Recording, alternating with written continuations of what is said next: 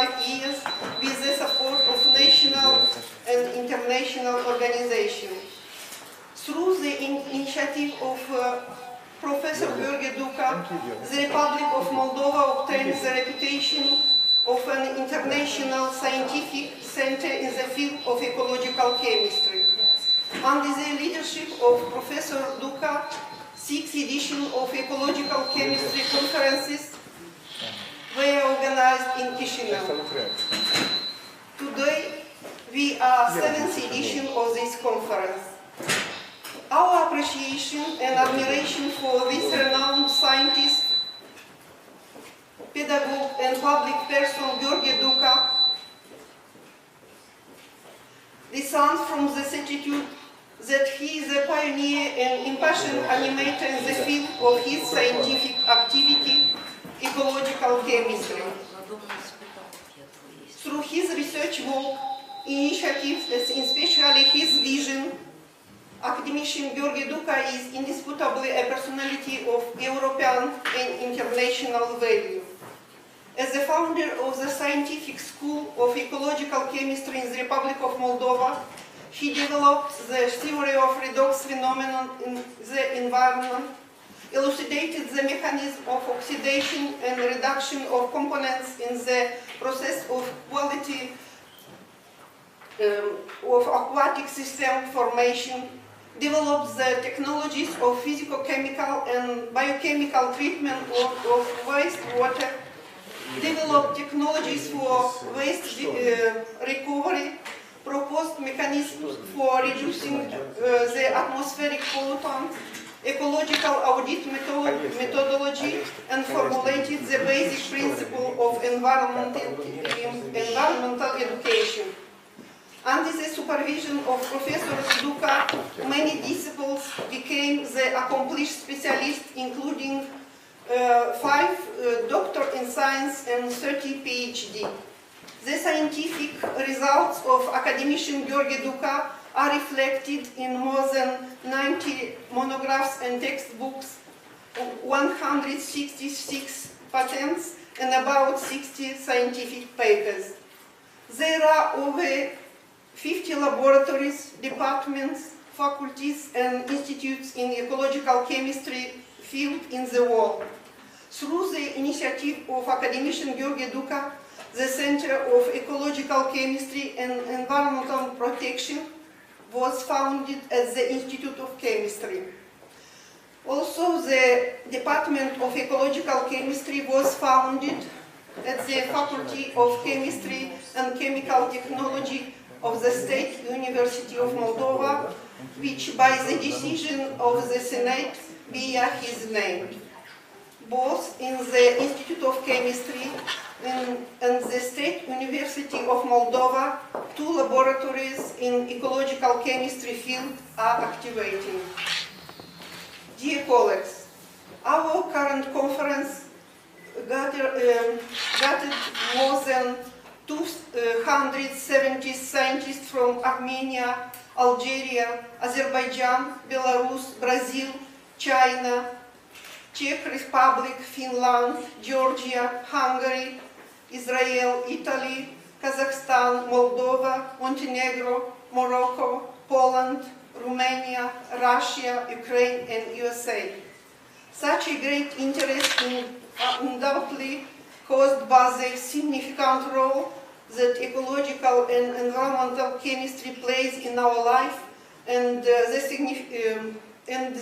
mutual understanding that the sound scientific outputs should underline the environmentally friendly development. Therefore, it is expected that the novel outstanding research results be broadly presented and discussed, ensuring the active exchange and in new ideas and approaches. EEC-2022 Conference is called to serve an arena for discussion and interconnection regarding the ecological, physicochemical, biochemical process in natural ecosystem, as well as technological chains, and elucidate the impact of human health and environment. We hope that this conference will play a great role in promoting the development of ecological chemistry and the related research direction, establishing the fruitful long-term collaboration in the NIS countries, EU countries, USA and other countries. Also, it is my pleasure to express the profound acknowledgements to organizations which offered the support for the conference organization. Institute of Chemistry, Chemical Society of the Republic of Moldova, Moldova State University, Technical University of Moldova, Moldovan Research and Development Association, and others. Dear colleagues, I am very sorry. Due to the current political situation, we cannot meet many of the conference participants here in Chisinau. But we are very happy that we have an impressive number of participants online. I would like to wish all the participants of the conference good luck and the successful results. Now, let's start the opening ceremony. The second moderator of opening ceremony is Professor Ashok Vasyashta from International Clean Water Institute, USA. I have the pleasure to invite you to deliver a welcome speech and launch the book Water Science and Society, published by the USA printing house IGI Global. Professor Vasyashta, please. Good morning. I guess all of you can hear me well. Along with my co-chair for this opening session, I would like to extend a very warm welcome to all of you to the 7th International Conference on Ecological and Environmental Chemistry 2022. Just like my colleague mentioned, that it's pity that we have to meet online. I wish it was in person, but of course, this is perhaps the best format we could meet, especially at this time. At the same time, I would like to wish Professor DUCA 70th anniversary of his very happy birthday. So happy birthday, Professor DUCA. I have a small presentation, and let me see if I could share the screen with you. So if you just give me 1 second to see if I could share the screen. And I see some familiar faces on the screen. Very happy to see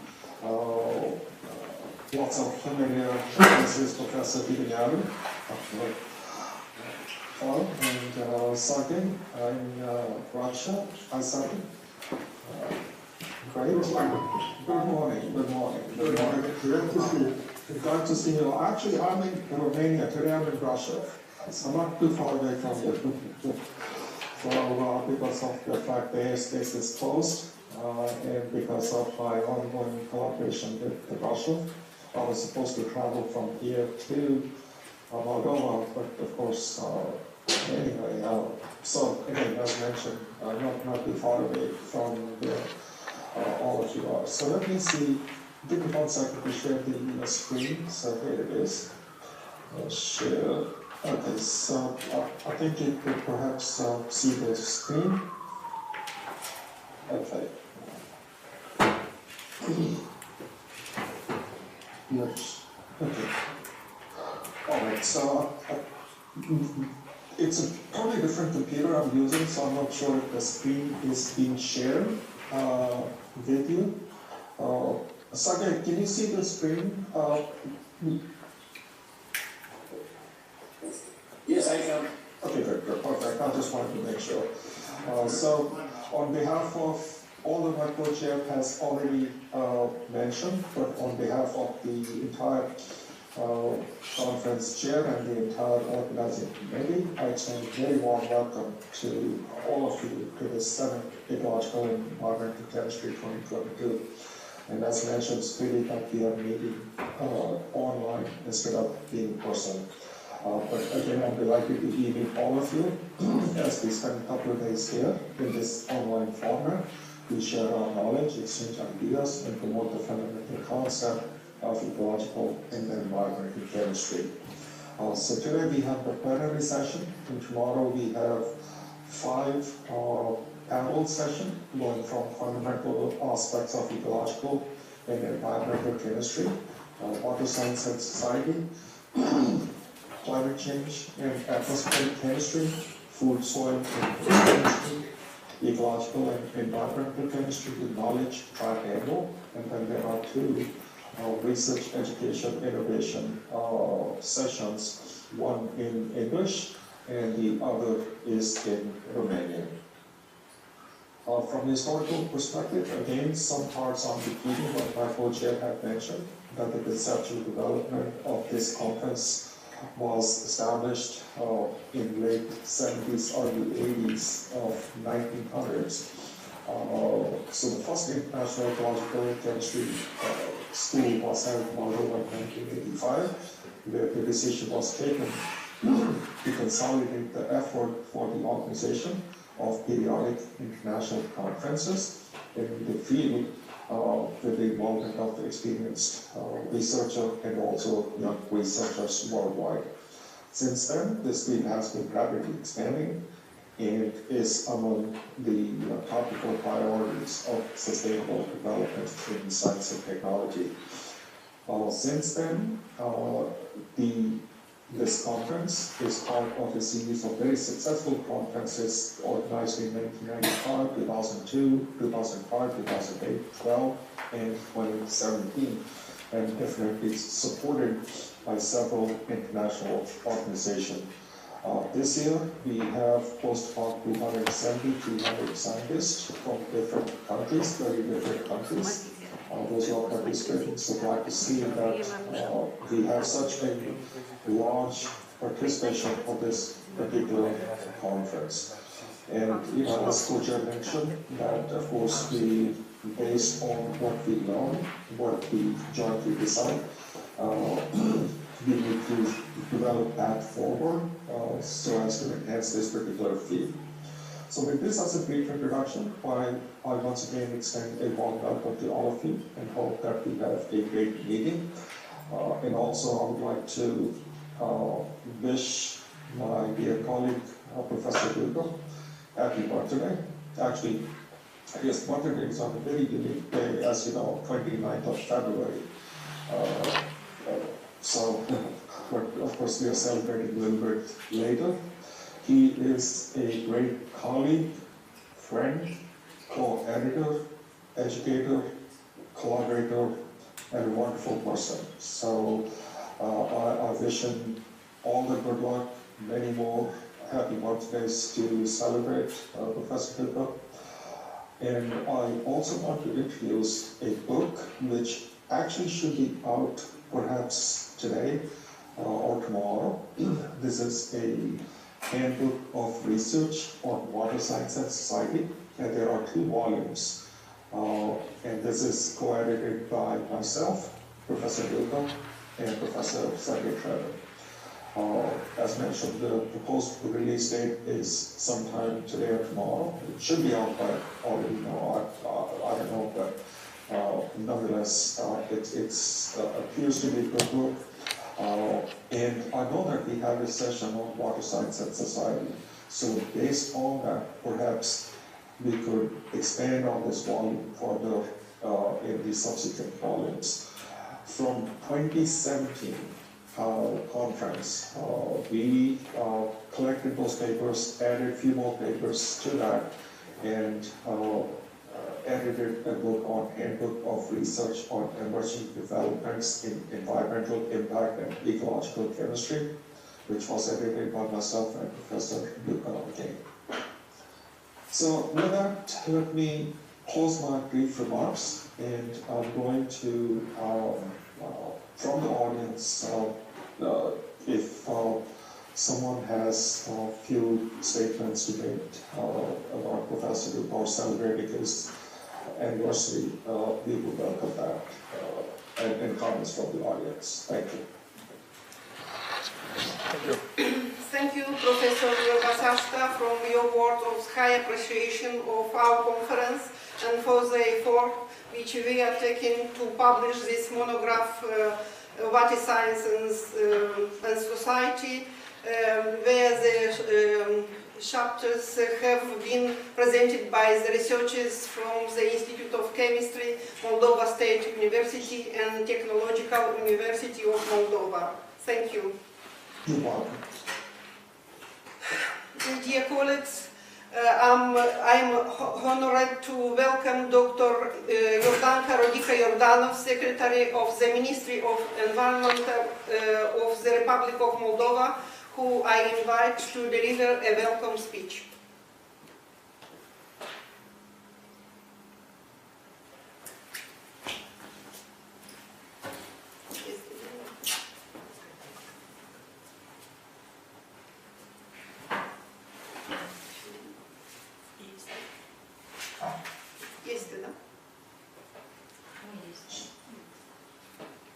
Dr. Rodica Iordanov. Dacă îmi permiteți, probabil dânsa îmi lipsește, sunt eu care să o asist. Am pregătit un raport, îmi spune domnul Gheorghe, profesor universitar. Noi am participat la mai multe măsuri împreună, dar mulțumate domnule academician, omagiat, Gheorghe DUCA. Eu am să vorbesc în limba română, fiindcă limba engleză o cunosc mai slab, dar sunt colegii mei care o să traduc integral ceea ce o să vorbesc eu și cu permisiunea dumneavoastră o să vorbesc și în numele doamnei Rodica Iordanov, secretar de stat de la ministerul respectiv. Probabil s-a întâmplat ceva tehnic sau este vreo, trăim niște timpuri un pic mai dificile și s-ar putea să fie la guvern sau în anumite ședinți, că trebuia să fie prezentă cu noi astăzi. Am discutat chiar acum recent, dar ea mi-a permis, în cazul în care raportul nostru este comun, cercetările le efectuăm împreună de mai mulți ani. Este doctoranta noastră, este una dintre primii care a început să cerceteze și domeniul dreptului ecologic, care este tangent cu ceea ce se întâmplă în prezent.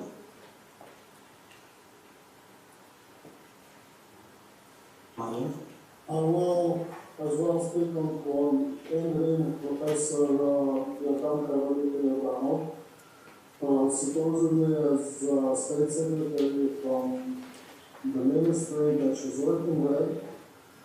She's in opinions that she could not leave, but our report, our speech is a common one, and I do have all the authority to speak as well on her behalf, and moreover, she is one of our doctoral students.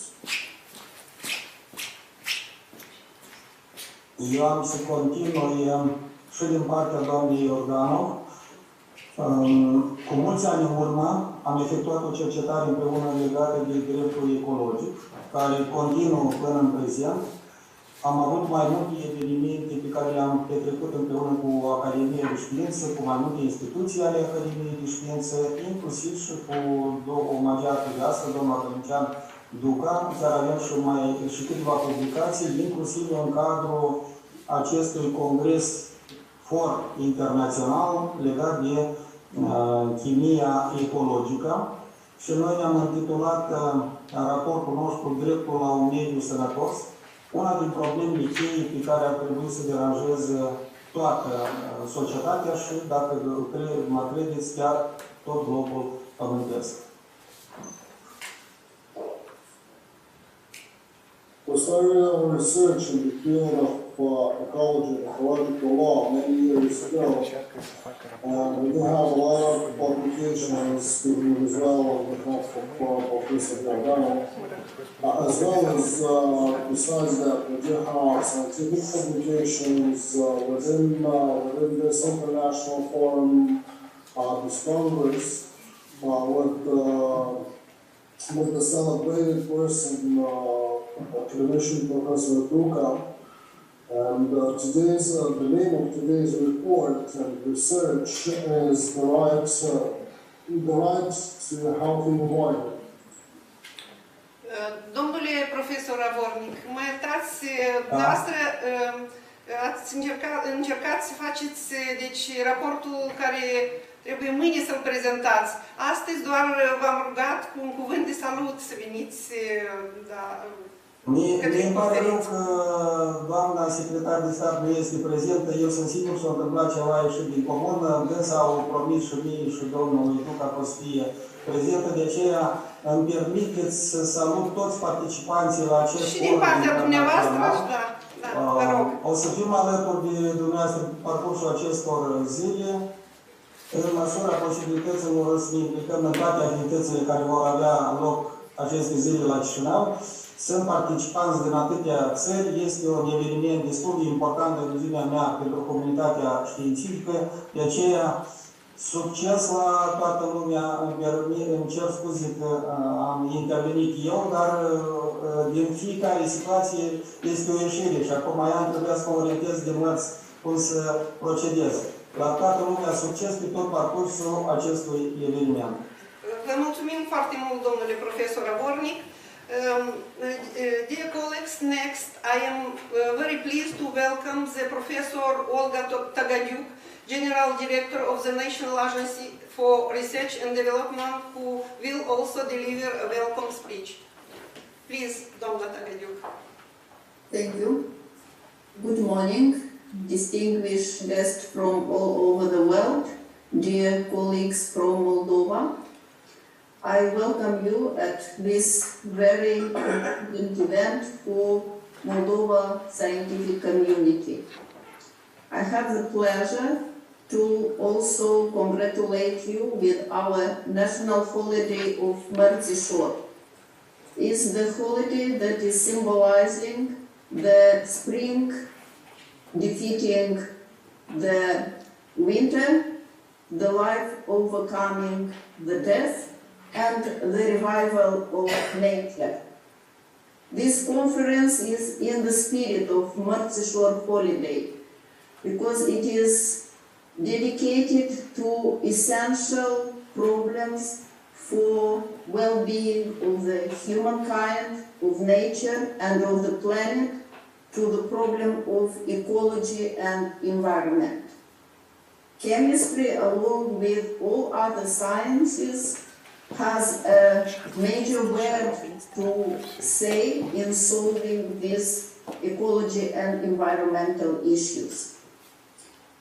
I am extremely happy and pleased that we have a strong chemistry science school that is working in this field of ecological and environmental chemistry, and that this school that was founded by Professor DUCA has nowadays many young scientists that I'm sure will continue the research in this very important problem of our existence. I wish you fruitful work during the plenary session and section meetings, and I hope that at the next conference we will be happy to welcome you in person here in Moldova. Success next day. Dear Professor Tagadiuk, thank you. I'm very grateful for your kind word of appreciation of our conference. Thank you. I am honored to welcome Professor Igor Sharov, Rector of the Moldova State University, to deliver a welcome speech. Please, Professor Igor Sharov. Stimate domnule Academician DUCA, stimate domnule președinte Academician și Romanian, stimate domnule rector, onorată comunitate științifică și universitară, este o onoare pentru mine în calitate de rector al Universității de Stat din Moldova, astăzi, să vin cu un cuvânt de salut pentru domnul Academician și să salut toți participanții la această conferință, un extraordinar organizator, un extraordinar om de știință, o persoană interdisciplinară. Toată viața a fost legată de comunitatea științifică a Universității de Stat din Moldova a pus în linie armonios legăturile cu instituțiile din Republica Moldova și prezența astăzi la această conferință ne dă acest fapt. Sigur că ne-am dorit să vă primim pe toți cu mult drag aici, la Universitatea de Stat din Moldova, cu prezență fizică, în condițiile care ne impun astăzi, condițiile unui război, în condițiile unei pandemii, suntem nevoiți să ne acomodăm la restricțiile impuse de Comisia de Situații Excepționale de Sănătate Publică. Universitatea de Stat din Moldova este onorată să aibă un membru a comunității în persoana domnului DUCA. Sărăvana acestui fapt este și lansarea celor două volume ale lucrărilor care au avut loc recent în sala Senatului Universității de Stat din Moldova. Mai mult ca atât, ca înaltă apreciere a meritului domnului Academician, catedra care a fost înființată de domnul Academician, laboratorul, prin decizia Senatului Universității de Stat din Moldova, îi poartă numele. Onorată asistență, eu doresc succes cu lucrările acestei conferințe. Suntem mândri că avem în comunitatea noastră universitară o asemenea personalitate cum este domnul DUCA. Succes în continuare! Vă mulțumim foarte mult, domnule rector. Next, I am very pleased to welcome the President of the Academy of Sciences of Moldova, Academician Gheorghe, who will also deliver a welcome speech. Please. Thank you. Dear participants in the 7th International Conference on Ecological and Environmental Chemistry, dear academicians, professors, doctors from all over the world, I am very pleased to see many of researchers that had no possibility to meet over the last few years due to the pandemic. Of course, it's a meeting in the virtual space, but anyway, it's important that we have the possibility to have this meeting, to exchange information and to welcome each other. And first of all, I would like to congratulate Academician Gheorghe with his anniversary. This is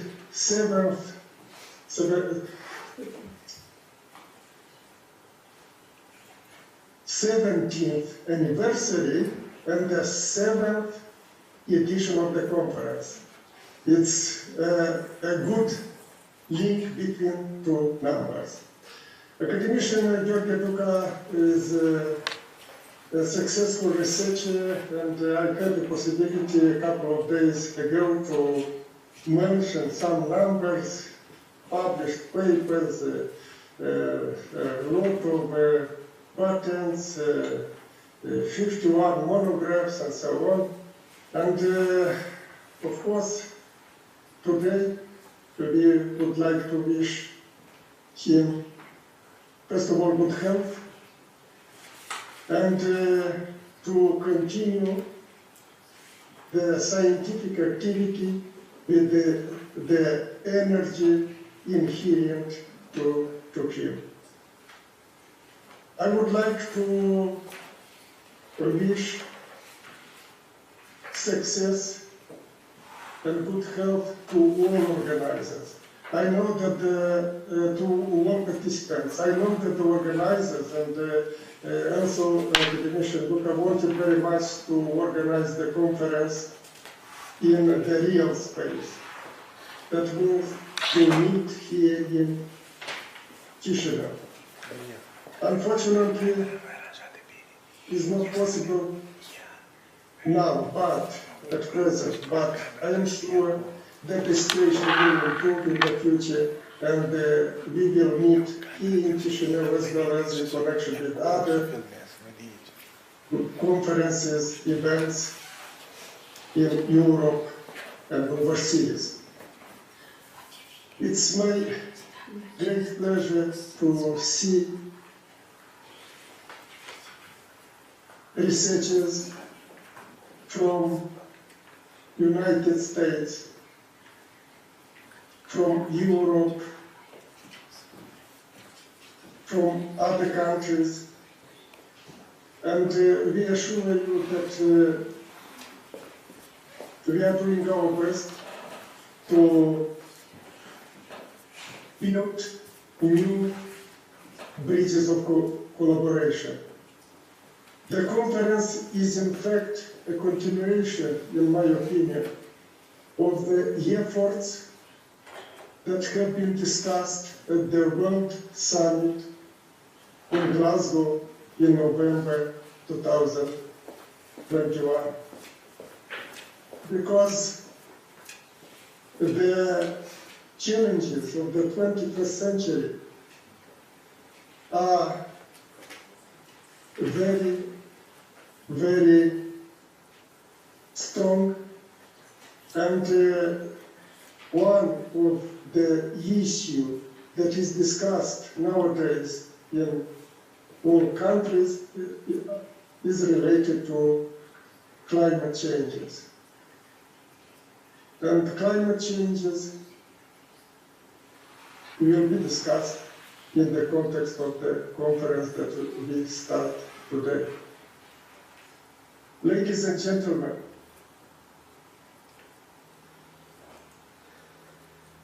I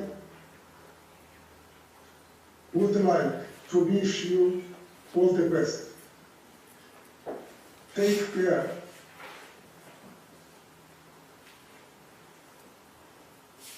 I'm sure that we have in our hands a high responsibility for identifying solutions to many problems. And collaboration between scientists, joint efforts, are the only way to be successful in identifying such solutions. The conference is very good, gives very good opportunities for discussions, for identifying solutions to important problems of our days. Thank you so much, and success to the conference. Heartfelt thanks you for your kind words, Academician Tiginian. Now I invite you to speak Professor Muhit Bahadir from Technical University of Braunschweig, Germany. Please, Professor Bahadir. Honorable President of Academy of Sciences, dear Professor Gheorghe DUCA, distinguished colleagues. With very deep sadness, I am sending my regards to you and the participants of Ecological and Environmental Chemistry Conference 2022 in Chisinau, Republic of Moldova. Holding an international conference on ecology and environment while a bloody pointless war happens in the neighborhood is a great challenge. The dialogue of scientists from East and West on this conference might hopefully contribute to common respect and understanding of each party's position, and can cool down the political tension at all sides in order to initiate peaceful and trustful negotiations in science and society. Some 50 years ago, Rachel Carson published her essay entitled Silent Spring. It was a period of excessive use of chlorinated hydrocarbons for pest control. Very little was known about the detrimental side effects of these pesticides. Bioaccumulation in food nets led to intoxication and hence the absence of birds, resulting in the silent spring. With this book, Rachel Carson initiated an environmental movement in the following decades and made scientists and politicians aware of the necessity to improve the environmental quality and safety.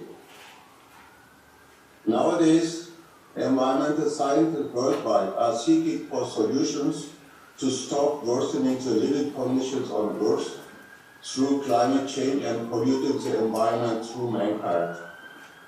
Today, sustainable development has become the leading concept of the 21st century, which goes far beyond pollution research only. It describes a development which agrees with the needs of the present generation without endangering the chances of the coming ones to satisfy their demands as well. Sustainable development has become an important general approach for all fields of life, like economy, ecology, and social balance, and has led to legislative acts for protection of mankind and the environment. Also, the concept of sustainable development has been generally accepted. There are still different opinions how to achieve its targets and how to rate these general objectives. It is clear that the definitions about the prime needs vary from man to man, from country to country, and from continent to continent. But pollution does not respect national borders. Therefore, it is indispensable to develop the policy of economy, ecology, and social demands by a synergistic manner that might strengthen each other.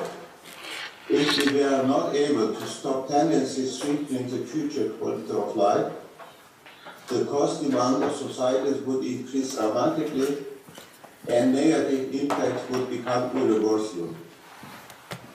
Unfortunately, ongoing war events in Europe and around the world, like in Ukraine, Afghanistan, Ethiopia and Eritrea, Syria and Iraq and elsewhere, kill innocent people besides combating troops, destroy essential infrastructure, even for water supply and wastewater treatment, causing fatal diseases like cholera and typhus, diarrhea and malnutrition of children, and collapse down entire national economies. Environmental and social development requires peace and trustful interactions between individuals, societies, and political systems. That was the case for decades in East and West. As enlightened and far-sighted scientists from environmental disciplines, we could help to overcome even the present political tension and to continue our goals of sustainable and peaceful development in the world independent of political systems. In this sense, I call the participants of this international conference on ecology and environment to exert one's influence in our respective communities for the transformation of economic and social processes in favor of science, in peace and security. I want also to direct my urgent appeal to President Putin. Mr. President, please stop this pointless war. At the end of my speech, I would like to address a few words to Professor DUCA.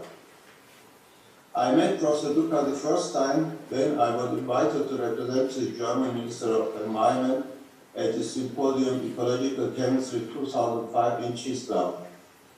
This was my very first visit in Moldova. I was surprised that the science language there was still Russian, and a simultaneous translation had to be organized for the international attendees. On the symposium, as well as in the working groups, we discussed intensely that an international event with the participation of Western scientists should better be held without the need of translation. That means in English only. There, Professor DUCA made a remarkable statement. The last symposium on ecological chemistry 2002 was held in Russian only. The present one is organized bilingually. The next one will be held in English only, hopefully. This was the starting point of cooperation between Professor DUCA and me. We applied jointly with success for a grant in the frame of NATO SPS program Science for Peace and Security. This symposium was held 2008 in Chisinau, of course in English only, and with the participation of a huge number of international participants from all European countries and the USA. Professor DUCA and I have published the outcomes in the Springer Conference series jointly. Since then, Professor DUCA and I got to know each other closer and developed mutual trust. We edited jointly an international journal named Clean Soil and Water, Journal of Sustainability and Environmental Safety, published by Violet Blackwell. I'm very grateful for Professor DUCA's valuable contributions to our discipline and to our journal. Academician Professor DUCA is celebrating this year his 70th anniversary. Happy birthday to you, dear Gheorghe. Thank you very much. Thank you, dear Professor Bahadir, for your sincere and kind words. It is a special pleasure to offer the work of Academician Marius Andruch, Academician of the Romanian Academy of Sciences, who will also deliver a welcome speech. Please, Academician Andruch. Hello, this is a great pleasure for me to take part in Professor Gheorghe's celebration on the occasion of his 70th anniversary.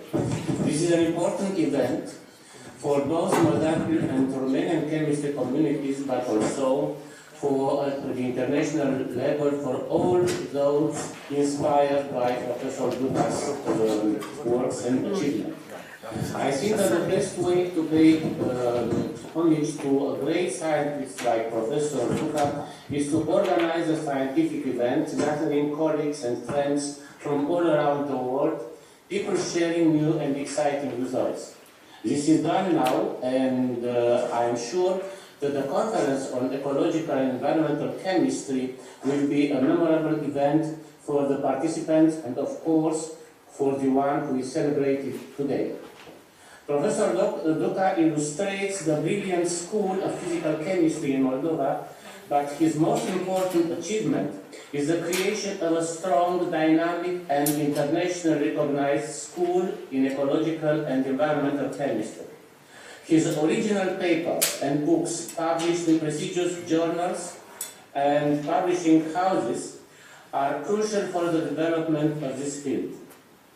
As an honorary member of the Romanian Academy, Professor DUCA has a strong and fruitful contacts with members of the Romanian Academy as well as with researchers from the 4 chemistry institutes of our Academy, with colleagues from the Romanian universities.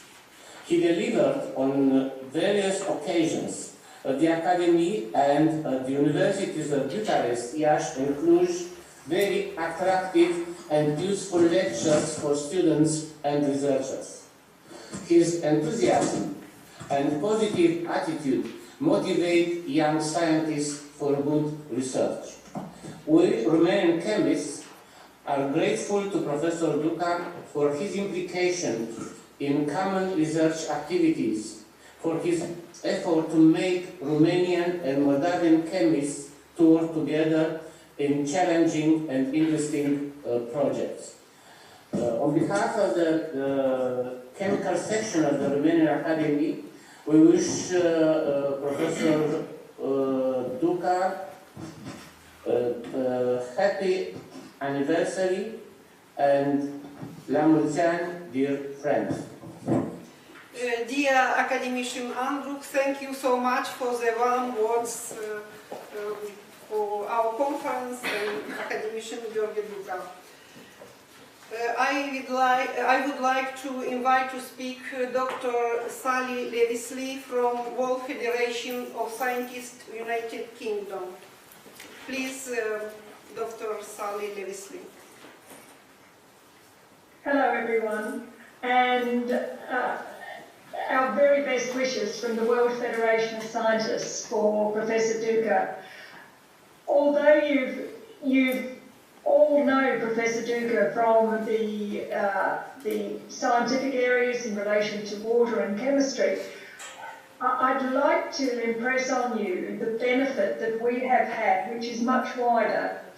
And I think the value of science that can step into crises such as we've seen in the ongoing pandemic worldwide.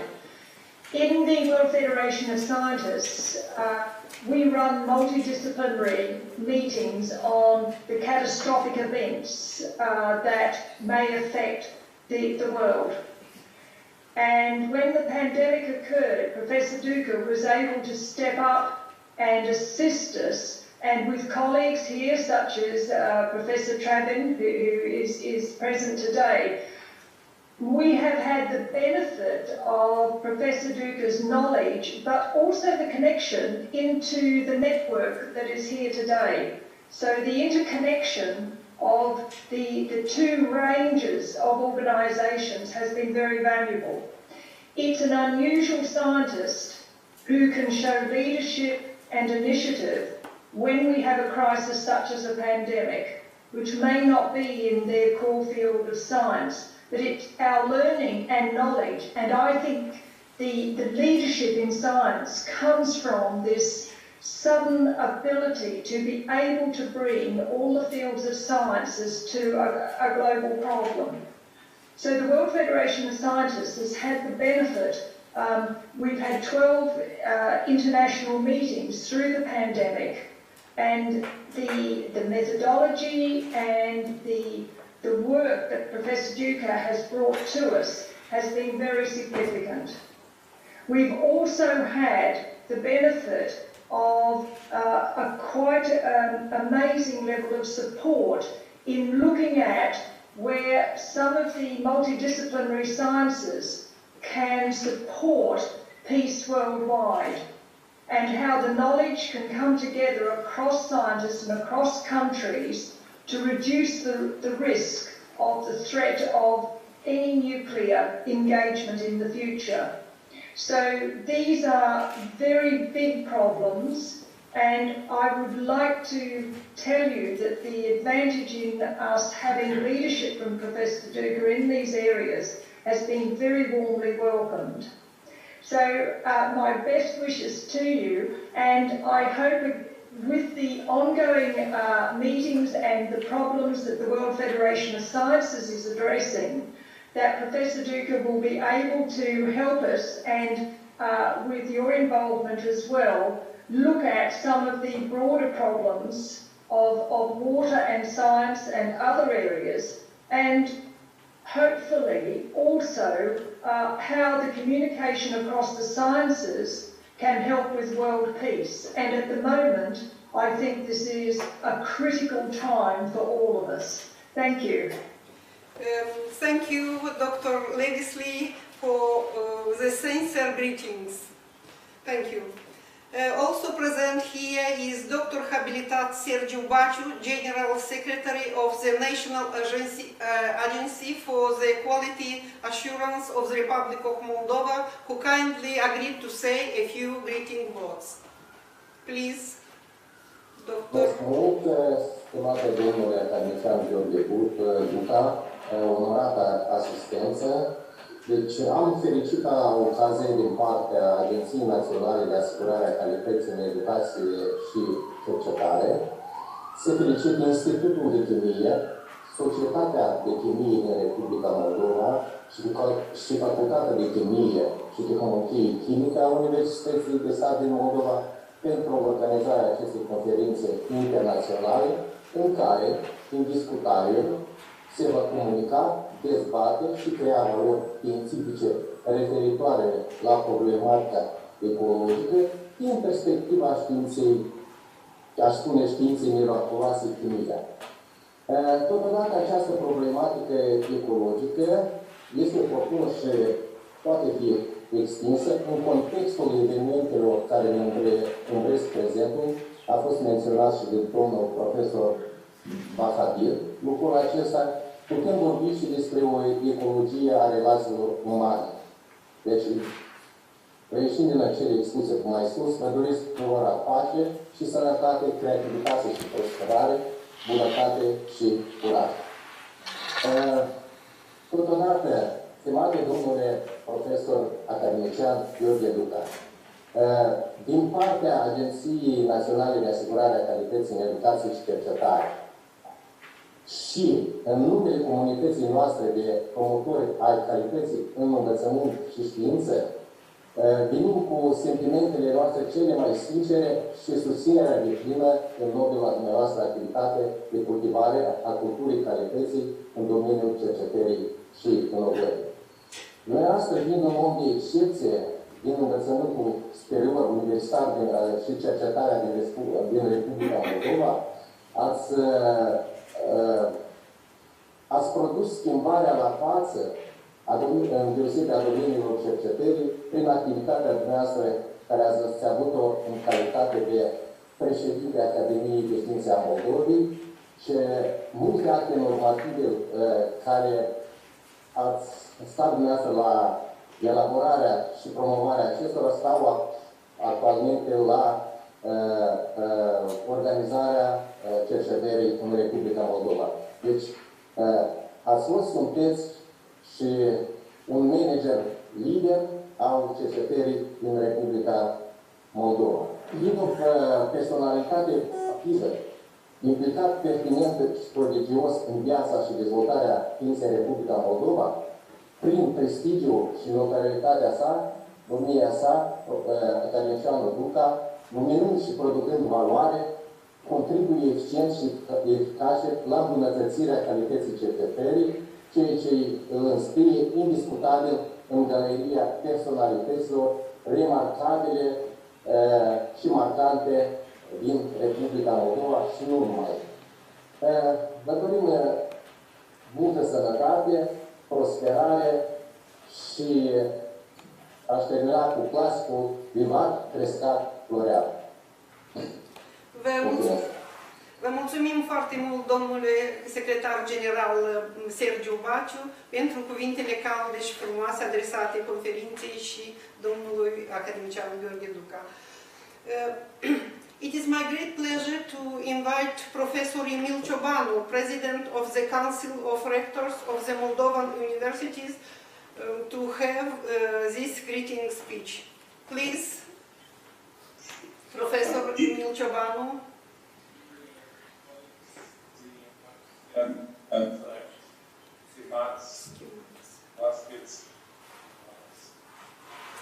Astăzi ne-am întâlnit virtual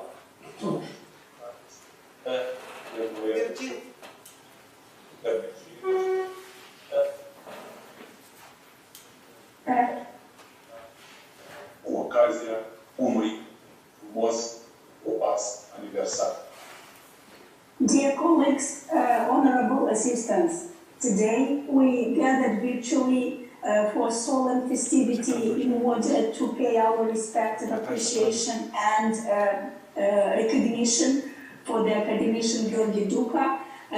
And for us, this is an important anniversary event.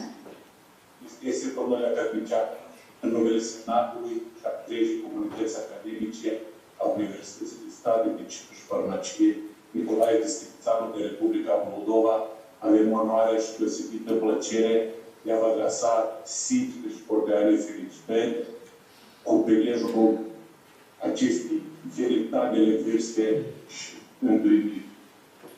Distinguished Mr. Academician, on behalf of the Senate and entire academic community of the University of State of Medicine and Pharmacy Nicolae Distincțanu from Republic of Moldova, we have the honor and utmost pleasure to address you the sincere and heartful congratulations with regards to the celebration of the respectful age of all the achievements. Din numele Consiliului Rectorilor din Republica Moldova vă dorim sănătate, prosperitate, energie creatoare și în realizarea noilor proiecte, rezultate remarcabile în toate formele de activitate profesională. On behalf of the Council of Rectors, we would wish you lots of health, prosperity, creative energy when realizing the new projects, and to mark new results in all the activities, in all your professional activities. Dumneavoastră, domnule academician, sunteți un nume de referință în cultura spirituală a Republicii Moldova, cu repercusiuni benefice asupra mediului de trai al oamenilor. Your name, Mr. Academician, is a renowned name of reference in the spiritual culture Republic of Moldova, with the beneficial repercussions over the environment, living environment of the people. Dumneavoastră reprezentați un exemplu demn de urmat pentru generații de tineri cercetători. Aveți în palmares, în calitate de autor și coautor, peste 1800 de lucrări științifice și metodico-didactice publicate, inclusiv monografii, manuale, articole științifice și brevete de invenție, lucrări de popularizare a științei și multiple prezentări la conferințe științifice naționale și internaționale. Your example is a very good benchmark for the young generations of researchers. You are the author and the co-author of over 1,800 scientific works and methodical didactic publications, including monographies, manuals, articles, scientific articles, and invention brevets, also as well as works with regards to the popularization of the science and multiple presentations for the international and national conferences. Printre valoroasele realizări înregistrate pe parcursul anilor, evidențăm în special pregătirea cadrelor științifice de înaltă calificare în domeniul ecologiei.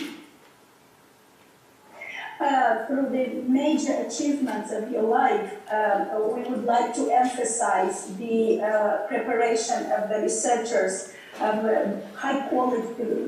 high qualifications in the domain of ecology. Fondarea școlii științifice de chimie ecologică, care numără 30 de doctori și 5 doctori abilitați în știință, o școală științifică care vă reprezintă. As well as the foundation of the scientific school of ecological chemistry, which accounts for 30 PhDs and 5 habilitatus doctors in the science. The school is a benchmark which represents your reputation. Fondarea Catedrei de Chimie Industrială și Ecologică și a Centrului de Cercetare în domeniul chimiei aplicate și ecologiei, elaborarea metodologiei auditului ecologic și a principiului educației ecologice, elaborarea tehnologiei de tratare fizico-chimică a apelor reziduale.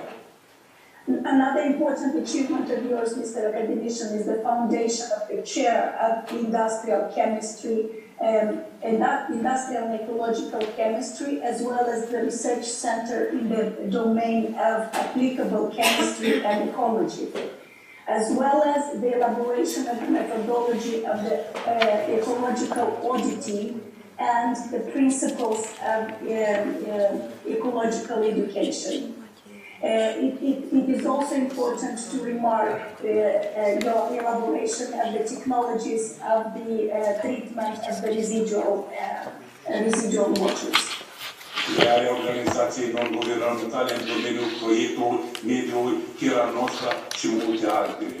Este incontestabilă contribuția dumneavoastră la sensibilizarea opiniei publice asupra problemelor ecologice.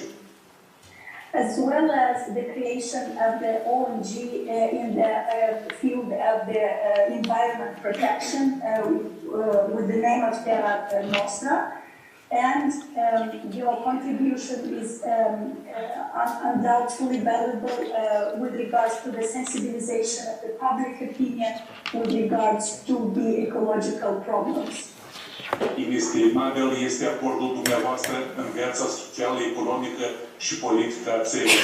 Pe parcursul anilor v-ați manifestat plenar în importante funcții administrative, în organe publice, centrale și numeroase organizații academice internaționale. Ați participat activ la implementarea multiplelor proiectelor de anvergură. I would also like to emphasize your distinguished contributions in our social, economic and political life of our country. Through the years, you got involved in important administrative functions of the public central authorities, as well as you are a member of the plenty of international academic organization, through which you could implement numerous projects in the domain. Apreciem înalt parteneriatul durabil între universitățile din Republica Moldova și Academia de Științe Moldovei, instituție pe care ați condus-o o perioadă îndelungată de timp, perioadă în care Academia a înregistrat un progres remarcabil. We highly appreciate the partnership, the sustainable partnership we established between our university and the Academy of Science, the institution which was led by you for a long period of time. And this period was remarkably important, remarkable progress. Aceasta a avut un impact major și asupra dezvoltării științelor medicale și farmaceutice în Republica Moldova. Because this has led to a major impact with regards to the development of medical and pharmaceutical sciences in the Republic of Moldova. Stimate domnule academician Gheorghe Duca, în toate funcțiile de mare responsabilitate pe care le-ați deținut sau le dețineți până în prezent, ați manifestat și manifestați înțelepciune, competență profesională, exigență și principialitate. Distinguished Academician Gheorghe Duca, in all your functions, you proved high responsibility and you behave in the same manner till today. You prove yourself as a wise, competent, exigent, acting on the principle personality. Vă cunoaștem ca pe un adevărat patriot al neamului, cu o poziție civică fermă, un adevărat devotat al progresului, științei, țării și umanității. Suntem onorați de faptul că sunteți contemporanul nostru. We also know you as a renowned patriot of our people, with a very firm civic position, devoted to the progress of the science, the progress of the country and the humanity. And for us it's an utmost honor that we are your contemporaries. Noi vă urăm la mulți ani, domnul academician, dorindu-vă să înscrieți în continuare noi performanțe în valorosul dumneavoastră palmares științific și profesional. Vă mulțumesc pentru atenție și dorim pace tuturor. With this in mind, we wish you happy more years to come, with the firm conviction that you will register new performances in the domain of the science and professionally. Thank you very much for your attentions, and I would like to conclude that we wish peace for all. Stimate domnule președinte al Consiliului Rectorilor, stimate domnule rector, vă mulțumim foarte mult pentru cuvintele frumoase la adresa conferinței și a academicianului Gheorghe Duca. Many thanks for your kind words. I am honored to welcome corresponding member Alexandru Stratan, President of the Council of Directors of the Moldovan Research Institution, to deliver a welcome speech. Please, corresponding member Alexandru Stratan. Dear President of the Academy of Science of Moldova, Academician Chisinau, dear Director Aculina Rico, distinguished Academician Gheorghe Duca. Research and innovation are the engine of economic growth and the generator of solutions to overcome the challenges facing by our society, and the main resources in this field is the human being. The scholar learned and prepared to produce and promote knowledge. Of course, it is a great honor for me to welcome this relevant and big diversity of scientists that have gathered today to discuss the relevant issues and cross-cutting problems in the field of ecological chemistry. But please let me, because today we are at this anniversary hour, and it is indeed a great honor for me to address on behalf of the Board of Directors of Research Institutes of Moldova this message to an exceptional personality, Academician Gheorghe, a scholar dedicated to excellence in chemistry, manager and reformer of Moldovan science. The man who unites people, according to the late Moldovan writer Nicolae Gheorghe. Academician Gheorghe is a prominent figure in the field of physical and ecological chemistry, being the author of a vast published work impressive in size, diversity, originality, and depth. The path of his university studies, as well as his academic career, confirms the selflessness and enormous interest in scientific research. Actively involved in the implementation of the state policy on science and innovation, Academician Gheorghe managed to promote the research activity and its results abroad, contributing to the signing the international agreement, including the Memorandum of Understanding between the Republic of Moldova and the European Commission on Moldova's participation in the program, in the 7th EU program for research and development, as well as the agreement on the association agreement of the Republic of Moldova to the EU framework program for research and development Horizon 2020. For more than 50 years, in which he successfully combined scientific and managerial activity, Academician Gheorghe has distinguished himself over the years by reforming and consolidating the Academy of Sciences of Moldova, developing and improving the code on science and innovation, by supporting and developing research institutions and young researchers. Active and communicative in nature, possessing a true vocation as an organizer and manager, Academician Gheorghe has earned the respect and gratitude of scientists around the world. Its merits, the scientific results obtained in the most current but also sensitive spectrum of research, I mean ecological chemistry, have been recognized nationally but also internationally and appreciated by numerous honorary titles. Much can be said about the impressive and complex activity as well as about the many aspects of his strong personality that define him.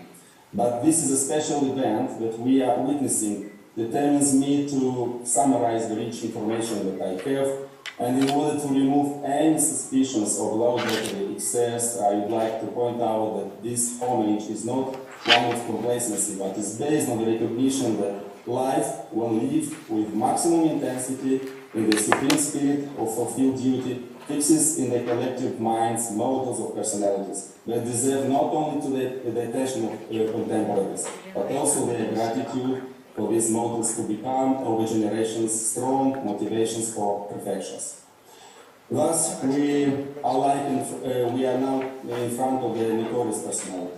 Honoring today Academician Gheorghe, we honor our academic tradition, our own academic tradition. A tradition constantly oriented towards scientific performance and the immutable values of the humanistic academic ideal. Mr. Academician DUCA will remain probably in the history of our institutes part of the elite of scientists. The more you get involved, the more you learn. The more you learn, the more you know. The more you know, the more useful you are for the society and for yourself. These words were told and taught us by the Academician DUCA. Happy and fruitful years, Mr. Academician, scientist and Professor Gheorghe. We wish you health, strength and inspiration to move forward. Good luck and appreciation in your activity and just wonderful moments with your loved ones. Thank you very much for your attention. Dear corresponding member Alexandru Stratan, thank you very much for the sincere greetings to our conference and to Gheorghe Duca. It is a special pleasure to offer the word to Academician Grigore Belostechnik, Rector of the Academy of Economic Studies of Moldova. Please. Thank you very much. I'm here too. Good morning. Dear Academician Duca, dear guests, dear colleagues, dear all, To begin with, I would like to thank you for the opportunity to come up with a short welcome message for such a distinguished audience or notable personalities, participants of the 7th International Conference on Ecological and Environment Chemistry.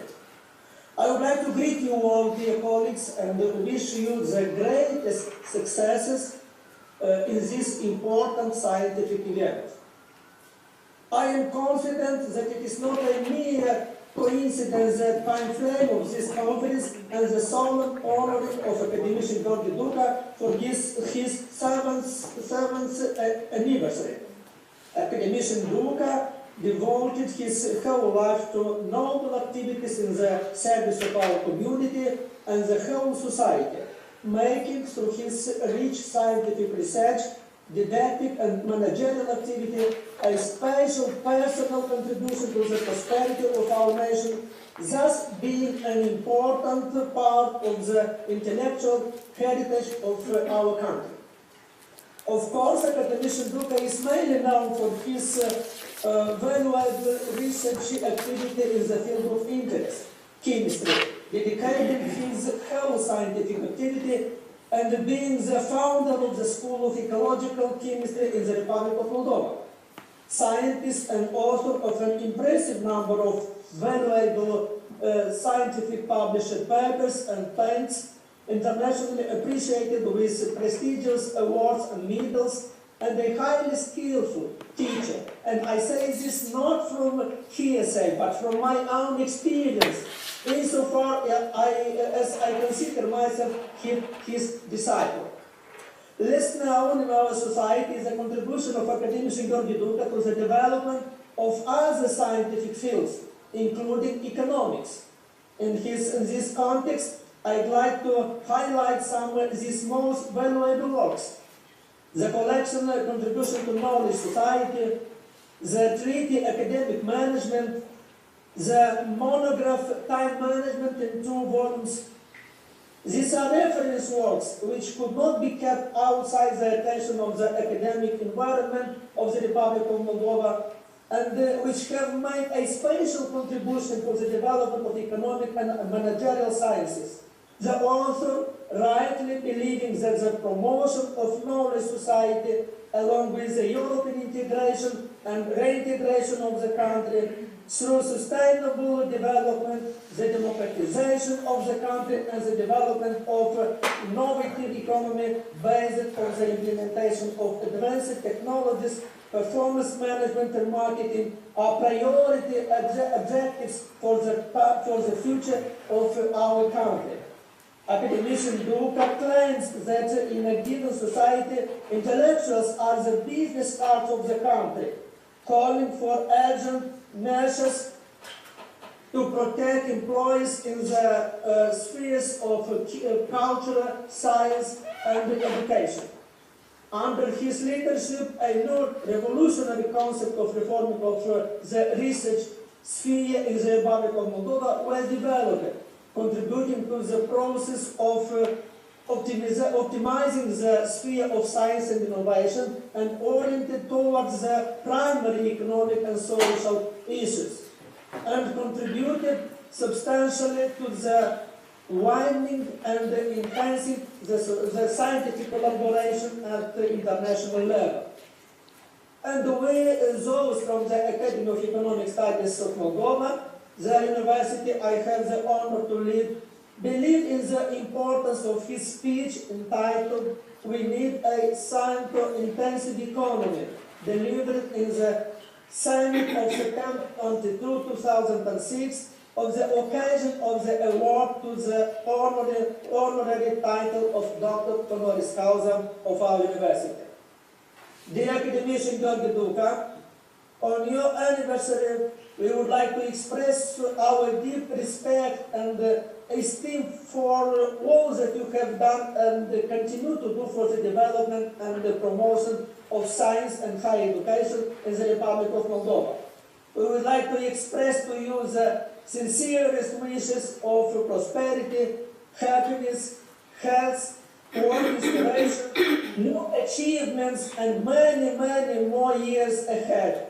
with your loved ones. Happy birthday! La mulți ani, domnule academician!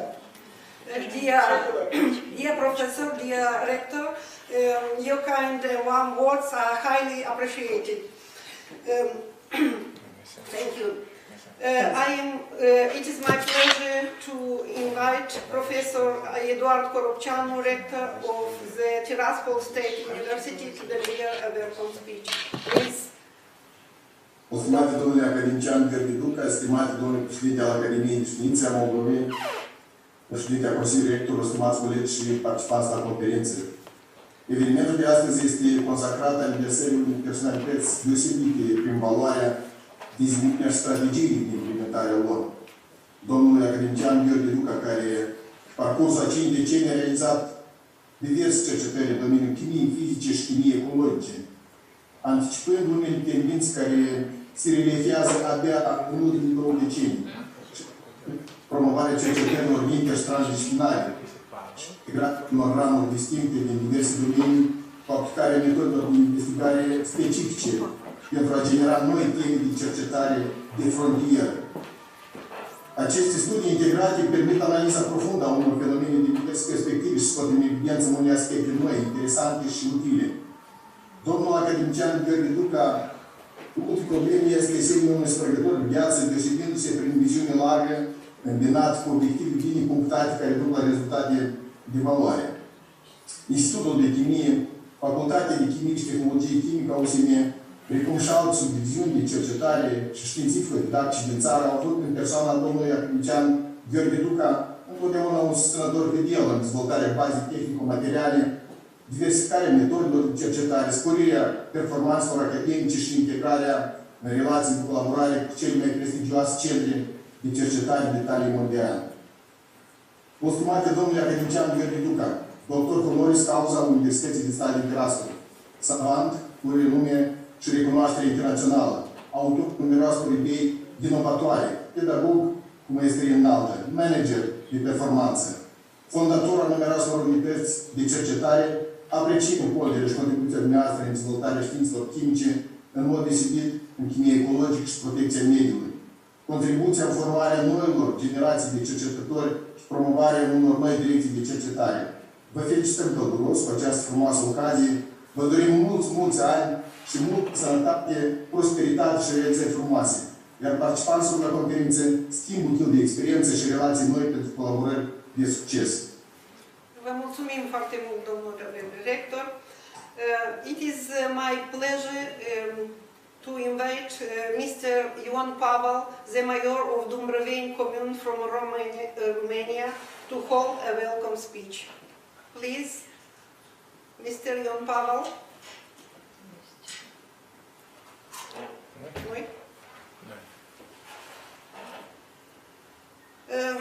And the last, but the very special speaker will be Mr. Arkady Korkodel, President of the Singeri District Council, Republic of Moldova. Please, Mr. Korkodel. Este? Nu este nici dumneavoastră.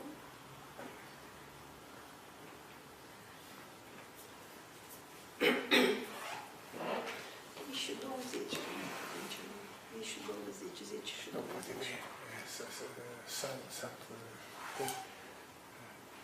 Sancunoh, din Coreea de Sud, el este. Sancunoh, profesor. Nu întreb dacă e somebody want to speak in welcome session, please. We have 10 minutes. Dear colleagues, if somebody wants to speak, please, a welcome speech. Maybe Professor Sunkunoh from Korea, South Korea. Sunkunoh. Sunkunoh. Sunkunoh. Sunkunoh. From Korea. Professor Sunkunoh. From South Korea. From South Korea, da. Так есть, время. South Korea.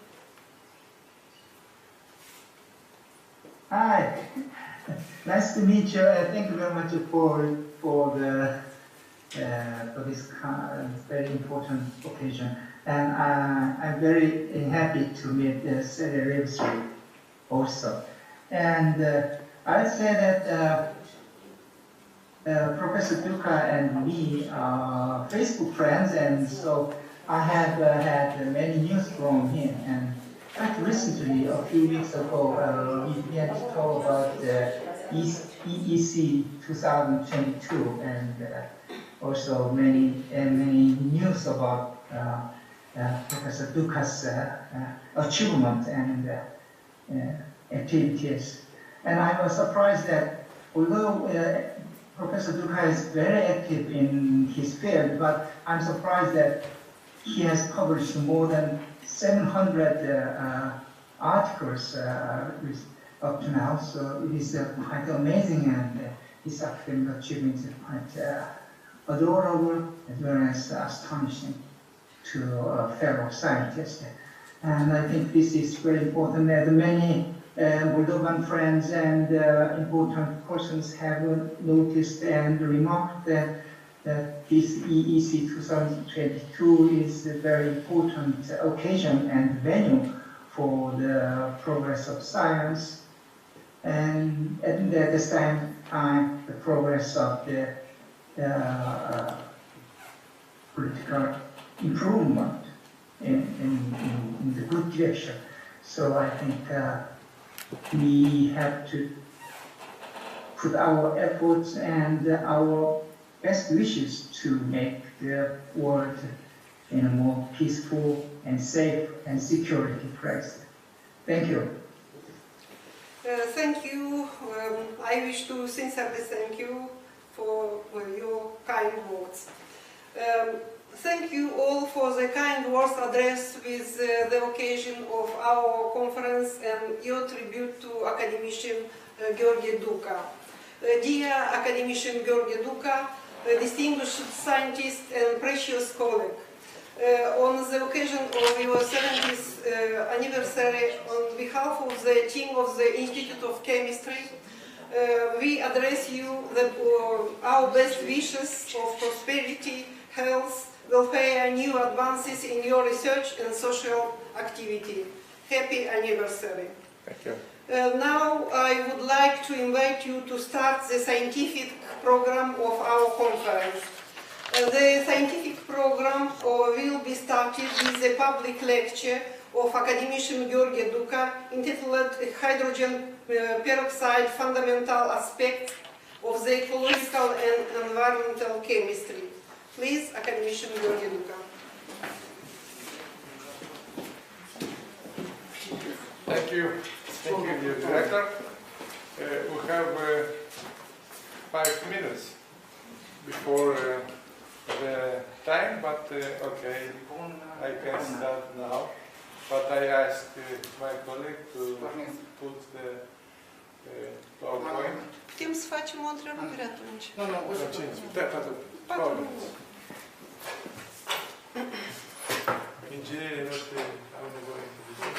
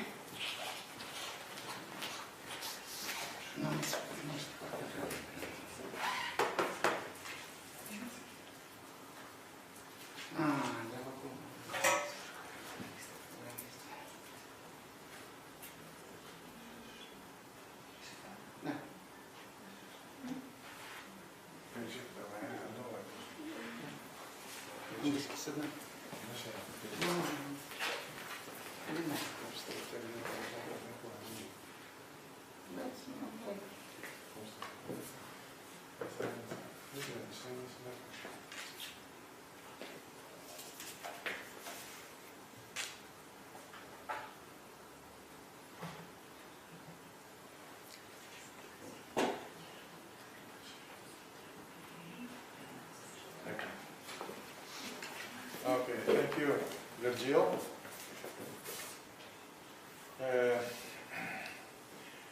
Dear colleagues, dear conference participants, first of all, I want to thank you for agreeing to attend the 7th conference on ecological chemistry, which is an eco-friendly chemistry recognized around the world. Also, I want to thank you for the congratulation on the occasion of my jubilee. I wish you all the success on the online conference. Dragi participanți la conferință, stimați colegi, în primul rând vreau să vă mulțumesc pentru că ați acceptat să participați la cea de-a 7-a conferință Chimie Ecologică, care este o chimie prietenoasă în mediul ambient și care este recunoscută în întreaga lume. De asemenea, vreau să vă mulțumesc pentru felicitări cu ocazia jubileului meu. Vă doresc succese la această conferință care este organizată online din motive obiective. 25 years ago, United States shocked the world with a revolutionary discovery. The researchers used hydrogen peroxide in the treatment of the brain diseases. And this discovery was not accidental. Already near 200 years ago, an Indian doctor used the intravenous hydrogen peroxide solution to treat soldiers with pneumonia, and the famous British Dr. Benjamin Richardson and the French doctor Louis Pasteur used hydrogen peroxide in medical treatment, in sterilization, and in disinfection. Very interesting is the fact that 80 years ago, when it was necessary to launch satellites into the cosmic space where there is no oxygen to burn the fuel, the concentrated hydrogen peroxide used to generate oxygen per combustion. Hydrogen peroxide is a discovery in 1818 by the French chemist Jacques-Louis Thénard in a very simple reaction between peroxide of barium and nitric acid. In 1846, the property of hydrogen peroxide was established, and in 1873, the first industrial synthesis was carried out. After that, over the years, there was a very rich history of hydrogen peroxide research and production. I suppose that a certain part of this history belongs to the comprehensive studies on hydrogen peroxide, conducted in Moldova since 1960 in the Department of Physical Chemistry of the Moldova State University in collaboration with the Institute of Chemical Physics of the Russian Academy. I was very lucky to meet the personality who played the important role and make my professional achievements as a chemist and as a personality. I would like to mention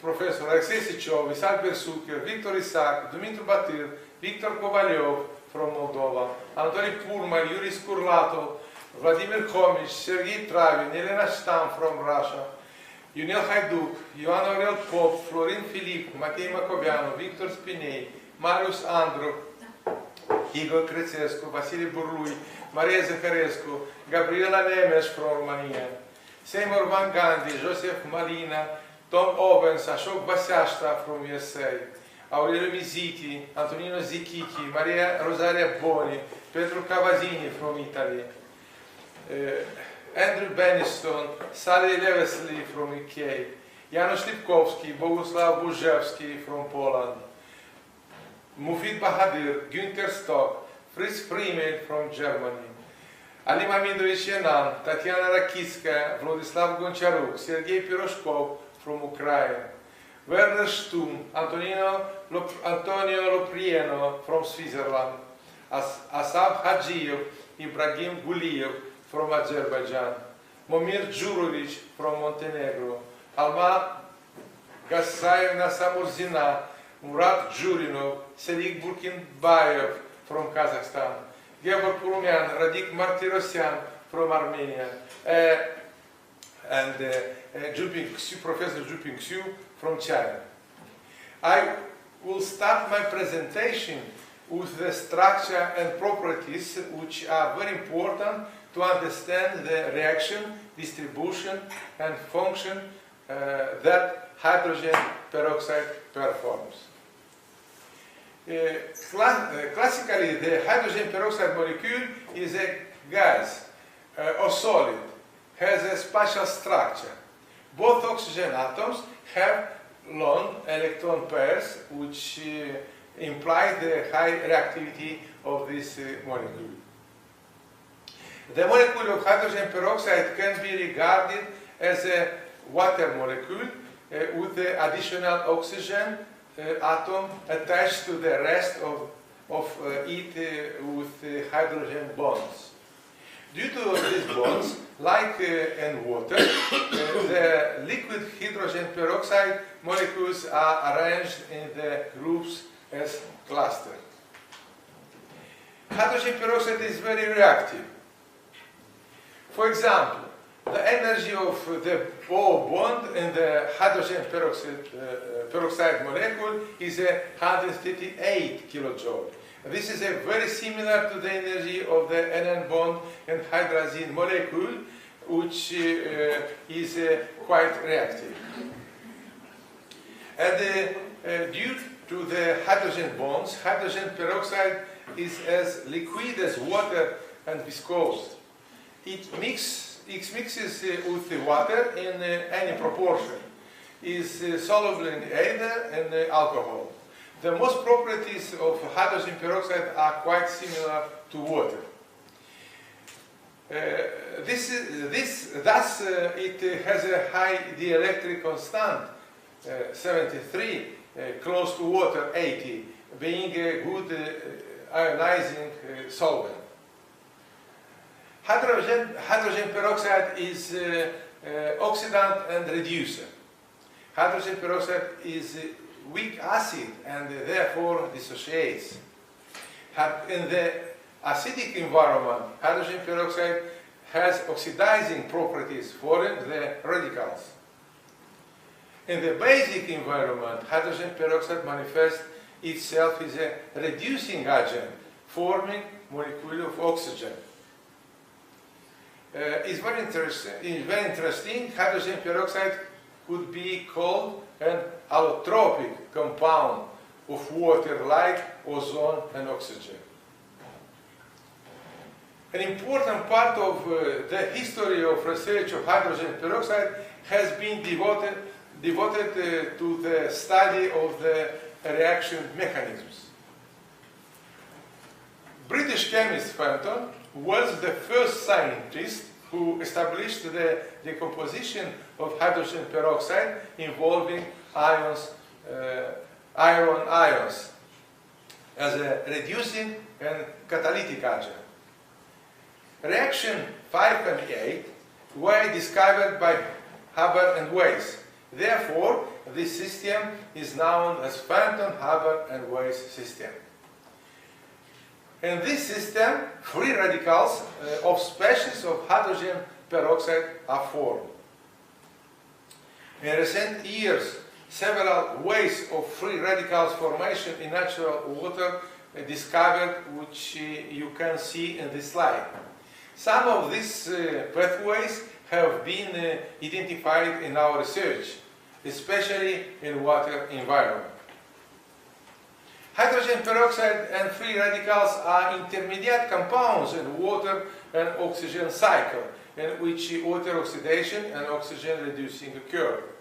Thus, during the photosynthesis, loss of attain of 4 electrons proceeds.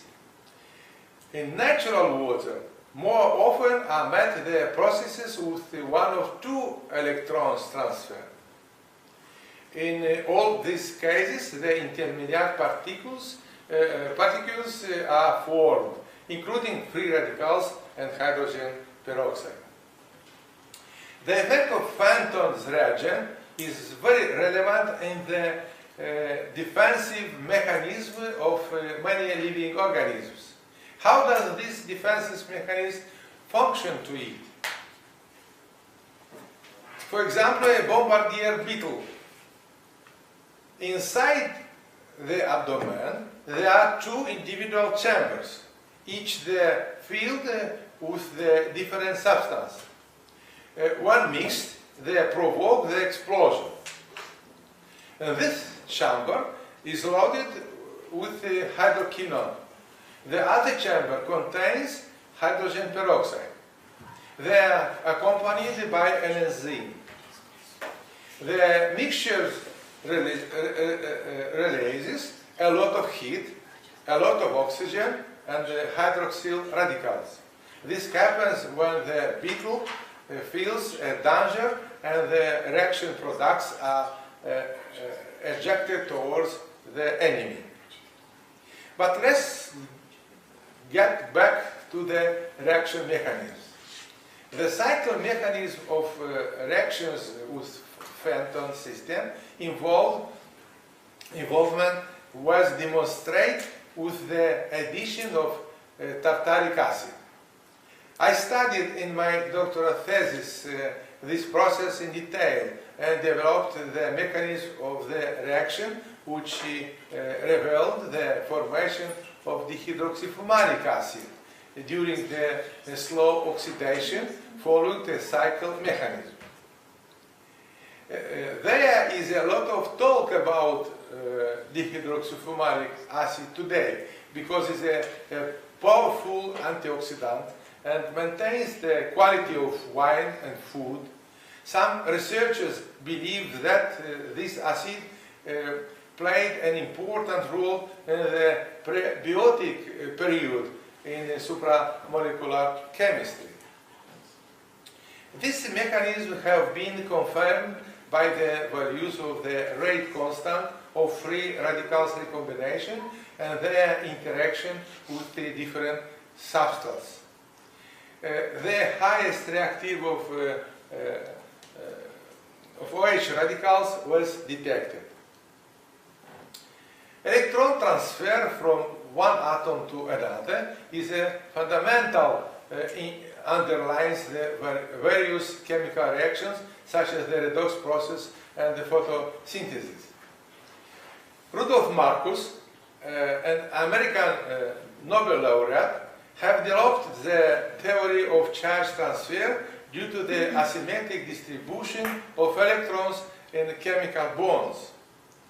By the way, the pseudo-Jan Teller effect, determining the structure of molecule for the first time, was revealed by the scientists from team from Institute of Chemistry, conducted by Isaac Bersucher. In addition to Marcus' theory, our experiments have revealed that hydrogen peroxide can form with metal ions the partial charge transfer complexes, which exhibited the sometimes oxidizing and reducing properties. The most favorable conditions for this complex formation are achieved when the degree to change transfer alpha is close to 0.5, as in the case of covalent bond of hydrogen peroxide. Depending on the redox characteristic of metal, mono or bi electron transfer is possible. In case of monodentate bond, mononuclear superoxide complex will be formed with the redox potential 0.12 electron volt. In case of bidentate bond, binuclear peroxide complex type is formed with the redox potential 0.44 electron volt. Complexes with partial charge transfer can appear in many chemical systems during the homogeneous catalysis, photochemical processes, biological systems during the development of chemical-biological processes in living organisms, technological systems during the wastewater treatment, and other. The mechanism of such processes play significant role in quality assurance of natural water, food production, beverage production, including production of wine, juice, and other. For a long time, hydrogen peroxide was used as a reagent for investigation of the redox process mechanisms. However, since 1940s, data on this spread and the different medium began to appear. International research team from Sweden had discovered hydrogen peroxide molecules in our galaxy at approximately 400 light years distance. In the last year, hydrogen peroxide was discovered on the planet Mars. Hydrogen peroxide was detected in glaciers of Greenland and Antarctica. It was found that the concentration of hydrogen peroxide is higher in the older glaciers, which means that now water is more and more polluted. In very small concentrations, hydrogen peroxide is present in water, animal products, fresh fruits and vegetables, and the human body, including cells, digestive tract, blood, lymph, and lungs.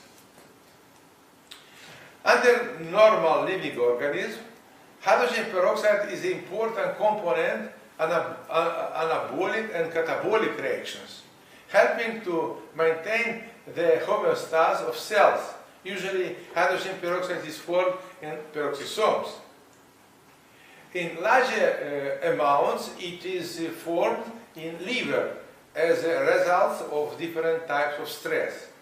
During the evolution, living organisms have formed the ability to respond to the action of exogenous stressors by forming the reactive oxygen species, such as hydrogen peroxide, hydroxide radical, anion radical.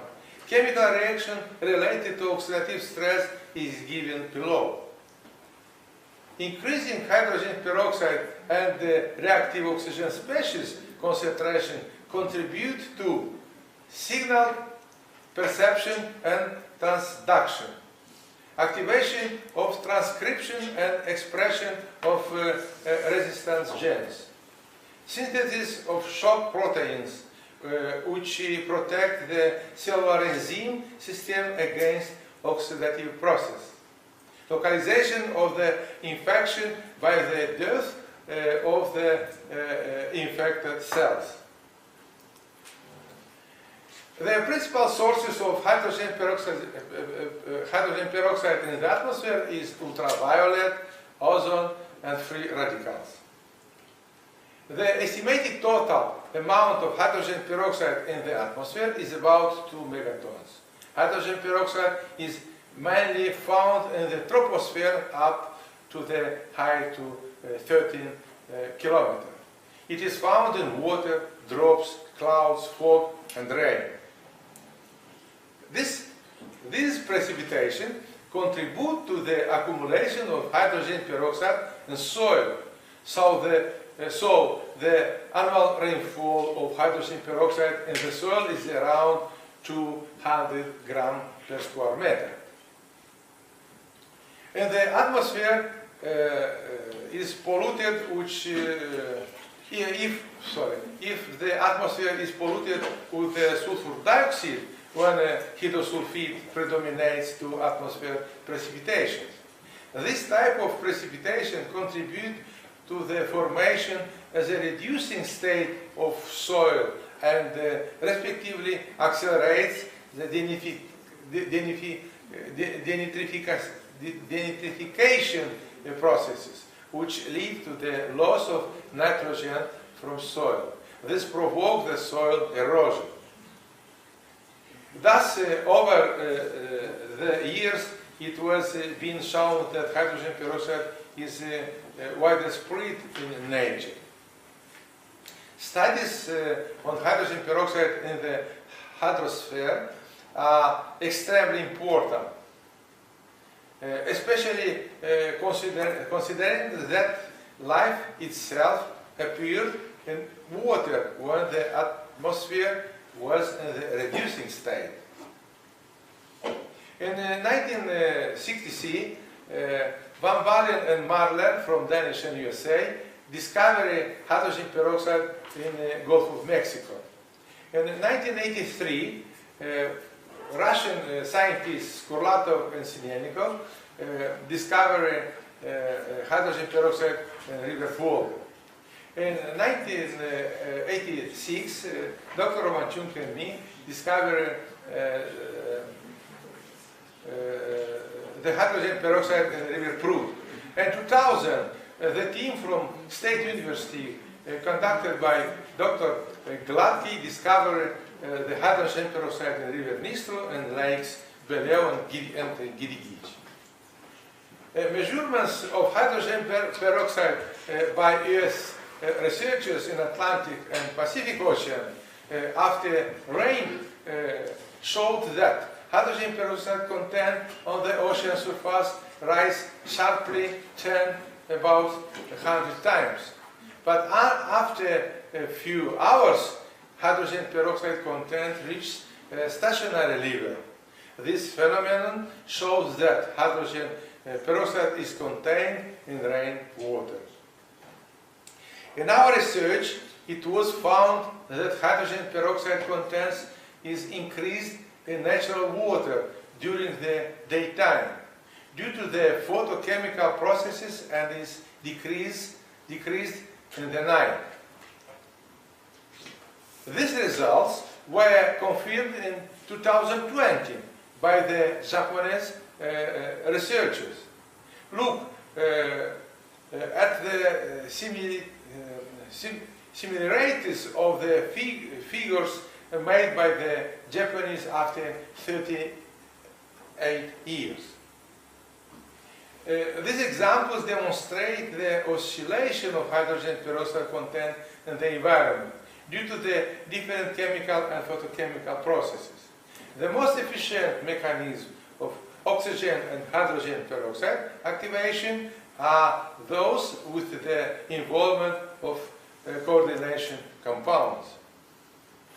The research results on kinetics and the mechanisms of some redox reactions with the participation of hydrogen peroxide have shown that the most important pathways of hydrogen peroxide formation and decomposition in natural waters are photochemical process, a catalytical process, and the presence of transition metal ions and complexes and biocatalytical processes.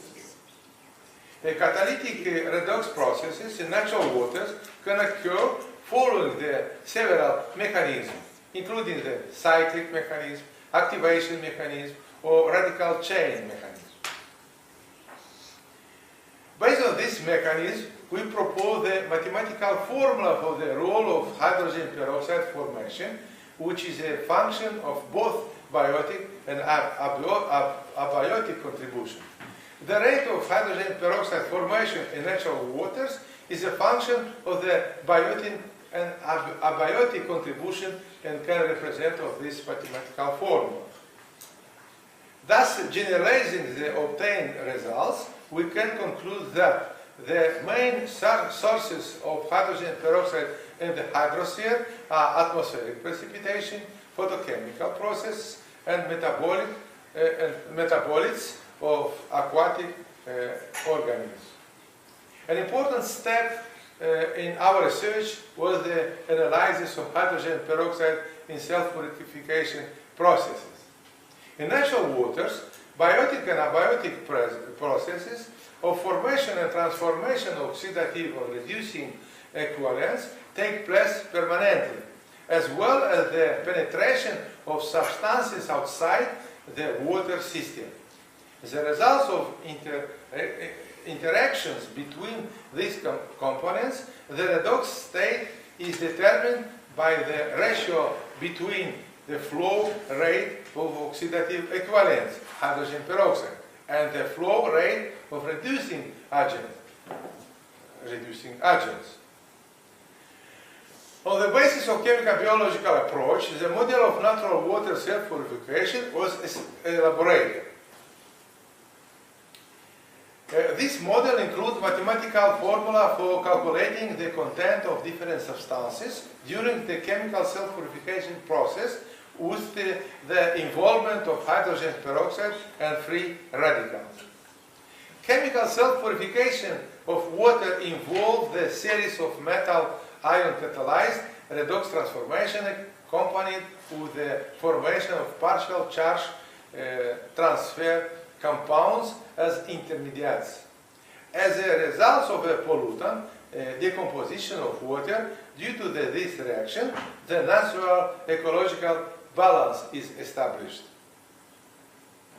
Based on the models developed and the mechanism of redox processes in water environment, a new notion has been proposed: biological value of the environment, which represents the chemical composition of the environment suitable for favorable growth and development of living organisms. This notion reflects the vision and mission of ecological chemistry as a science and is found in all our research works as well as the textbooks and monographs dedicated in this field.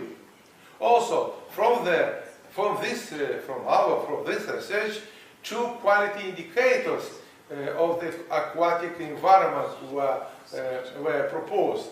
First, redox toxicity, and second, inhibiting capacity. We have come to the conclusion that the redox catalytic process in natural waters can be schematically represented as a chemical reactor. The redox substances penetrate in such microreactor from atmosphere, water and bottom deposits, which serve the sources of oxidative or reductive species.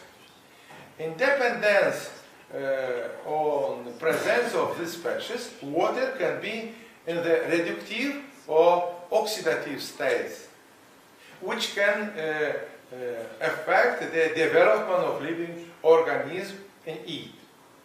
The role of hydrogen peroxide in natural water, namely maintenance of biologic value of habitation, was demonstrated by the large-scale toxicological test. And I will describe here two of these tests, which had practical applications. The first example refers to the research conducted by Professor Scurlato together with a colleague from Moldovan State University on the Volga River. It was discovered the death of Sturgeon fish fry, when the hydrochemical indicators of water were within the normal. The toxic factor that has been identified was the lack of hydrogen peroxide. The monitoring of the redox state of water during the seasonal partial demonstrated that, first, In oxidizing medium, when hydrogen peroxide is present in water, the survival of fish was close to 100%. Second, in stable redox period, when hydrogen peroxide occurs during the day and is absent in the morning, the amount of young fish is low. And the last, in the reducing condition, when hydrogen peroxide cannot be found even during the day, small fish fry will die. The second example refers to the wastewater treatment with the active sludge. It was observed that the reducing state was formed when hydrogen peroxide was missing in the treatment of the system. As a result, the active sludge index increases and the sludge falls ill with the filamentosis. Is rise to the surface getting inactivated. We managed to solve this problem by adding hydrogen peroxide or irradiating the active sludge with the ultraviolet lamp that generates free radicals and new amounts of hydrogen peroxide. These results were used for the elaboration of a patent concerning the application of ultraviolet radiation for the sludge treatment. Inhibitory capacity is determined by the interaction of OH radicals with pollutants, which became to radical traps. The effective constant of the interaction can be represented in this slide, where Ki constant of hydrogen of OH radicals interaction with the traps, and this is a parameter that characterizes the ability to inhibit the self-purification process with the involvement of the OH radicals. The indicator characterizes only the organic substrates that participate in the radical self-purification of water. According to this, the inhibition capacity criteria, the water quality can be clean water, moderated polluted water, and polluted water. Thus, the inhibitory capacity indicator can be used to assess the water pollution in correlation with the radical process inhibitors. Based on our research data and information from literature, we found that hydrogen peroxide participates in a modulator in maintaining the redox cell homeostasis and thus is involved in regulating the growth and autogenetic development of plants. Accordingly, hydrogen peroxide was proposed for using in agriculture. Our team has elaborated the efficient plant growth stimulator on its base, cereal. It is known that the quality of food is deteriorated under the influence of hydrogen peroxide and free radicals, which promote the condensation of polyphenols. Our research has shown that dihydroxypyric acid, antioxidant, effectively inhibits the condensation by trapping the radicals of the polyphenolic regeneration following the cyclic mechanism. These results obtained in common with Maria Gonza, Professor Maria Gonza and Professor Rutika Sturza, and have served for elaboration of a patent in the field of the food protection technology. At the end of this presentation, I would like to mention that in this report I have selected and reviewed only some of the studies conducted over 50 years, namely those focused on the role and importance of hydrogen peroxide in the environment, technology, and life. In the research activity, I enjoyed the help and the good understanding for many colleagues and PhD students who are with me today. I would like to express my gratitude to all of them for the beautiful collaboration and I have had over the years. But most of all, I want to thank my wife, Academician Professor Maria DUCA, who has with me 38 years and for better and worse participated in heated discussions and in worldwide achievements. Thanks for my children and especially the grandchildren who were very kind, good and loving. Thank you for your kind attention.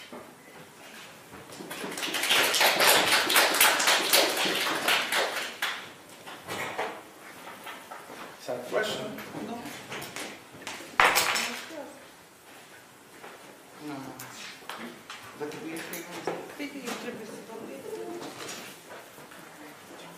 Please.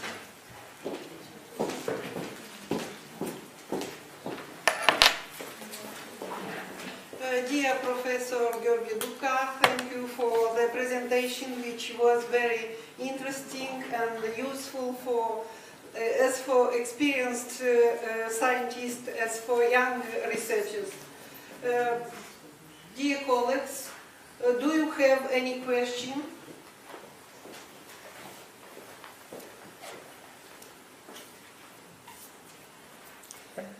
If no, we propose to have a break. Thank you again for Professor Gheorghe DUCA for interesting presentation. If no question, we propose to have a break and continue with the plenary section starting with 11:30.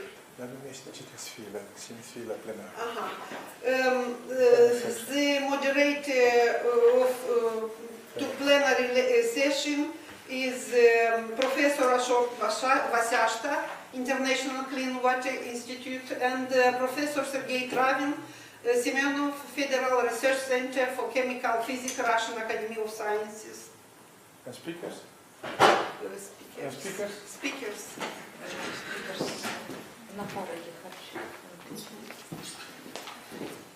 And speakers, Professor Ashok Vasyashta, Professor Sergei Travin, Professor Ionel Mangalagiu, Alexandru Ioan Cuza University. And some kind of work, l-am mutat, we change modification. Some kind of work. And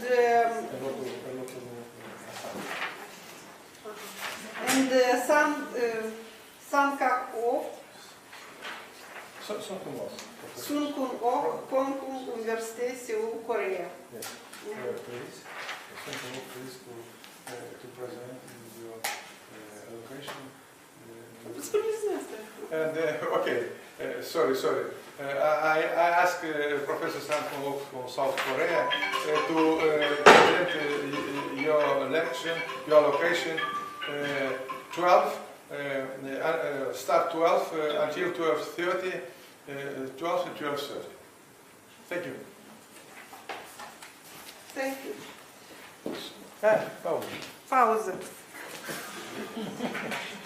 The plenary session, the first plenary session. Please, dear moderator, Professor Ashok Vasyashta and Professor Sergei Travin, for first morning plenary session, we have four speakers. The first Professor Ashok Vasyashta, Professor Sergei Travin, Professor Ionel Mangalagiu, and Professor Sun Kim Hwang. No. No, first is Vaseashta. Second is Sankun Wok. After that is Professor Tvares, and the last is the Mangalati. Thank you. Thank you. Please, Professor Vaseashta. Give the floor.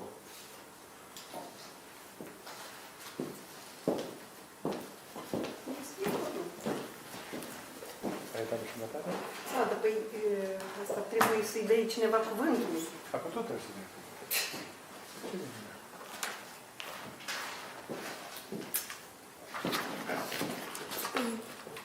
Dacă era acela domnul Travian, trebuia Travian să-i dai cuvântul, dacă se începe. Nu, te-mi dai tu ce zic. Dacă eu, ăsta nu el? Cine este? Așa o Vaseashta. Da. Give the floor. Dear guests, the first speaker in the first plenary session is Professor Ashok Vaseashta, bio-based plastic for environmental sustainability and reduction of micro nanoplastics in aquatic ecosystems. Please, Professor Vaseashta.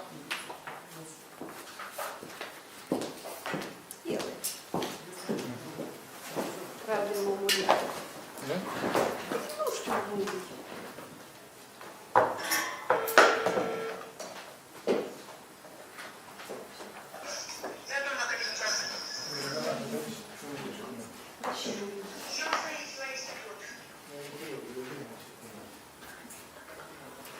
Please.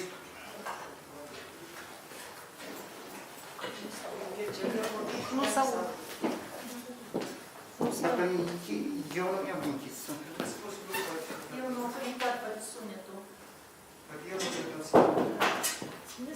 Nu l-auzim.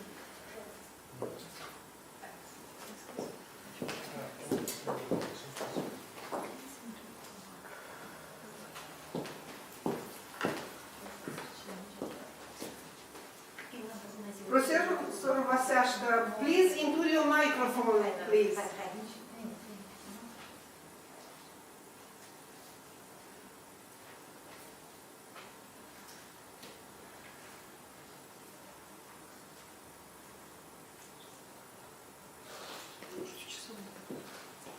Da, puteți să ajutați, să ajutați.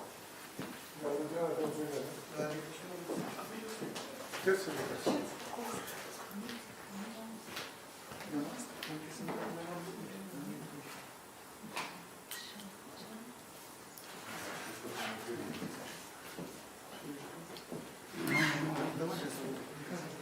El nu se uită. Așa o Vaseashta.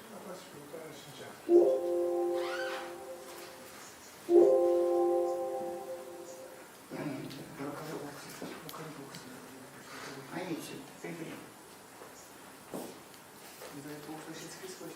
Da.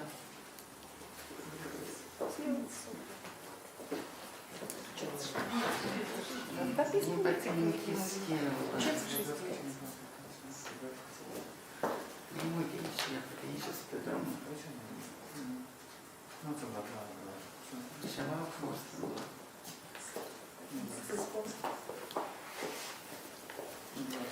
Professor Vaseashta, please stop your presentation because we have a problem. Just a minute, we will solve it and we'll contact you. Okay? Just a minute.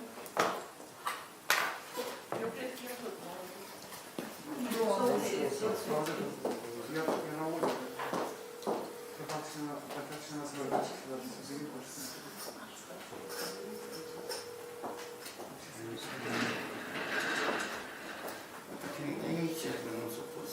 Să-i învățat speakerul slujare. El e frumos.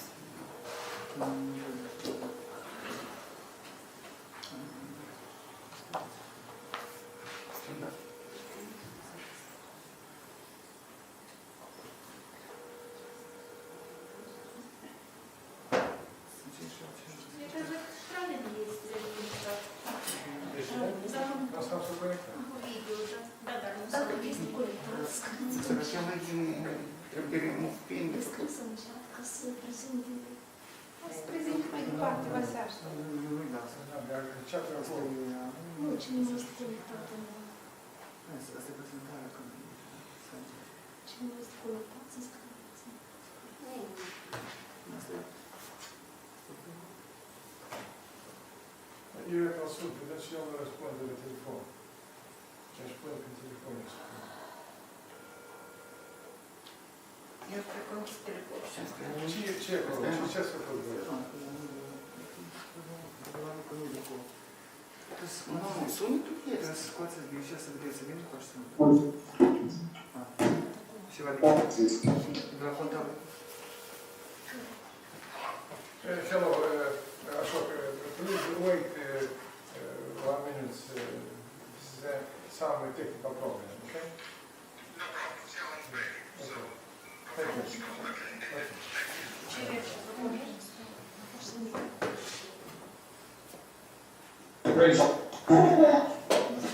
Some of this. Okay.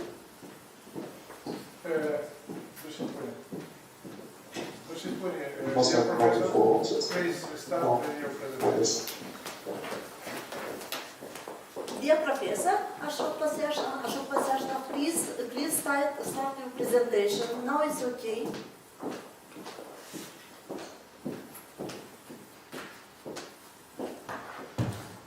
Ce numești?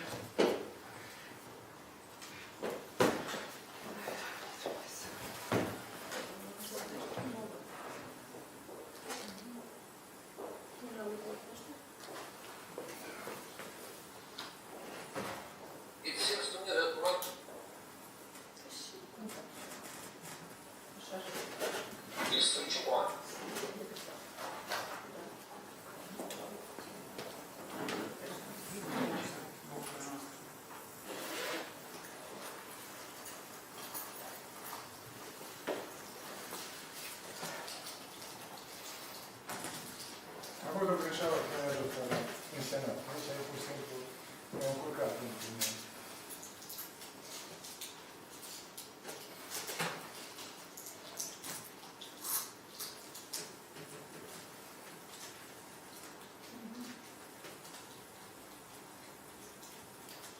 Dar lasă să fie microfonul de la calculator, dacă nu poți să o unici cu ăsta.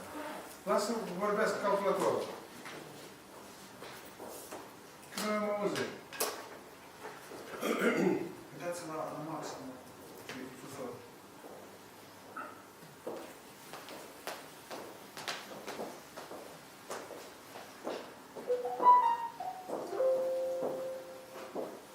Ce?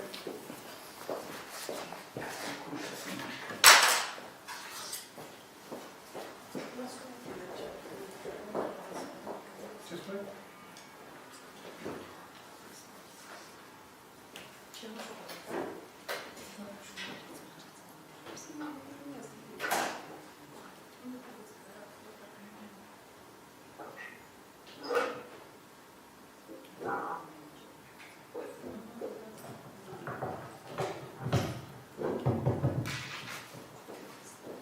Recording stopped.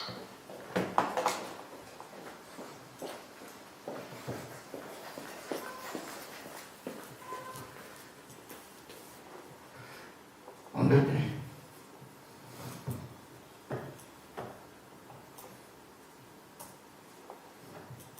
Dar cum de lucrări?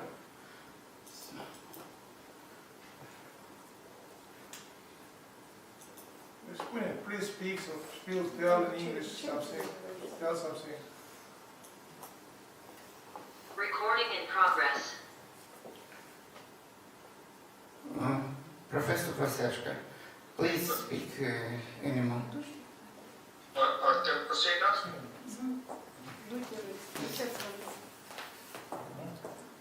Yes, now it's okay. Please speak. Thank you. Thank you also. All right. So, can you still see the screen? We can go ahead and expand it.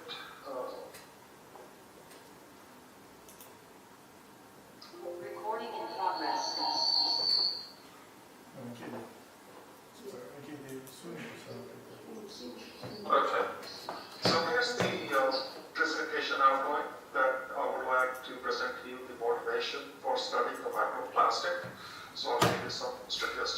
its environmental impact, some of the common uses, and an overview of biopolymers and bioplastics. It's using e-textile and ubiquitous sensing. Then I would like to introduce an experiment which we conduct using electrospinning. We use this apparatus for different types of making sensors, force protection devices, and so forth. We are also integrating electrospinning into 3D 4D printing for the cost manufacturing platform. And I want to also introduce e-textile, some of the earlier experiments we did. And we used a chemical, polyvinyl chloride, which is a piezoelectric, and we use that for generating electricity. So as you see from these applications, the use of plastic is increasing, but at the same time, it has very large environmental impact. So by way of this presentation, I would like to show how we can still continue to use the plastic at the same time reduce the environmental impact. So that being the motivation, this is a slide which I had introduced roughly about 30 years ago, where we were looking for 10 global priorities which are common to all. And interestingly enough, all these priorities which you see on the left, going from energy to water, food, environment, poverty, terrorism, disease, education, democracy, population, they still continue to dominate. As a matter of fact, we have certain groups which continue to take a survey, and based on this survey, we continue to develop vertical and horizontal priorities and make this recommendation to the federal government. And plastic, it comes as an opportunity, while the microplastic appears in those surveys as a challenge. And I'll show you by way of some of the slides. And it was interesting to note that although the 10 priorities which I have shown, UNDP created 15 priorities in 1996, and currently there are 22. Water and the environment, pollution continue to dominate those priorities. I also contribute to the future research methodology, where we continue to look at different ways how to clean the water, how to reduce the pollution, and obviously have more equity towards the population. So here are some statistics. As you see, this was all done in 2021. The plastic production continues to increase. In 2021, this was close to about a little over 400 million tons per year. This is also consistent with this slide. And the global production of plastic, as you can see from all these slides, that the global production of plastics continue to increase. And if you see the global plastic market share by application, packaging by far dominates the use of plastic. So obviously we need to see how we could work on that so that there is a reduction of plastic in the environment. The plastic which is used for packaging types of application. But nonetheless, other applications in construction, electrical and electronics, automotive, medical application, agriculture, and so forth. But nonetheless, these advanced and adaptable engineering materials, they play a key role in structural, automotive, packaging, healthcare, textiles, electronics, and defense and commodity types of applications. Although we have increased recycling, so on the left shows the recycling path of the plastic, and on the right it shows the plastic which is not recycled but actually is turned into energy by way of burning. But even despite all these two methods which are used to recycle or convert the plastic, this slide shows the plastic which ends up into the environment. And as you can see, a larger share of this plastic goes to the landfill, and a large number of that ends up actually in the water, in the oceans. But then there are different other statistics which you could see. Only a small portion is used for combustion, and substantially a smaller portion, as you see, is used for recycling. So the one which actually goes to the landfill is the one which creates the challenge, and I'm going to show you by the following slides. These are some of the pictures. I also saw pictures showing the plastic that floats into the ocean. This is from Tijuana, Mexico. You could see the river full of plastic bottles and so forth. This is also used for farming, but nonetheless, it obviously produces the greenhouse emission gases. So obviously, it continues to increase produce more and more pollution, environmental pollution. But the plastic which goes either into the water or in the air, there are two types of plastics which we see. One is the primate. These are the ones which enter the marine environment or the atmospheric environment into microsize, and then the second one being the secondary microplastics. And as you can see, they are in different forms: fibers, films, foam, beads, pellets, and so forth. It's also observed recently that the plastic in the ground also produces impact as far as the terrestrial applications are concerned, in addition to the aquatic ecosystem. And recently some articles indicated that the plastic is uptaken by the plant and is transported along the food chain once they accumulate in the soil. And I'm going to show you some of the modern later, showing the routes by which the plastic is actually embedded into the ground and is accumulated. And of course, as mentioned, there are models for it.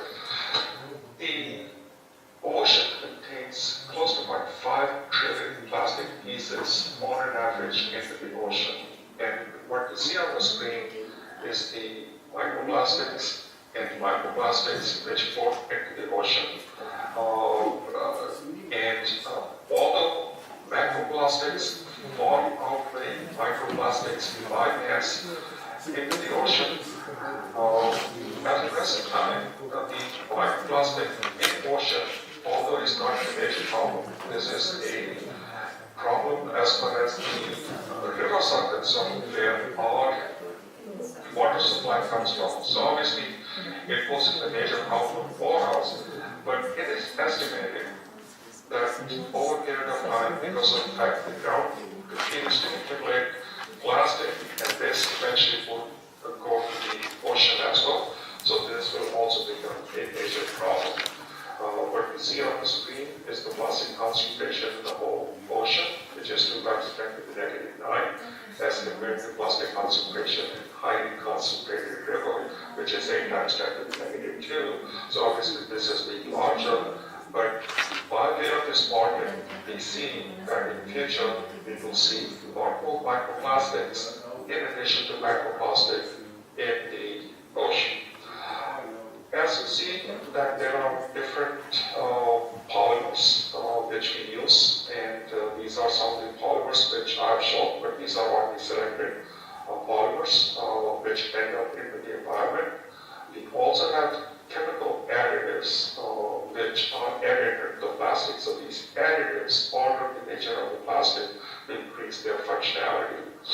In addition of these microplastics, because of their large surface area, surface large to volume ratio, they have the environmental pollutants. They introduce health hazard, as is shown in this slide, because of either additives or by certain chemicals. What you see is the health hazard.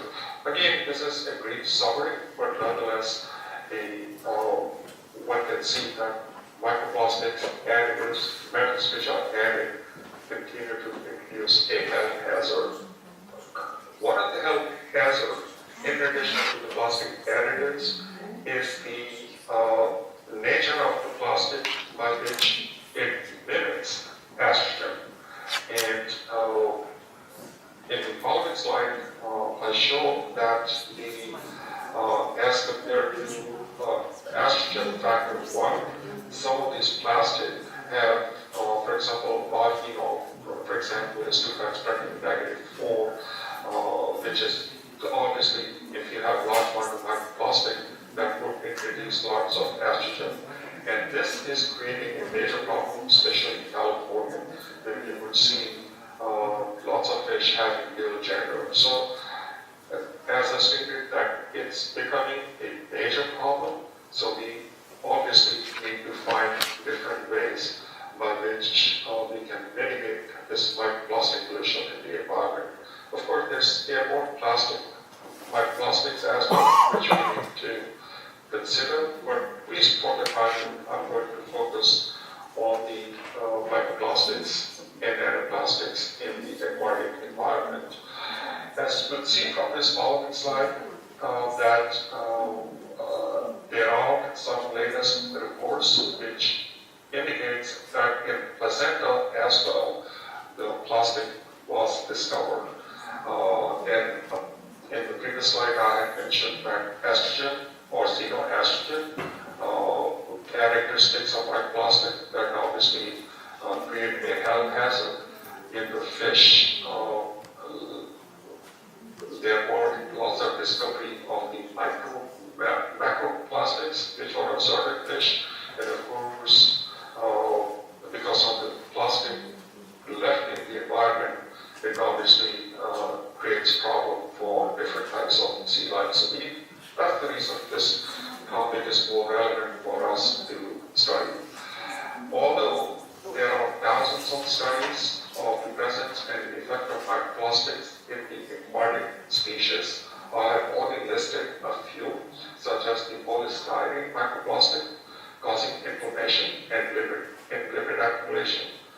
Size-dependent toxicity, I'm going to show toxicity in the following slide as well. And obviously it has neurological impact as well.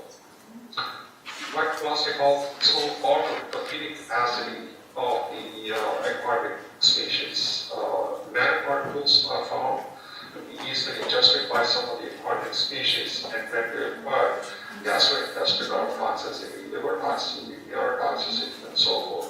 So as you can see in this slide, that there are more and more studies indicating microplastics becoming a major issue because of its toxicity and also because of the presence of mimicking estrogen in the environment. And because of the fact that it enters the food chain, of course, we also take into microplastics in our food. This slide simply shows an overview of the exposure, human exposure estimate of microplastics in our food, such as salt, such as the food, tap water, and so forth. And this is only increasing. So in this mechanism, it's more relevant to study this topic and see how we can mitigate microplastics in the environment. As I mentioned, because of its toxicity, what this slide simply shows is absorption and distribution as a function of size. And I'm going to dwell on the microplastics and nanoplastic. We had conducted some study of the diastolic microplastic in the aquatic system. And it seems they tend to float because of the fact they become hydrophobic. And they then attract bacteria from the environment and they continue to grow. I'm sure all of us know because of the presence of SARS virus, there is the presence of SARS in the water also. So there are some recent reports indicating that the geostoric microplastic attracting SARS virus and of course accumulating on the surface. These studies are really recent. There's not much literature on it, but it still indicates the presence of microplastics becoming geostoric and attracting bacteria, causing oxidative stress, gastrointestinal toxicity, and metabolism types of changes. So this needs to be studied. We have looked into nanomaterial and their impact on health. And because that model we have developed, so we are trying to use the model of the nanomaterial into micro and nanoplastic and see if we can study the toxicity of microplastics on human health. There are several mitigation strategies, such as the photo degradation using UV light, using nanomaterials, thermal degradation, biodegradation, microbes, etc. But these are the mitigation strategies. What I would like to show is use of biopolymers and bioplastics, which are biodegradable, so that we don't have to use this mitigation strategies, which I've listed in this particular slide. So, looking into the quadrants, 4 quadrants I've shown here, these are the conventional plastics which are used for the production of plastics. What we have proposed is, because of the fact nature has tremendous amount of plastic, we are beginning to use now bioplastics, which are bio-based, either in this quadrant, whether they are bio-based, non-biodegradable, bio-based, biodegradable. More specifically, we are trying to use bioplastics in this particular machine, which are biodegradable and also bio-based. If we can upcycle these plastics rather than recycle, then I think we can reduce the environmental impact of micro nanoplastics going forward.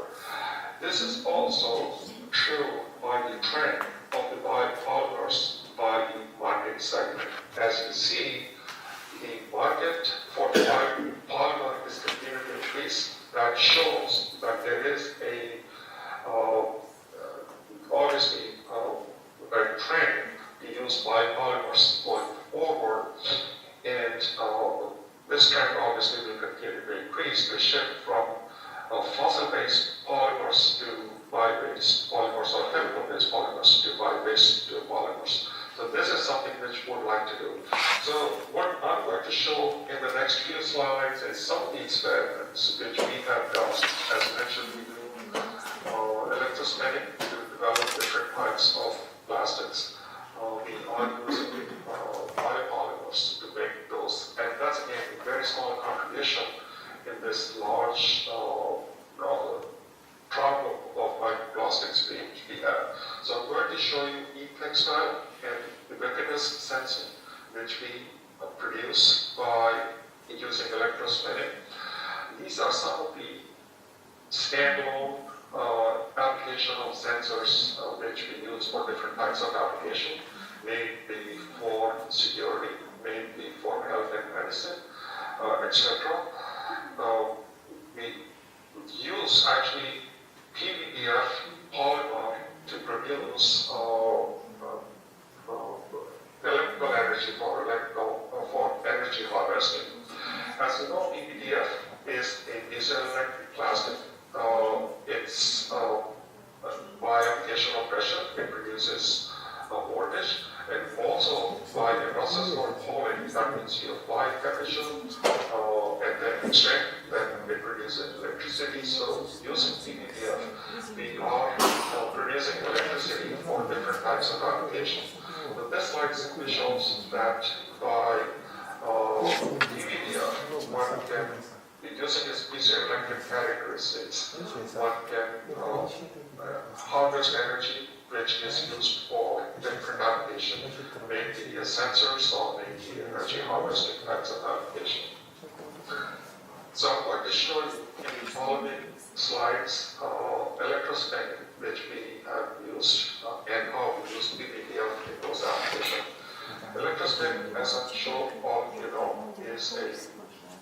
straightforward technique where you use a polymer. By simply application of electric field with respect to electrode, using electrohydrodynamics, the polymer jets out, and of course you can then form a membrane. And using this polymer, we are now beginning to replace biopolymers, which I'll show you in the following slide. We can make these membranes for multiple types of application. This is a slide where we have used different types of polymer. This simply shows their composition and loading, and of course the types of applications which we can use these membranes for. Now we have started to use green synthesis in their biopolymers, and using these biopolymers again, we are using for applications which are essentially for biomedical types of applications such as for dressing, tissue scaffolds, and so forth.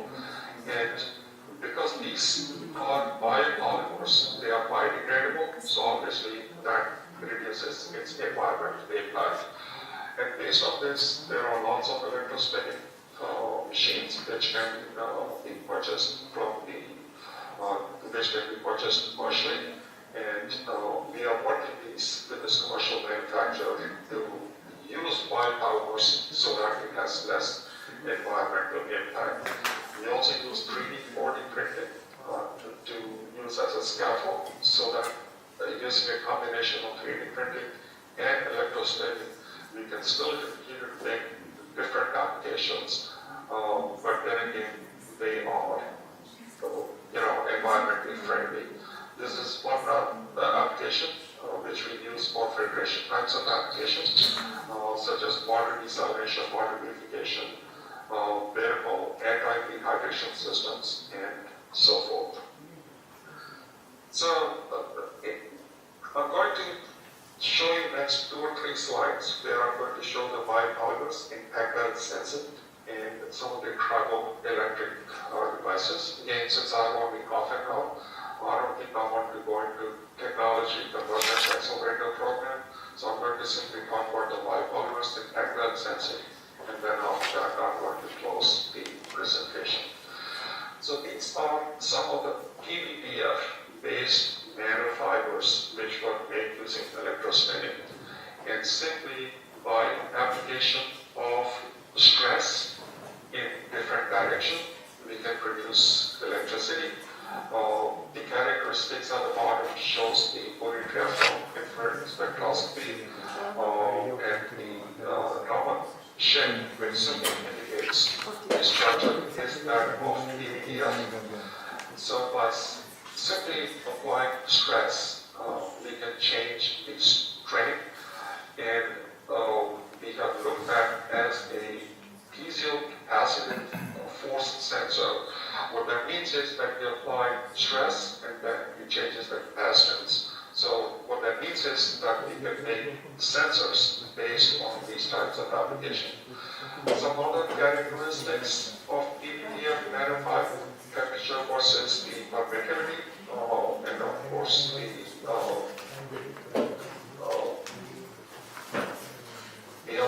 frequency dependence, temperature dependence, and so forth of this PVDF membrane. But the application different types of energy harvesting sensors which we can use for different types of application, especially for, as mentioned, for environmental application and also for security types of applications. Different types of configurations are shown in this slide, and this is obviously its use is increasing. And we also use this for structural health monitoring as well. So this again shows a very large spectrum of applications which are used. But then again, as mentioned, that what I have shown is only a small portion of what experimentally we can contribute to reducing the impact of microplastics in the environment. Because of its tremendous use for electronics, packaging, and so forth, we have to make a concentrated effort so that we can shift from polymer-based plastic to bioplastics, biodegradable plastics, upcycling, so that the environmental impact of the microplastic is reduced. We also use these materials for several biomedical applications. Again, the time would not permit me to go into all these biomedical applications, but nonetheless, there are lots of biomedical applications which are shown in this slide. So as we continue to look for more and more applications, that means we are using more and more polymer. That means we need to be more sensitive to make sure that the impact of polymers in aquatic, in air, in soil, obviously continues to reduce as a function of time. So I'm not going to go into this technology convergence model because of the limitation of time. But nonetheless, as mentioned, I wanted to point out that because of the fact that microplastics is becoming a major issue, we need to look into ways by which we can find ways to reduce the environmental impact of micro plastics. And also at the same time, I'm working with lots of folks in the medical field so that we can continue to study the toxicity of microplastics and their impact on human health as well. So with that, there are lots of colleagues, those who continue to work with me. Some of them are shown here, and of course there's a lot more people, those who work with that. So with that, let me thank all of you for your kind attention, and I'm obviously open to questions if you have any for me. Thank you.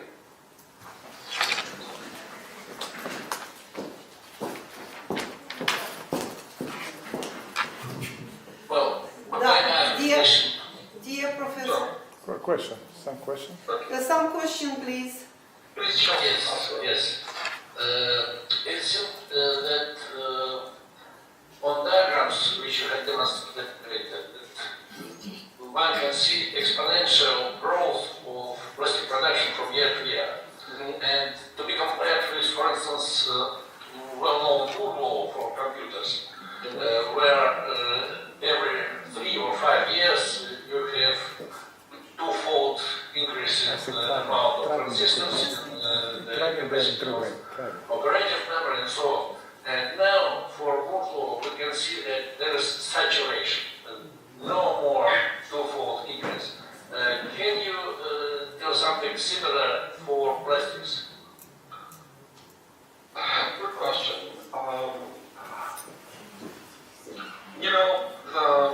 First of all, let me say that because we are now so dependent on plastic, I don't think that replacing plastic, although there is a lot of effort on the part of people, those who are not in favor of plastic, to actually completely eliminate the plastic, I don't think that will ever happen, that we will not depend on plastic. Our computers, our cell phones, our automobiles, even parts of the aircraft, etc., they are all made of plastic. So yes, you're right that it will continue to increase.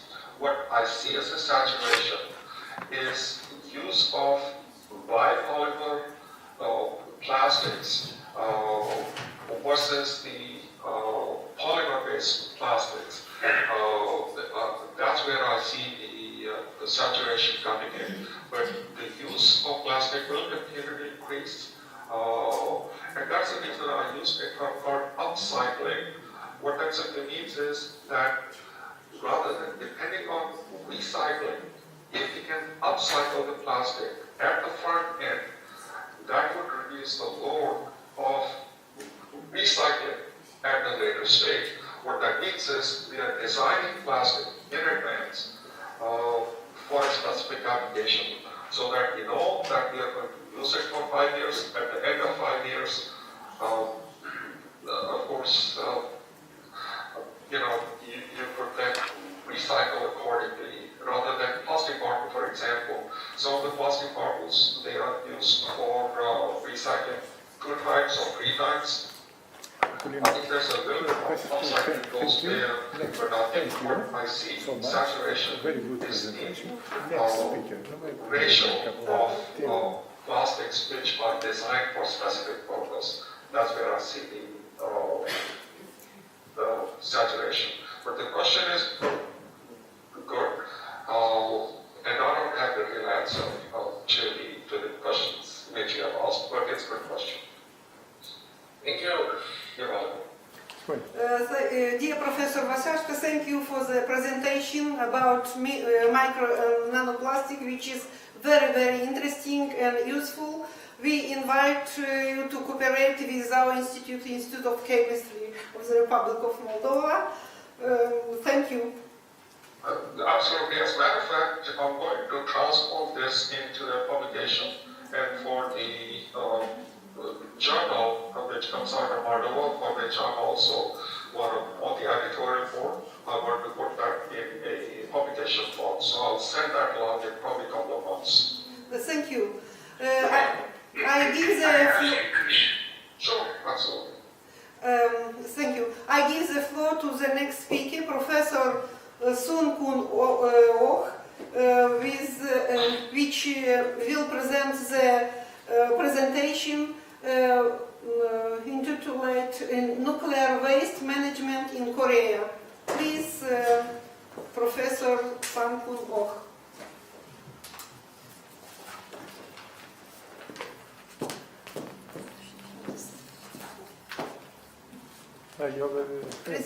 Io spartagiavo.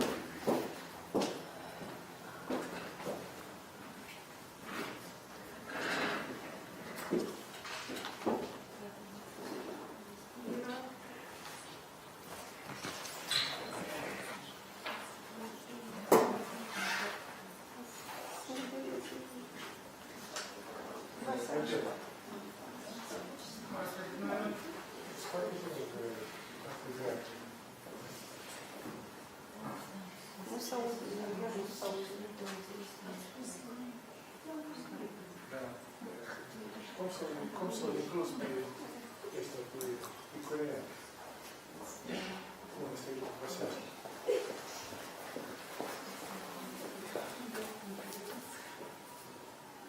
Do you see my slide?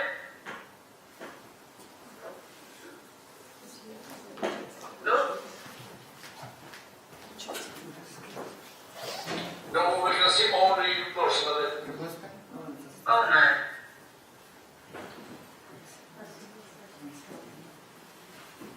Please try to press button screen presentation. Yes. Yes? Now it's good. Okay.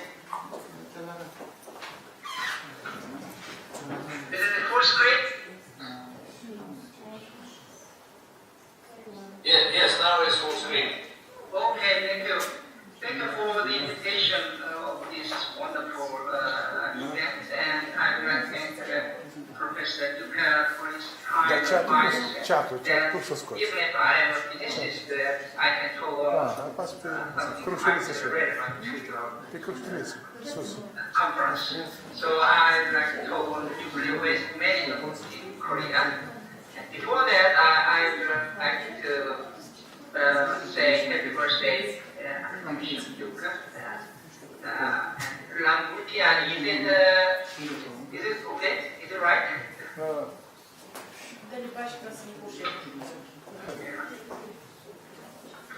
Yes, and I would like to also celebrate that he has received a very important prize last year for his work on the redox processes in aquatic systems.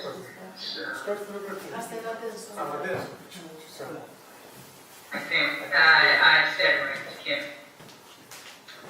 So, my talk is like this. First, I'd like to introduce a short warm-up, and then I'd like to introduce nuclear program in Korea.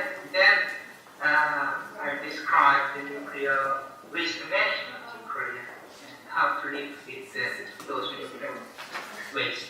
And then, short closing comment. Well, there are some some countries that are called nuclear countries, and you probably know that if a country has either nuclear power plant or nuclear warheads, the country is called as a nuclear country. And how many nuclear countries are there in the world? Among about 200 sovereign states, more than 160 of them are non-nuclear countries. They are free of nuclear whatsoever. So about less than 40 countries are nuclear countries. Indeed, I have shared these slides with Sarah Rebsley and my World Federation of Scientists colleagues, and so I'm repeating these slides. And first, let us talk about the nuclear electricity. According to IAEA, there are 32 countries as of 2022 that generate electricity using nuclear reactors. The United States, China, France are big countries in this field, and South Korea is also there, and down you will see the United Arab Emirates and Belarus down there. So there are 32 countries. And then nuclear warheads. How many countries have nuclear warheads? According to a United States think tank, there are 9 countries that possess nuclear warheads, including, of course, Russia and the United States, and Israel and North Korea. So there are 9 countries. You probably have seen these pictures as well. There are 9 countries. Russia on the right-hand side, and the United States on the left-hand side. And in between, there are 7 countries, including China, North Korea, and Israel. And that among these 9 nuclear countries, those have nuclear warheads, 7 countries have both nuclear power plants and nuclear warheads. So 2 countries have only nuclear warheads, but no nuclear electricity. Thus, there are 34 nuclear countries in total.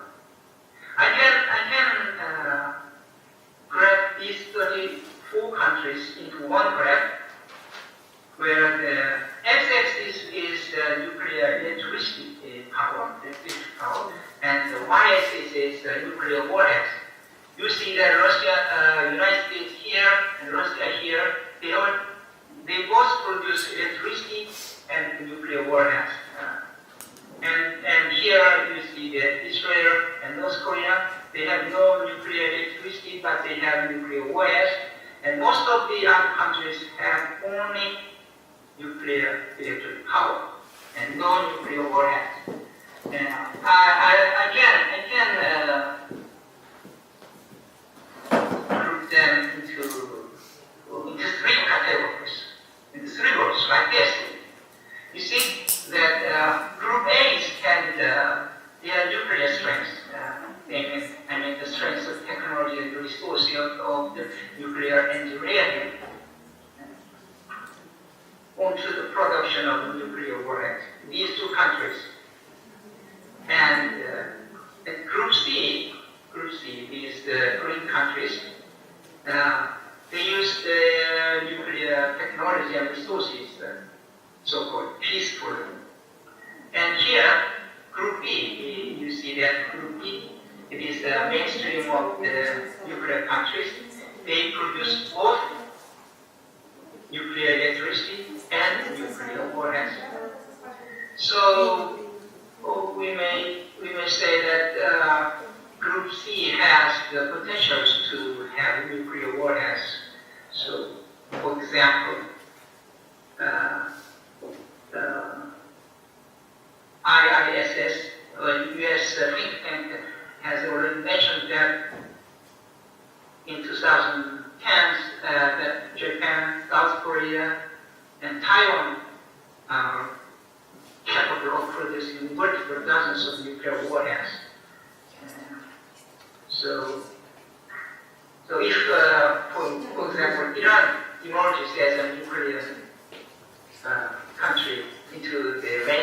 system, it would be very trouble to some to Korea. But however, this is not my point of talk. My point is that not only the nuclear warhead, but also nuclear electricity is recently protected or disliked in Korea. As environmental consciousness has been sharpened these days, in these years, the nuclear energy is regarded not as clean or still to free energy, but as a very seriously threatening source of environmental contamination by some Korean activist groups.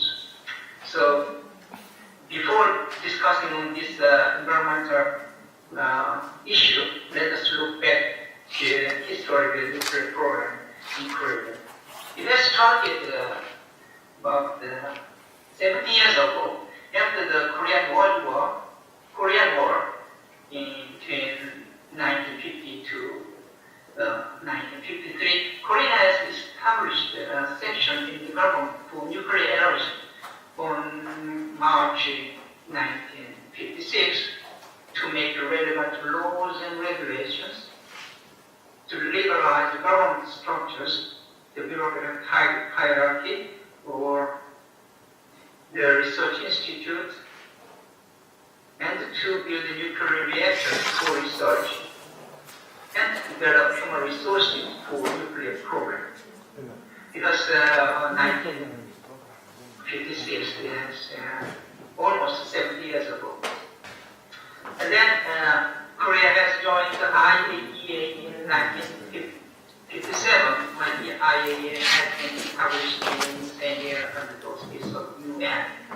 So, in this way, Korea has started its first step into nuclear program. And then, 1959, Trigger Mark II has begun to be built. The construction has completed on 1962. It has continued its operation, 33 years operation, and finished in January 1995. This is the first research reactor. Then, further progress has been done. In 1969, Chisinau Mark II was upgraded. In 1972, Chisinau Mark III has begun its operation. In 1987, the multi-purpose reactor named Handbook was approved and was completed in 1995, just before the Mark II was finished. This is Handbook, and you see that it has very complex facilities within this institution, and you see this is the main reactors in this building, this kind of buildings. This is one major step into the nuclear research in Korea. And then Korea began to build the nuclear power reactors for nuclear electricity. At that time, nuclear electric power had been dubbed as the third line. The first line was the natural fire, and the second line is the electricity, and nuclear electric power is called as the third line. And in 1956, just 3 years after the Korean War, the Committee for Nuclear Electric Power was established within the government. The construction size, the size of electricity production, the size of the electricity capability, the management institution, and the contractor, etc. was decided. And the groundbreaking took place in March 1971. This is a picture of the first nuclear power plant built in Gheorghe area. Details of Gheorghe nuclear power plant is that 590 megawatt capacity, and cost at the time was 0.17 billion US dollars, plus the matching fund of the same size from Korea, which was about 5% Korean GDP at the time. And managing institution, Korea Electricity Corporation. And contractor was Westinghouse Electric Company USA, and completion and operation started in 1978. And this nuclear power plant was phased out 5 years ago, 2017. After that, a number of nuclear power plants were built, like the 70s, the first one, the 80s, the second set, the 90s, and 2000, and so on. We have built more than 20 nuclear power plants. And these are the nuclear power plants scattered along the coastline of the South Korea. And here, the statistics that 24 is in operation now, and 2 was stopped, phased out. The Gheorghe 1 and Warsaw 1, and 4 is under construction, and 2 was postponed, and 4 was discarded. This the postponed and the discard of the nuclear power plant is mainly due to the environmentalist opposition. So we no more build nuclear power plants, except the 4 of them under construction. These are the short term, there are 2 short terms, and there are 4 under construction, and the remaining is postponed or discarded. So now the total capacity of nuclear electric power of the 24 units is 25 gigawatts, consisting about 29% of total electricity as of 2021. Meanwhile, Korea has successfully developed its own design and its own technology so as to export 4 of its prototype light water reactors to United Arab Emirates and Jordan in December 2009. Such a success has challenges and carried within the country by the environmentalists. So 4 of them have been discarded, 2 of them suspended, and so on.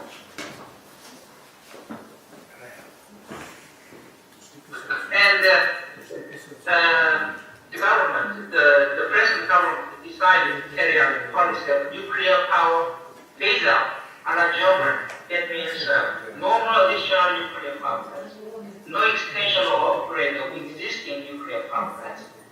Then develop environment-friendly, cheaper substitutes for renewable energy sources such as solar energy.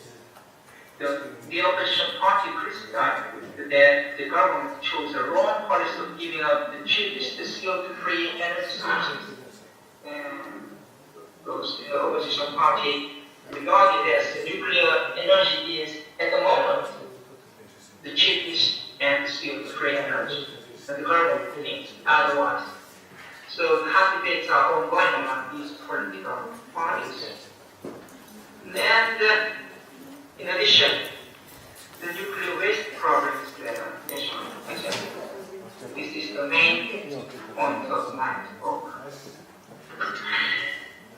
The radioactive waste is classified according to the rate of the thermal emission and the rate of alpha particle emissions. If the thermal emission is more than 2 kilowatts per cubic meters, and if the rate of alpha particle is more than 4,000 becquerel per gram, the waste is classified as the high level waste. High level nuclear waste are produced, as you know, then by a product of reaction that occurs inside the nuclear reactors. They are spent to reactor before when it is accepted for disposal. And it is just the waste materials remaining after those spent or reprocessed. Thus, there are two processes. First, the nuclear power plant, and second, from the reprocessing factory. But Korea is not allowed to have reprocessing factory because in principle, the reprocessing factory may saturate the spent fuel to make plutoniums. They can be used in producing nuclear warheads. So Korea has no reprocessing factory. So the nuclear waste ocean could be dumped somewhere in Korea. So the high level nuclear waste that are produced from the nuclear electric power should be dumped somewhere.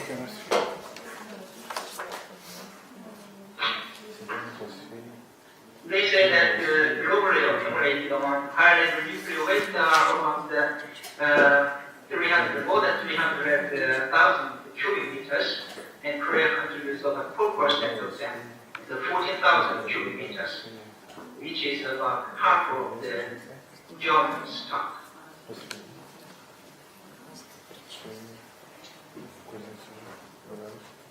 Now the problem is the dumping site. From 86 to 89, a mountain site was selected, and this local position has an idea in selection. And since then, 1991, 1995, 2004, 2005, a number of selection sites was repeatedly failed.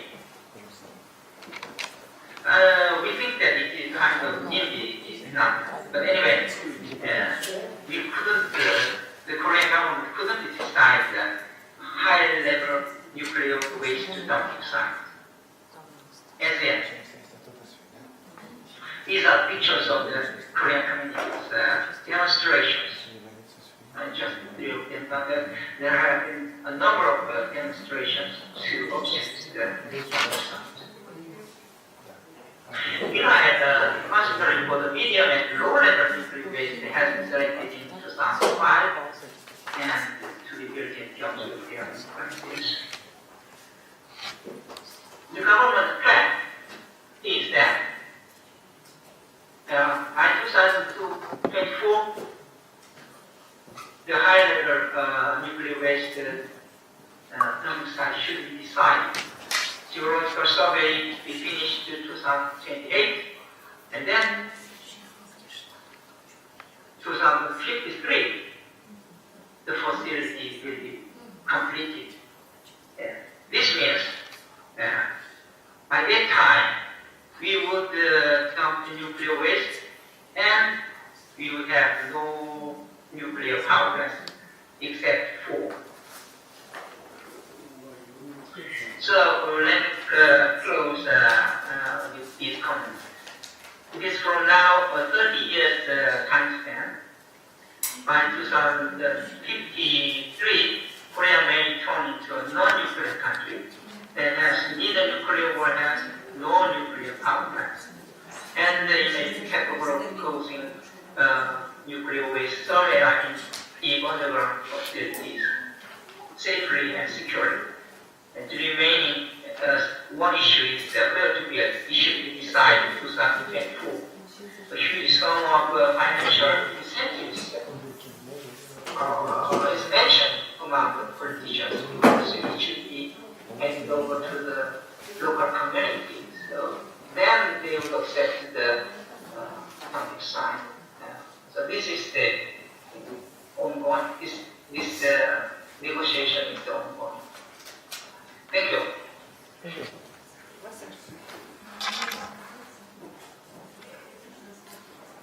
Merci.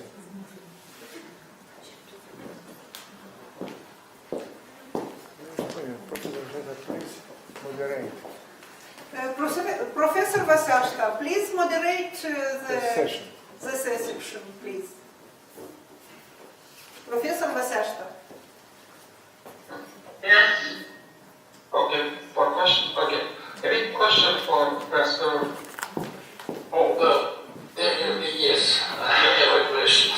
Please, go ahead. You had told us about only one source of radioactive waste, namely spent nuclear fuel. But there's another one, which is concerned with aerosol products which are permanently going out of working nuclear power plants, and it includes inert radioactive gases, starting with argon, cesium, iodine, which maybe is most important, and some of them are collected by filters, and some of them goes directly to the atmosphere, and maybe this kind of waste gives more becquerels to the environment than concentrated spent nuclear fuel. Is it so or not? Yes, I did, indeed. In my talk, I just talked about solid type, not the gases or the contaminated waters like the Fukushima reactor accident. I'm just talking about the spent fuel. I think you have mentioned very important point. Thank you.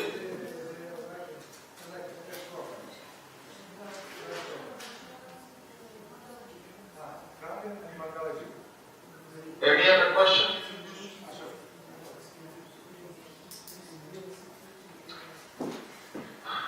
All right. If not, let's thank Professor Hall for the wonderful presentation. Thank you. All right, thank you so much. The next presentation is by Professor Sergei Trevor, and he's going to present to us the development of the application of the Monte Carlo method for solution of ecological chemistry tests. So with that, I'm very pleased to present a friend of mine, Professor Sergei Trevor, for the next presentation. Sergei, of course, yours. Okay, but I would like to have possibility of my screen demonstration instead of Professor Sanko. Yes, okay. Please scroll down my slide. Please organize it. It must be somebody from the organizers of this. Yes. Somebody from the organizers of this program. So I can see message that you can't. Now yes. Now yes. Okay. Yes, it's okay. Where is it? Wow.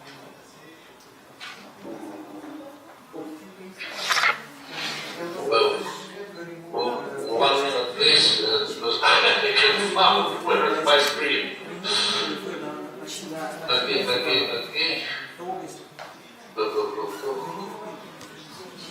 Should be down somewhere. Maybe. Well,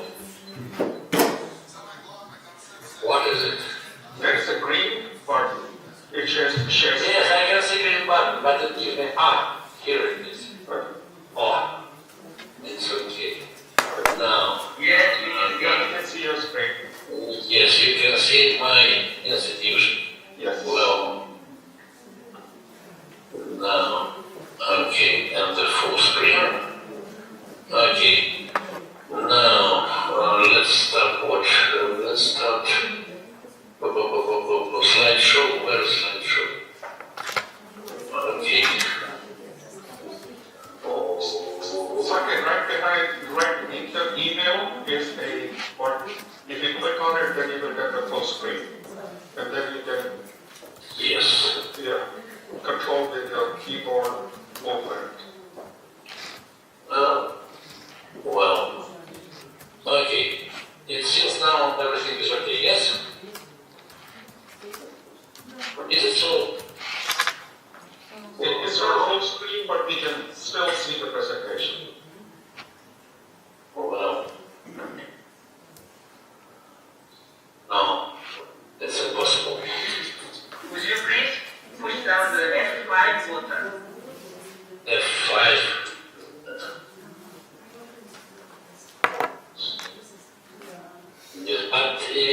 problematic. So I prefer to have possibility to list slides by hand myself. Now, first of all, I would like to join to all congratulations to our dear friend Gheorghe, who had organized our meeting. Occasionally, it was unlike circumstances that we can't meet in life, so we have contacts only online, and this is one of the reasons why I will try to be as brief as possible, because I have prepared the text which will be made proper for case when I can see the eyes of my audience and when I can see only this screen. I think the better idea would be not to follow this text. During the coffee break, I tried to read it and get boring myself. So I'm afraid that it's not necessary to make pain for our audience. I'll try to explain the sense of our work and the main topics of this presentation just by fingertips. So the question is about mathematical models for prediction of contaminations. Wow, maybe like this. Okay. Contamination of the environment. Usually, you have any kind of maybe man-made industrial waste or agricultural waste, or it can be the result of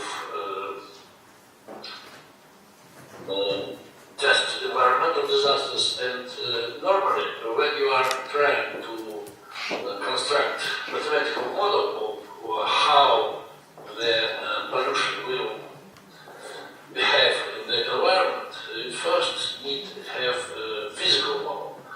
A couple of years ago, I had one of the orders when I tried to explain that the owner of this border asked, please don't make me tired with physical model, just equations. We need only mathematical model without physics. And it took some time for me to explain that the mathematical model itself is senseless without the physical model.